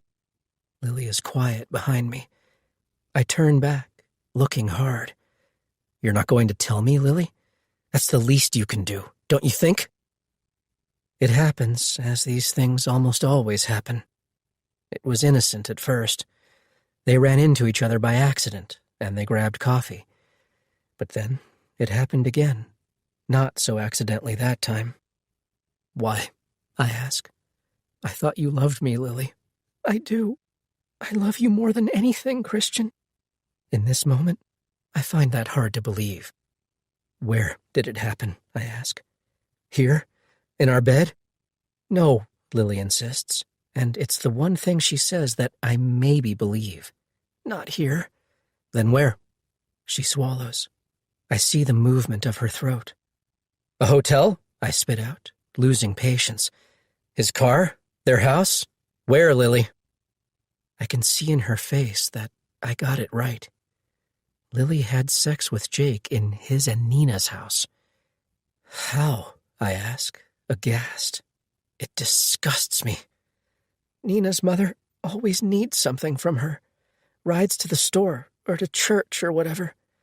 She gets lonely. She lives alone and is practically dependent on Nina. It drove Jake mad. Her mother always wants Nina to come stay with her, to keep her company, and Nina obliges. But when Nina was with her mother, Jake was home alone. I shake my head. That's not what I meant. That's not the answer I was looking for. I say, what I meant was, how could you do that to your friend? How could you do this to me? Lily just cries. How did you know Nina wouldn't come home and find you with Jake? I ask. Jake would look for her on his phone. He knew where she was and when she'd be home. He was tracking her? I ask, laughing in disbelief. And then I stop laughing. I narrow my eyes at her. That's fucked up, Lily. That's really fucked up. I run my hands through my hair, thinking of those weekend afternoons that Lily would tell me she had errands to run. But instead of the grocery store or yoga, like she said, she was stealing away to meet Jake because Nina had left to take care of her mother for the day, and Jake was home alone. I ask Lily, what really happened that day at Langley Woods? You didn't just happen to run into him, like you said. No, she admits. I asked him to meet me there. I didn't want to be with him anymore, Christian. I only wanted to be with you. Lily gets on her knees on the bed. She reaches for me, clutching a fistful of my shirt, pulling me back to her. I'd made a mistake. I was so stupid, Christian. I messed up. I'd been regretting it for weeks, but didn't know how to tell Jake it was through, that I didn't want to be with him anymore. I wished more than anything I could take it back, that it never would have happened in the first place. I asked Jake to meet me there at the forest preserve that day. He didn't know why I wanted to meet, only that I wanted to talk. And then I told him that it was over, that whatever he and I had was through. I told him that I only want to be with you. He got so upset, Christian. He flew into a rage. He lost his mind. He threw me to the ground. He called me a whore. He said I was leading him on and sending all the wrong signals. And I got scared, she says, crying now, like I should feel sorry for her. And maybe I do, a little bit. I panicked, she says. It happened almost just exactly as I said it did, she swears. And so help me, I chuckle. I fucking laugh, a demented laugh, though there isn't anything even remotely funny about it, other than that it didn't happen at all like she said it did. I narrow my eyes. You lied to me, Lily. About some things, yes, but not about everything. I thought he was going to kill me, and then I saw that rock out of the corner of my eye. I reached for it. I dug it out of the ground, and I hit him with it. I couldn't stop myself. I just kept hitting him with it. He tried to fight me off. We fought, and then eventually he fell, and I ran away.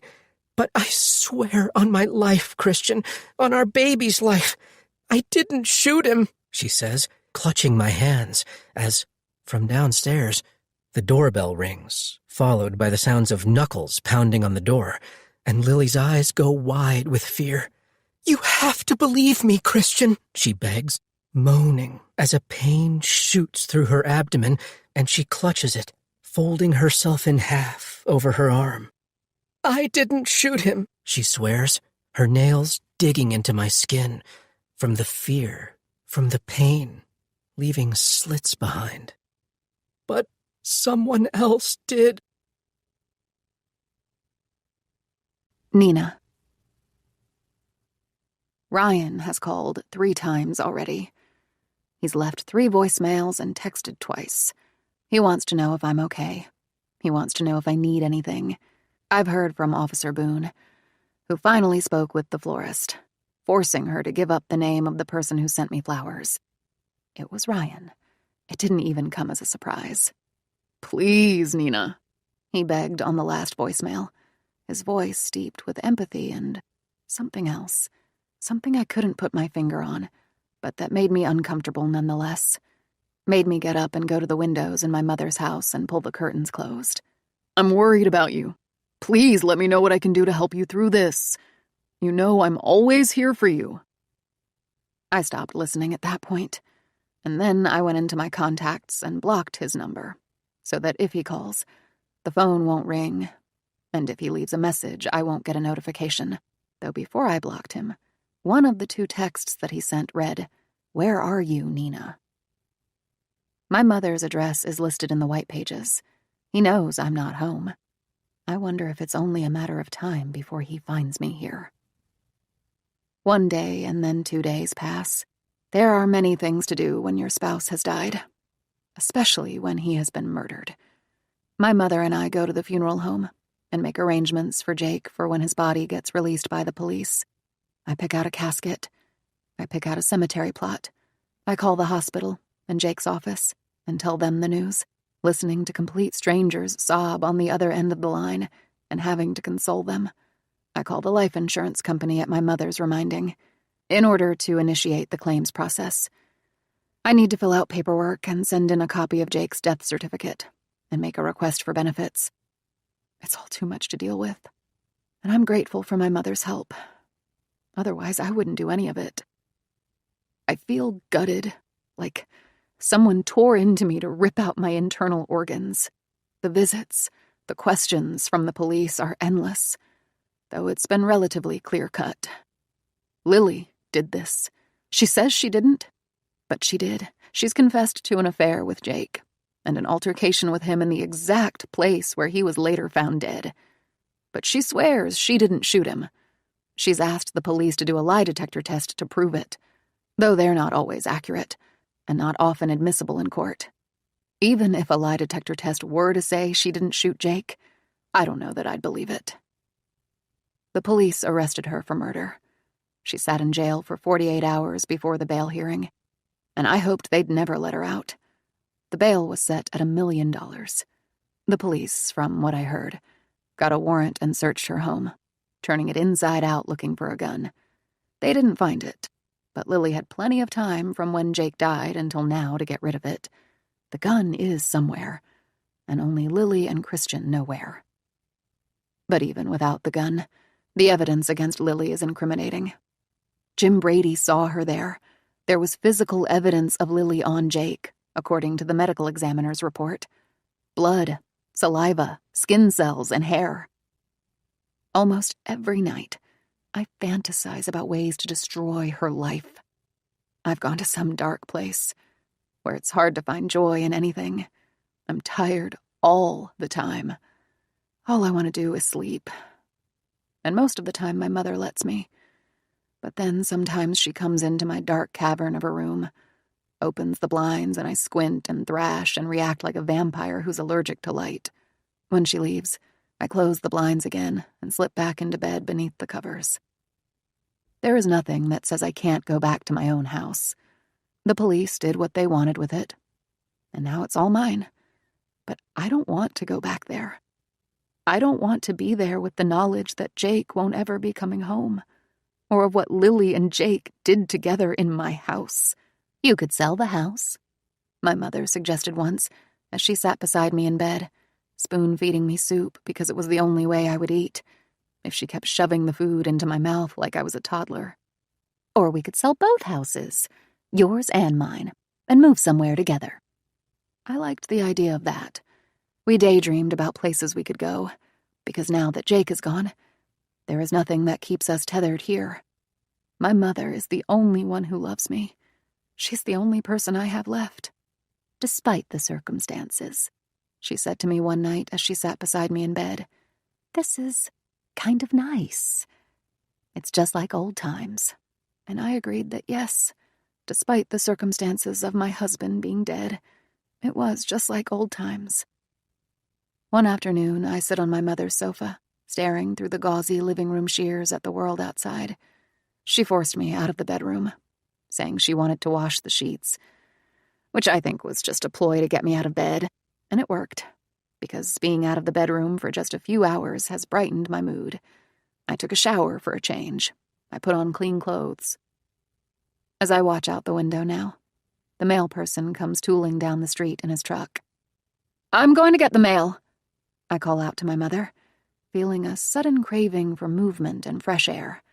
I step outside, pulling the door closed behind me. The sunlight blinds me. It's so bright after all those days of living in darkness. I make my way toward the mailbox, staying aware of my surroundings. My mother's neighborhood is 1970s era. The houses are all relatively small, mostly ranches like hers with the occasional raised ranch. Her house is just over 1,100 square feet and is yellow brick with brown trim. The exterior hasn't changed much in 40 years. Because of the age of the neighborhood, the trees are mature. And yet there aren't many of them, because I imagine that before the community was built, the land was raised. I stay vigilant as I make my way down the driveway. I observe the street, which is remarkably quiet now. Oddly quiet. There isn't a person around. The children are all at school, where I should be. My bereavement leave has officially expired, and I'm taking unpaid time off now. I was given 4 days off from work. 4 days to grieve the death of my husband. Interestingly enough, there is no law that requires employers to give bereavement leave. I didn't know that before, but I do now. The 4 days from my school district is considered generous. 4 whole days to make funeral arrangements, to call family and friends, to bury a body if I could, obtain death certificates, file life insurance claims, and somewhere in there to actually grieve. 4 days isn't enough, though I wonder if any amount of time is enough. I want to get back to work, and yet I can't imagine the way people will look at me when I come back. My mother had told me not to rush things. I worry about money, but she says not to worry about that, because Jake has left us plenty of money, and soon the life insurance will pay out, and then we will be set for years. Lily is out of prison on bail, though, under the terms and conditions set by the court. She can't have any communication with me. So far, she hasn't tried, but that's not to say it won't happen. I get to the mailbox. I open the little black door and reach inside for the mail, coming up with it in my hand. There is more than a day's worth of mail. My mother must have forgotten to get the mail these last few days, which have been a blur. Every day running into the next until I can't tell them apart anymore. I flip through the mail. One envelope catches my eye, and I stop mid-stride. As I make my way back up the driveway for the front door, the envelope reads, "Notice of traffic violation." Ordinarily, I wouldn't open my mother's mail, but I do because my mother doesn't even drive a car. She owns a car, but only because we haven't had a chance to sell it. For now, it sits idle in her garage, collecting dust and biding time until we do. Someone has made a mistake. Just inside the house, I slide my finger under the flap.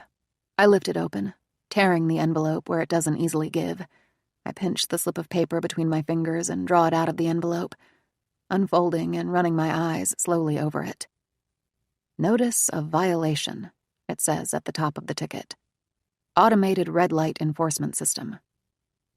It's one of those traffic cam tickets that comes in the mail. I think that it was a mistake, but then I see 2 grainy images of my mother's car on the page. One taken just before and one taken just after the transgression, showing her car turning left through a red light. Another image shows a close-up of the back end of my mother's car, with the car's make and model visible, as well as the license plate number. I would think that someone took my mother's car out for a joyride, that someone borrowed or stole it from her garage, were it not for the 4th, black and white, low-resolution picture at the bottom corner of the page. In it, I see my mother's face, the picture snapped from the camera on the top of the stoplight through the windshield, the upper bend of the steering wheel slanting across her chin. The date of violation, September 17th. Time of violation, 2:18. There is a location of the violation. I think that's inconsequential at first. It doesn't matter where my mother got this ticket for running through a red light.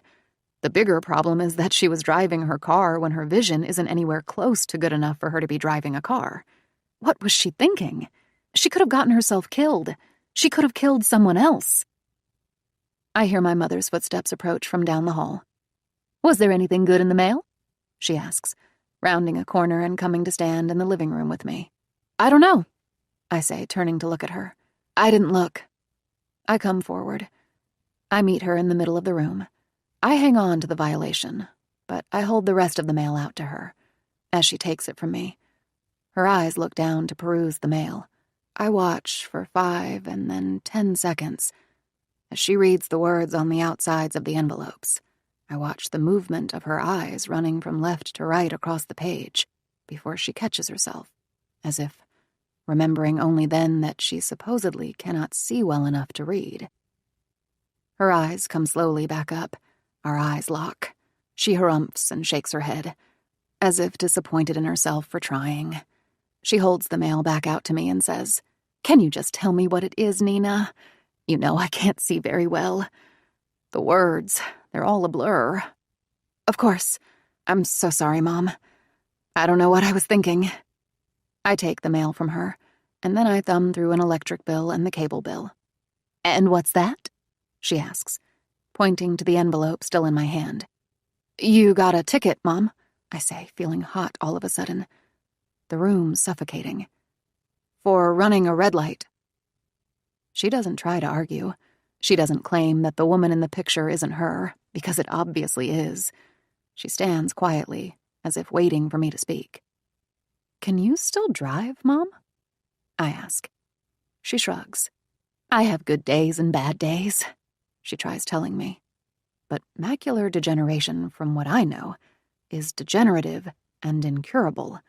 The progression can be slowed, but it can't be reversed, which means that every day should be the same or worse. I say, "I didn't think you were driving at all. That's why you've been needing me to help take you places." "I don't do it often," she says. "Hardly ever. I needed something from the grocery store, Nina. You were working, it couldn't wait." "What did you need so badly that it couldn't wait?" I ask, because every weekend I've been taking her to the store and helping her with her groceries. She changes tack.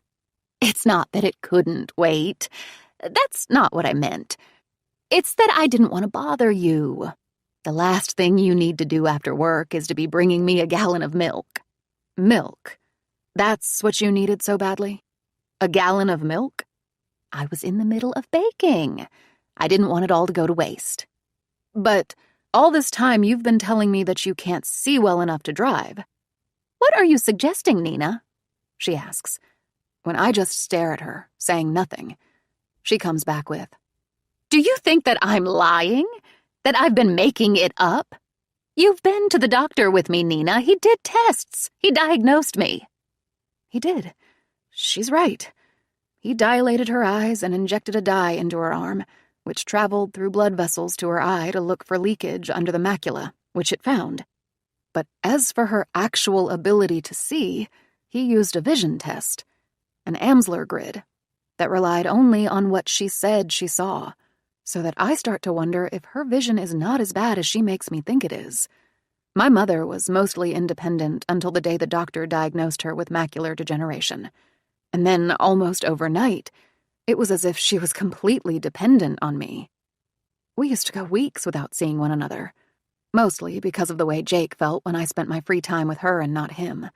But after the diagnosis, we hardly ever went 2 days without seeing each other. And every time I was away from her for too long, there would be something she needed that would bring me back to her. Truth be told, she goes on, I shouldn't have been driving at all. See? I couldn't even see that the light was red, she says. You have to be more careful. You could have hurt yourself, Mom. You could have hurt someone else. As I walk away from her, moving down the darkened hall where the sun doesn't reach, I can't stop thinking about how the date of the violation is the same day that Jake was killed. In my room, I pull up a map on my phone. I enter the intersection where my mother got her traffic violation. I enlarge the map. The grocery store where my mother buys her milk is at best a mile from her house. On a good day, she could walk there. The traffic violation she received was at an intersection over 15 miles from her house. When I see where the intersection is, I go absolutely still, rigid, silent. I practically stop breathing. I stop thinking about breathing. I can't feel my body all of a sudden. I feel physically and emotionally numb. The red light my mother ran through is 2 blocks from where Jake works. I look back at the images on the ticket, specifically the one taken just before my mother turned left through that red light. There is just enough shown of the car in front of hers for me to know that it's Jake's. Wherever he went that day, she followed him there. She never liked Jake. She was never coy about it either. I would say it's impossible. My mother could never kill or even hurt someone. But then again, I didn't think Lily could either. My mother knows everything about me, including the code to our safe. I told her once because I thought it was prudent that someone should know how to get into the safe in case of an emergency, or if something happened to both Jake and me. We keep cash in there. It's where we keep the Social Security cards, financial documents, passports, and our wills. It's where we keep our gun. She knew the passcode to the garage. She knew my work schedule. She knew when I'd be gone and she could come over, let herself into my house, and help herself to the gun. That night, after she's asleep, I search what I can of the house, looking for Jake's gun. I don't find it. She's in the shower the next day when I search her bedroom. I still hear the water running when I take her car keys from the hook on the wall and go quickly out to the garage. I open the garage door. I unlock the car and sink into the driver's seat. I rummage around in the glove box and the center console first, and then I slide my hand under the seats, as far as I can reach. I move quickly, not knowing how much time I have until my mother gets out of the shower and comes looking for me. From inside the car, I pop the trunk. I leave the car and go around to the back end to search the trunk, which is mostly empty other than a few odds and ends, like an ice scraper and jumper cables. I lift the trunk's floor panel to reveal the spare tire. I shudder when I see it, falling back from the car. A second later, my breakfast comes back up. It's spontaneous. There is little warning. I throw my hands to my mouth to try and stop the flow, but end up bending at the waist and vomiting onto the garage floor, because there, in the spare tire well, is the gun. I force myself to stand upright. I go back to the car. I reach for the gun.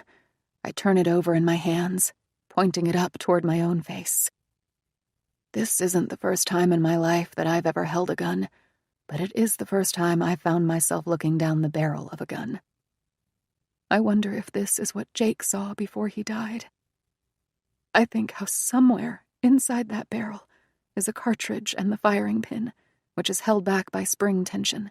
All it would take is for the trigger to be pressed, for the firing pin to release, for gunpowder to ignite, for the cartridge to expand, releasing the bullet, spinning it straight toward my face. What would that have felt like for Jake, I wonder, when the bullet tore through his face? In the distance, a door creaks open. My range of vision slowly expands. My mother has come outside. I look up just as she lets go of the storm door and it slams closed. I watch as she walks down the small concrete walkway, watching me, her hair still wet, her head cocked and curious, as I stand behind her open trunk in the open garage. It's getting cool, Nina, she calls out, pulling her cardigan tighter around her body. and you don't have your jacket on, honey. Why don't you come inside and we'll make some hot cocoa to warm us both up? I hold the gun in my shaking hand. I reveal it to her. My mother looks unshaken, unmoved, as if she isn't surprised that I found the gun. My voice quivers. What did you do, Mom? My mother looks around to make sure her neighbors aren't witness to this, and then she says, Come inside, Nina, and we'll talk about it. I still taste vomit in my mouth as I follow her down the walkway and back into the house. I leave the trunk open, and my vomit on the garage floor.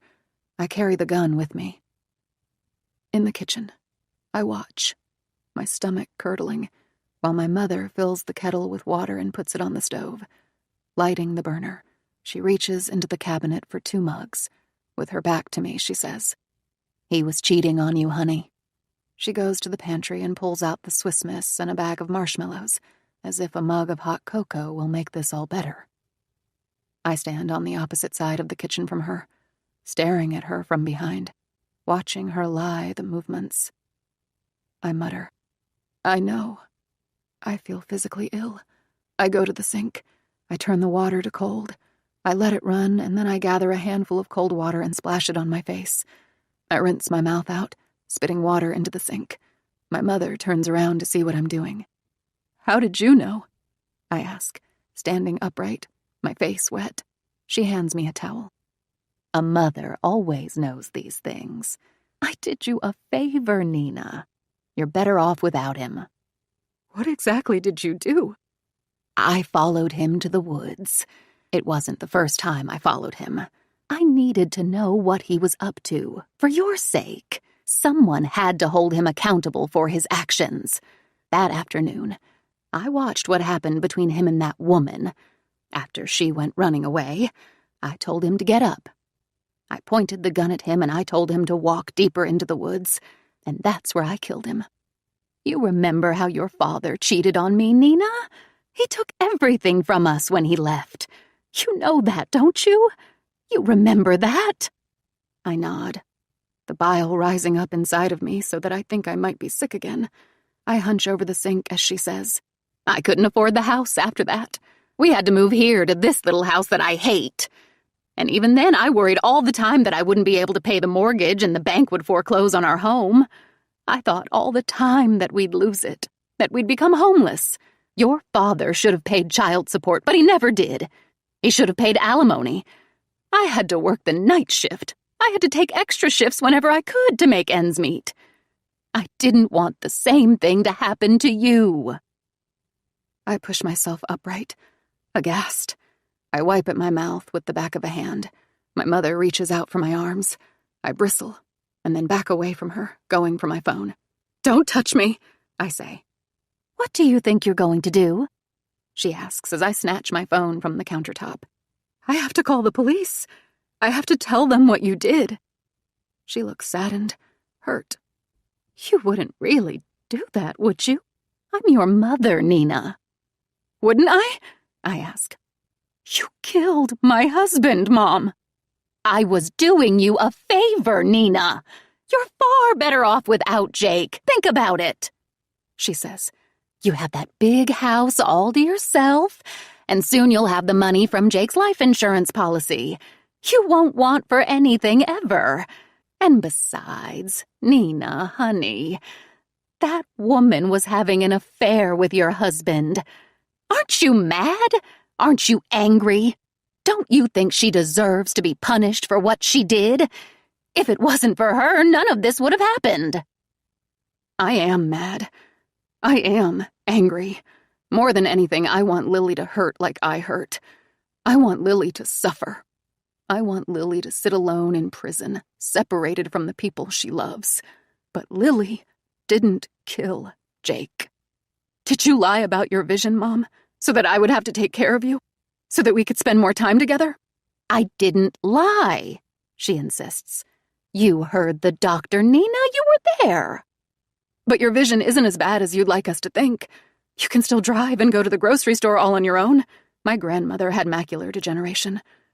My mother used to take her to her doctor's appointments.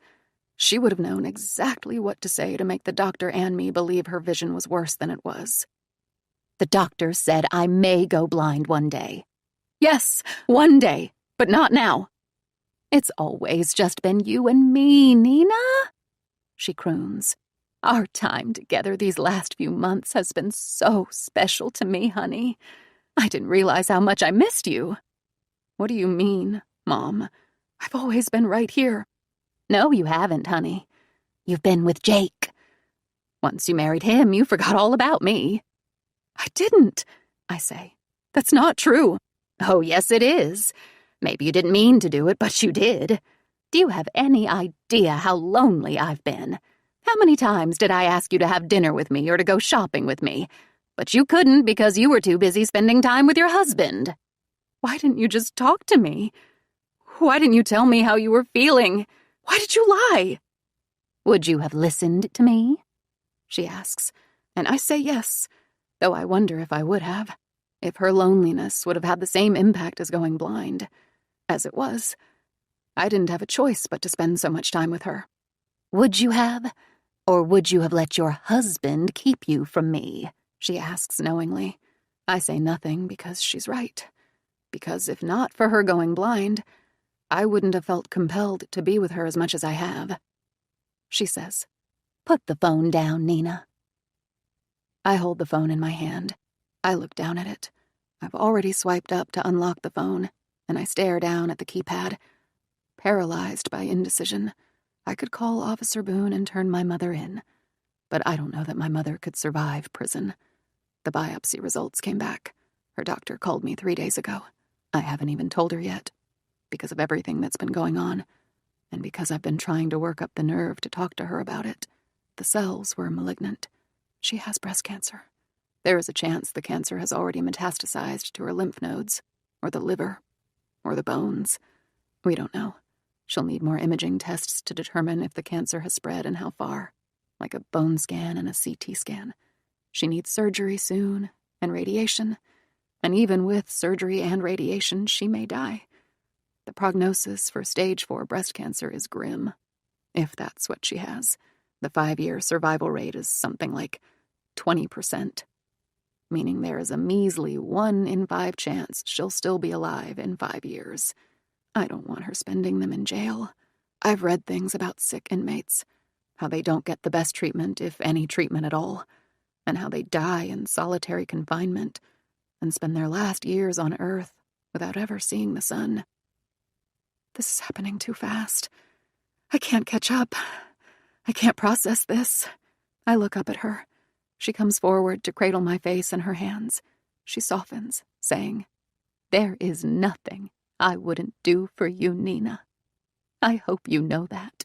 I've only ever wanted what's best for you." I pull away from her hands. I take myself somewhere out of reach. I look again at the phone, seeing Officer Boone's name in the recent call log. My thumb hovers above his name. My mother says, "I only did what I did to Jake to protect you. He would have left you, Nina. If not for this woman, then for another. He would have taken everything from you and left you with nothing." I'll never know if that's true. Would Jake have left me? Would he have taken everything from me when he left? My mother isn't a monster. What she did is monstrous, but she herself is not a monster. I'm not a mother myself, and so I don't know. But I've heard there is no limit to a mother's love. "I love you, Nina," she says. I know she does. I love her too. If she wasn't sick, it might be different, but I can't stand the idea of her dying in prison. I take a deep breath. I set the phone on the counter, face down. I walk away from it.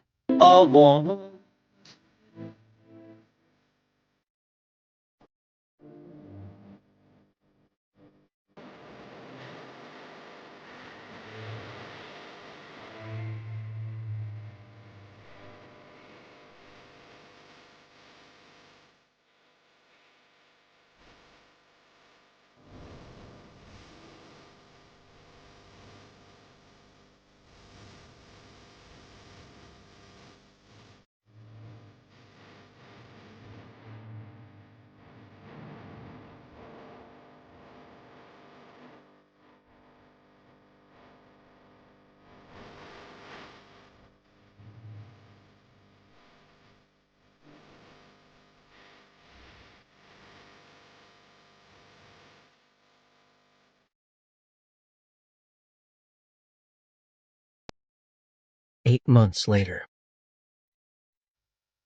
I rub the pad of a thumb gently against her cheek to wake her up from sleep. It takes a second for her to come to, and then her dark brown eyes flutter open, coming to rest on my face, exploring it. She smiles, and my heart practically explodes out of my chest. I lean down to slip my hands under her armpits and lift my baby from her crib. Bella is 2 months old. We're going to get dressed to go see Mommy, I say to her, and she grins, a big, happy, toothless grin. I support her head as I carry her to the changing table, and I lie her on her back, watching as she moves her happy, tiny feet. I can't help myself. I touch them. I wiggle her pale little toes. I kiss them. I never thought in my whole life that I could love a baby's feet this much. I get Bella a clean diaper, and then I get her dressed, feeling that same regret that always comes to me when it's time to visit Lily. It's hard to see Lily now. It's hard to look at her and see how much has changed. I take Bella downstairs, watching out the window as a flock of geese descends on the river out back. I carry Bella to the window to show her, but at her age, they say a baby's vision is still blurry and that they can't see more than a few feet away. There's no way Bella sees the geese, but then her eyes settle on mine and she smiles again, and I know she sees me. My heart melts. I go to the garage door. I lean over to lower Bella gently into her infant seat beside the door, getting ready to leave. I pack the diaper bag with the bottles and the formula, diapers, wipes, pacifier, and everything else she might need while we're gone. I never thought I'd be doing any of this alone. I hoist the carrier into my arm, and we leave. I stare at her as we walk, thinking how, for the most part, she is a miniature version of Lily. I didn't want to be insensitive when Bella was born. I would have raised her either way. I would have come to love her as my own. But as soon as she was born, I had a paternity test done, and now I know for certain that her extra-large forehead came from me. Without a doubt, this girl is mine. I settle Bella in the base in the back seat, and then I get in the car and drive. Lily is there before us. She almost always is, and waiting in eager anticipation of holding her child. The time away from Bella is the worst. I feel it too during the weeks that Bella stays with Lily, which is what she's about to do. She isn't even gone, but I miss her already. I park beside Lily's car. I get out. I walk to where she sits waiting for us on a park bench. The park where we meet is nice. It's large with a lake, a playground, picnic shelter, and walking path. It's never too crowded, but Lily, Bella, and I are rarely ever alone. Today, kids play at the playground. Families walk on the path along the lake. She stands up as we approach. I reach out to hug her, and she slips with ease back into my arms, though it's brief. "Can you stay for a few minutes?" she asks. Lily has cut her hair. It's still long, but more like just beneath the shoulder length. I tell her I like it, stopping myself just before I can reach out and touch it, because old habits die hard. I sit on the bench beside her, and we talk while Bella sleeps, lulled to sleep as always from the motion of the car on the drive here. "I heard Nina's mother was recently released from prison," Lily says, tucking a blanket around Bella's body because the day is breezy, but sunny and warm. I nod. She was. I heard this too. From what I heard, she was given a compassionate release because of her quickly deteriorating health. She refused treatment for her cancer, and so she's gone downhill fast, faster than anyone expected. She's confined to her home now, where she'll spend the rest of her life until she dies, which shouldn't be much longer. "Do you ever hear from Nina?" I ask. Lily shakes her head no. "I never reached out. I just thought it was best that way. if I just let her go. I nod. She's probably right. We talk for a few more minutes, about nothing and everything. Lily is still teaching, though she's switched high schools and it's summer break, so she has the next 2 months off. She doesn't keep in touch with many people from the high school where she used to work, though she's heard from the people she does still speak with that Nina returned to work last school year after winter break. At the same time Nina returned, some male colleague of hers resigned, which was a breach of contract for a teacher to leave in the middle of the school year, and came as a surprise to Lily. He and Nina were close, apparently. They were both English teachers. Lily didn't know the whole story, but she thought there was a story there.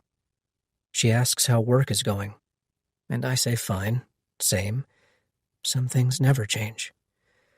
Well, I say, after a few minutes, standing up, the standard cue to leave. Lily goes first. I watch as she lifts the infant seat from the earth and carries Bella away from me for the next week. I stand, watching them go, feeling like they've torn my heart out of my chest and are taking it with them. Lily gets only a few steps, and then she stops and turns back to me, standing in the shade of a giant oak tree, her hair moving in the warm, gentle breeze. I was thinking, she says, tucking a strand of hair behind an ear, that it might be nice if one day you would come over for dinner. She swallows. I can see the movement of it in her throat, and I know how much courage it takes for her to ask me. Lily asks almost the same question every time I see her, and every time I say some version of the same thing. Can I think about it? She offers a half-smile. She nods. Maybe one of these days, I'll surprise her and say yes.